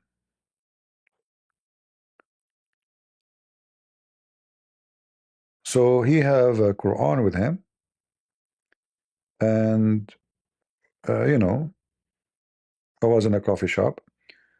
Again, I was speaking Arabic on the phone. He was looking at me, and then he waved his hand. Hello. I said hello. It's just not far. And then he said to me, can I join you? I said sure. So he started telling me about the Quran, which is obvious he's trying to convert me to Islam, right? He said, what do you know about, like, you are an Arab, what do you know about the Quran? I said, you tell me what do you know, you know? He said, no, you tell me what, you know, like, you know. Anyway, to make the story short, for me, I thought he's trying to convert me to Islam, you know? And for him, he thought I'm trying to convert him to Islam. It turned to be he's an ex-Muslim, you know? But he didn't want to start the conversation by like being offensive. He want to just like have a nice, friendly conversation with me to open the topic, to see how far I can go with him. So after like I said, tell me, you tell me first, I tell you first. Yeah, you know, what do you think? Tell me, what do you think about? And then he said to me, well, I don't want to be rude, but I think you know, Islam is not from God. So really, why you say that?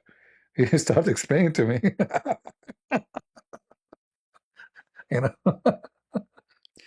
and he started showing me verses from the Quran, and you know, like, and he's an Iranian, you know. I said, but don't you think this is a wrong interpretation? He said, no, I'm not lying to you. I am not lying to you. You know, I will never lie to you. This is the correct interpretation. You know, I said, yeah, I don't believe you. Do you have any proof, any reference? So he said, well, you know, you speak Arabic. What about you open the interpretation and you read it for me? You know, I said, well, it's your duty. You are the one who tried to convince me that Islam is false. You know, so anyway, it was hilarious. After all of this, after all this time, the guy is trying to convince me. I said to him, you know, I was joking with you, but I'm a Christian, but I want you to see how you can how you can convince somebody to believe in Islam, to see if you are really good. I said, oh, really? I said, yeah, I'm a Christian. He said, no, you're joking. I said, no, I'm a Christian. In fact, let me show you my channel. And then I showed him my channel. He looked at it. He said, I never saw this channel before, but I heard videos before from the same person. I said, I am the person. This person is me. You know. He said, no, no. I said, it's me. Okay, listen to him. Listen to me. Still, he did not get it. He said, I heard some videos of this guy, but I didn't know his channel. This is the first time I see his channel. I said, this guy is me. This is my channel, you know. I'm just showing you because you don't believe me that I am not a Muslim. I'm a Christian. Yeah. But he was good, actually. He's an ex-Muslim. He's from Iran. And he speaks little bit Arabic, not much too. And I told him to go to my channel, like Arab for Christ, to learn how to read Arabic better. So he can be, you know, it can be more useful for him. Yeah, good guy, actually, very good guy.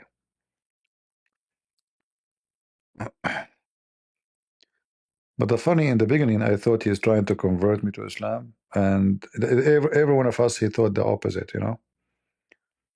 I thought he's a Muslim. He thought I'm a Muslim. It turned to be neither me, neither him. And he's a Christian already, actually. Yeah.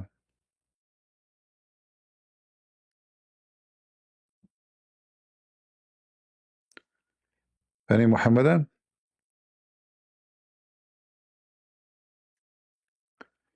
Yeah, you meet a lot of, you know,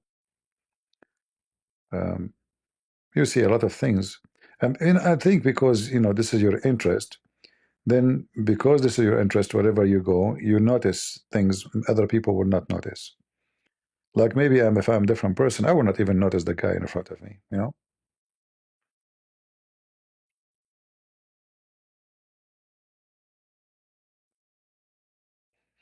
Other guy in the Philippines, he, but that guy, it was a different story.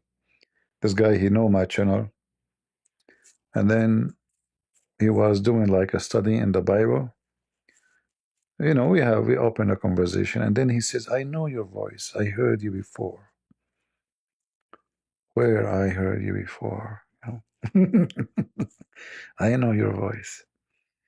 I said, I don't know. You know, see. Yeah, and then, you know, he said, are you Christian Prince? You know? Yeah, and then he called his wife. He said, guess who's here with me? She said, who? He said, guess. Just guess. She said, who? He said, just guess who is with me. She said, Christian Prince, huh? I was shocked, actually. It turned to be this guy because he kept listening to my videos. He said to me, I watch your videos every day for long, many hours sometime. Let me call my wife. Let me call my wife, you know. So his wife, she was like, because he listened to my video, she said to him, who? He said, guess who is with me? Who? And I thought it's a prank. I thought it's a candy camera. This guy, he knew me already, you know. I mean, there's no way he will call his wife and she is not there. And he said to her, guess, and he just find out I'm a Christian Prince. And then his wife, she would say to him, who? Christian Prince? Yeah. He said, yes. Okay. Call me later. He said, no, he's here. No, he's here. Talk. I said, what is it? I said, just say anything, you know. So I said, hello. He said, hello. I said, how are you doing? He said, who is this? I said, Christian Prince. He said, no. I said, yeah. He said, let me talk to him. He said, I told you he's here. I'm not, you know. He said, don't do those things with me, you know. I said, he's here. Talk to him. So she thought maybe he's playing like an audio or something. He said, he is here. Can I open the camera? I said, no, you cannot open the camera.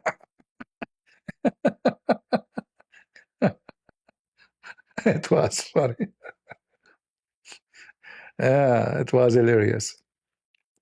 And the guy want to take me to his home. He want to invite me for dinner later. He want to invite his friends. There's many of them, they knew me. He told me, what are you doing here? I said, I'm doing a seminar. He said, can I attend? I said, no. He said, why I cannot? He said, because I cannot invite you. They have to invite you. Give me your name and your phone number. And if they are willing to invite you, I cannot invite people. Sorry. Yeah.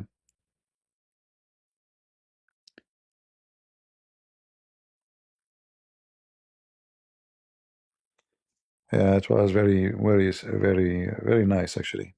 It have a nice feeling, by the way, like when you see people recognize you. People recognize you by my voice. They don't know how I look like. The guy, the second I start talking to him, he started looking at me. And he said, I heard you before. You know? And he was I'm talking, explaining to him, and he's still thinking. Yeah, if your voice is easy to recognize, you cannot hide it. There's many people, their voice is normal. I mean, like average, like everybody. But some, their voice is different. It's very easy to recognize.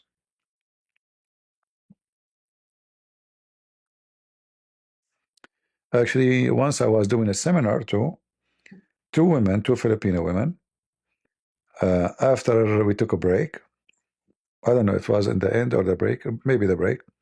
So I was shaking hands with people, you know. They came to shake hands with me. So there's two women.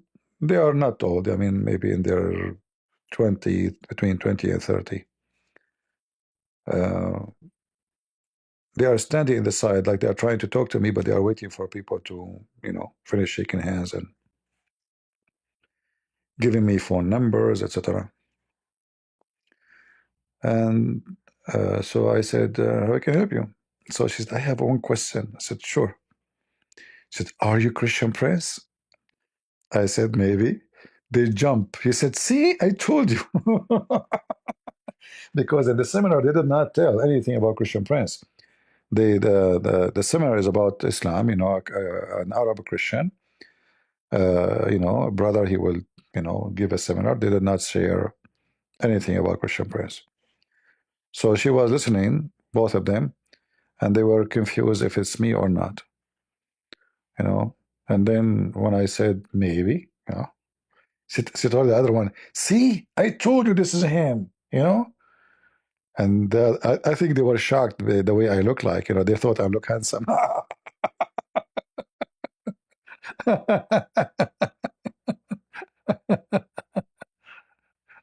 Oh boy. Yeah. So when you go, you will encounter a lot of things like this.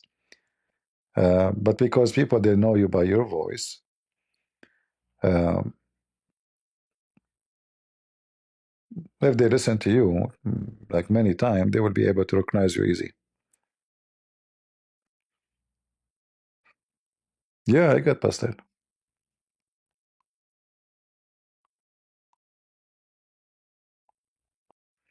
The funny ones in a Filipino church after a seminar, they have my books. I give them my books for free, you know, to sell it for free. We printed, I don't know how many books. I gave them the money to print. And then after the seminar, we start giving, you know. But the funny I found, there was a book printed by a Christian charity, and the book is speaking good about Islam next to my book in the same table. So I took this book after the seminar and I was reading. I said, what is this? They said, this is a book we give out. I said, but this book is saying Muhammad was a prophet, and the Filipino, they took the land of the Muslims. You know, it's a total propaganda. So what happened, the idiot who worked in the you know, for this Christian charity, he copied from the internet what Muslim they say, and he put it in a book, and supposedly this is to be introducing the Christians to Islam, right? Yeah. There is somebody there, he knew exactly my age. MashaAllah, MashaAllah, you're a genius. I say.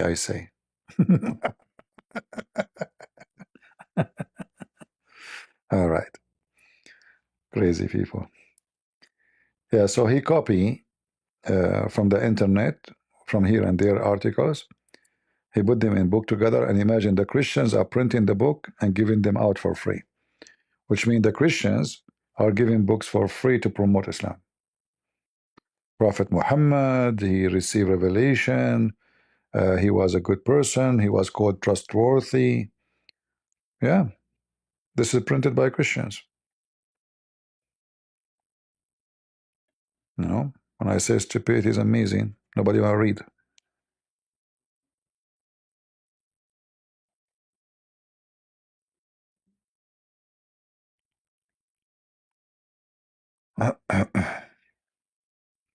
Yeah, I make fun of my look, but doesn't mean I look so scary. I mean, I look scary, but not that scary, you know. I mean, it's scary, but not so scary, you know. You know the thing, you know.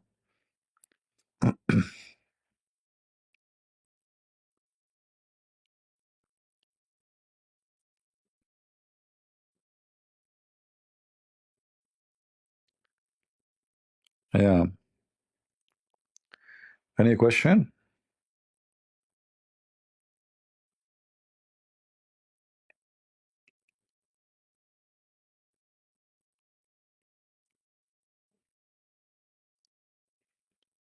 Actually, first time I went to the Philippines, I met with those people who invited me.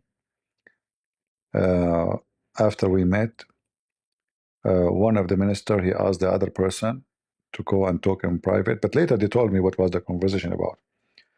So later, a while after, they told me, like when we met you first time, that this person, he asked us to talk in private, and he asked how we can confirm that this is a Christian prince.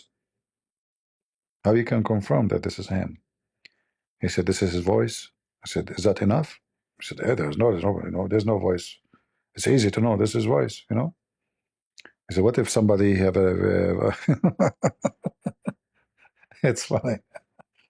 Like how we can confirm that this is a Christian prince.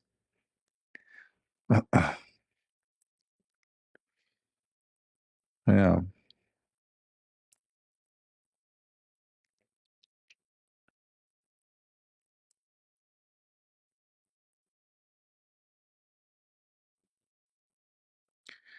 Yeah, many Christians, they make those mistakes.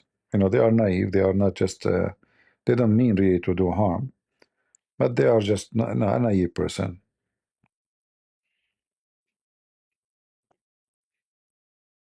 You will find those things always.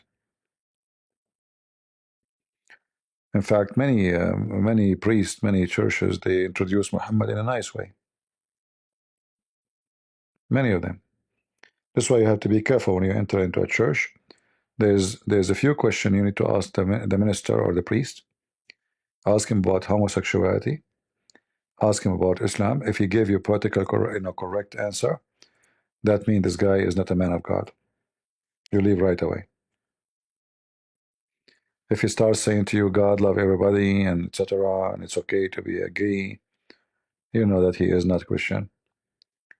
If he say Muhammad, the Muslim, they worship the same God, you know right away he's a false Christian.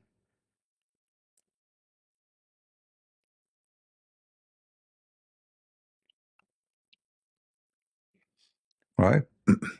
Yeah, anyway, anytime you go to a church, because not everyone says to me, Lord, Lord, So there's many churches, they promote false teaching and they are very much politically correct. Like this false minister who made the speech of Trump. You remember Trump? They brought this wicked woman, you know. She is from LGBT and she claimed to be a priest. And she was scoring Trump about refugee, and they have a Muslim sheikh, and they invited the church. They're very wicked people.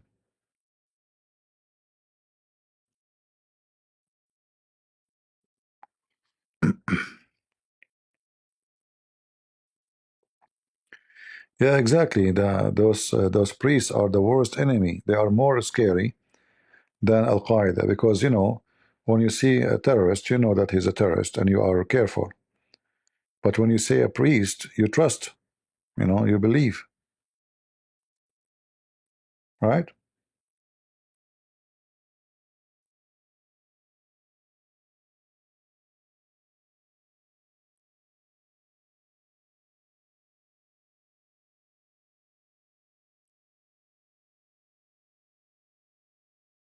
Right? Let's see.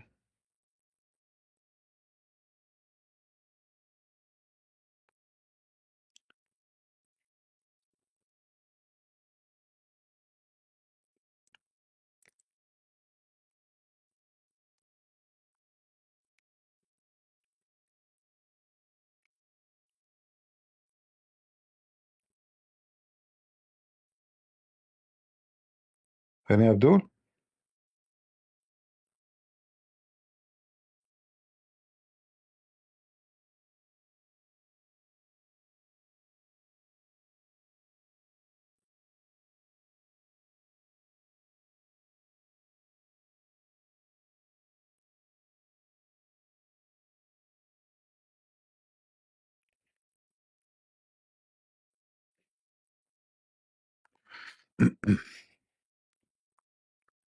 No Abdul?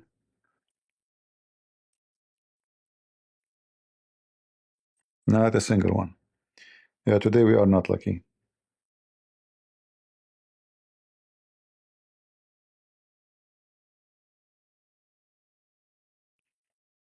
Not lucky.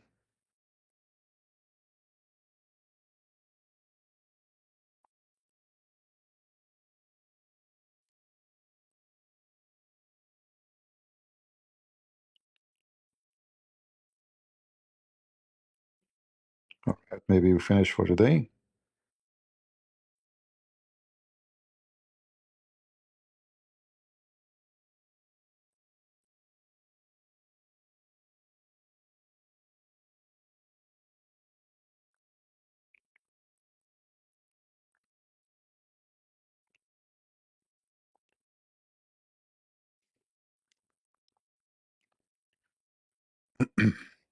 Will they avoid me or not? That will not change anything, you know. So what if they avoid? That will not solve their problem. People are learning, and you will notice now in the internet more and more people, more channels are opening, and more ex-Muslims are, you know, I notice actually there's a big increased number of ex-Muslim opening channels against Islam. Big number, you know. I mean, not long ago, it was very few. I notice even in Arabic, there's many channels in YouTube. They are Muslims, which means they are Muslims who left Islam, or they are Arab, and they are making fun of Islam. Not necessarily all of them they become a Christian, no. Many they are atheists, but that's a good sign, you know. So their problem is getting bigger and bigger. It's not the same no more. All days is over. All right. So I want to say thank you guys for being here. It's getting late for me. We passed already in the middle of night a while ago, and it's going to be morning soon. So I want to say thank you all for being here. May the Lord bless you. And as always we say, God is good. So is Jesus. And we are the crusade. And we prove to you that Muhammad is nothing but a fraud.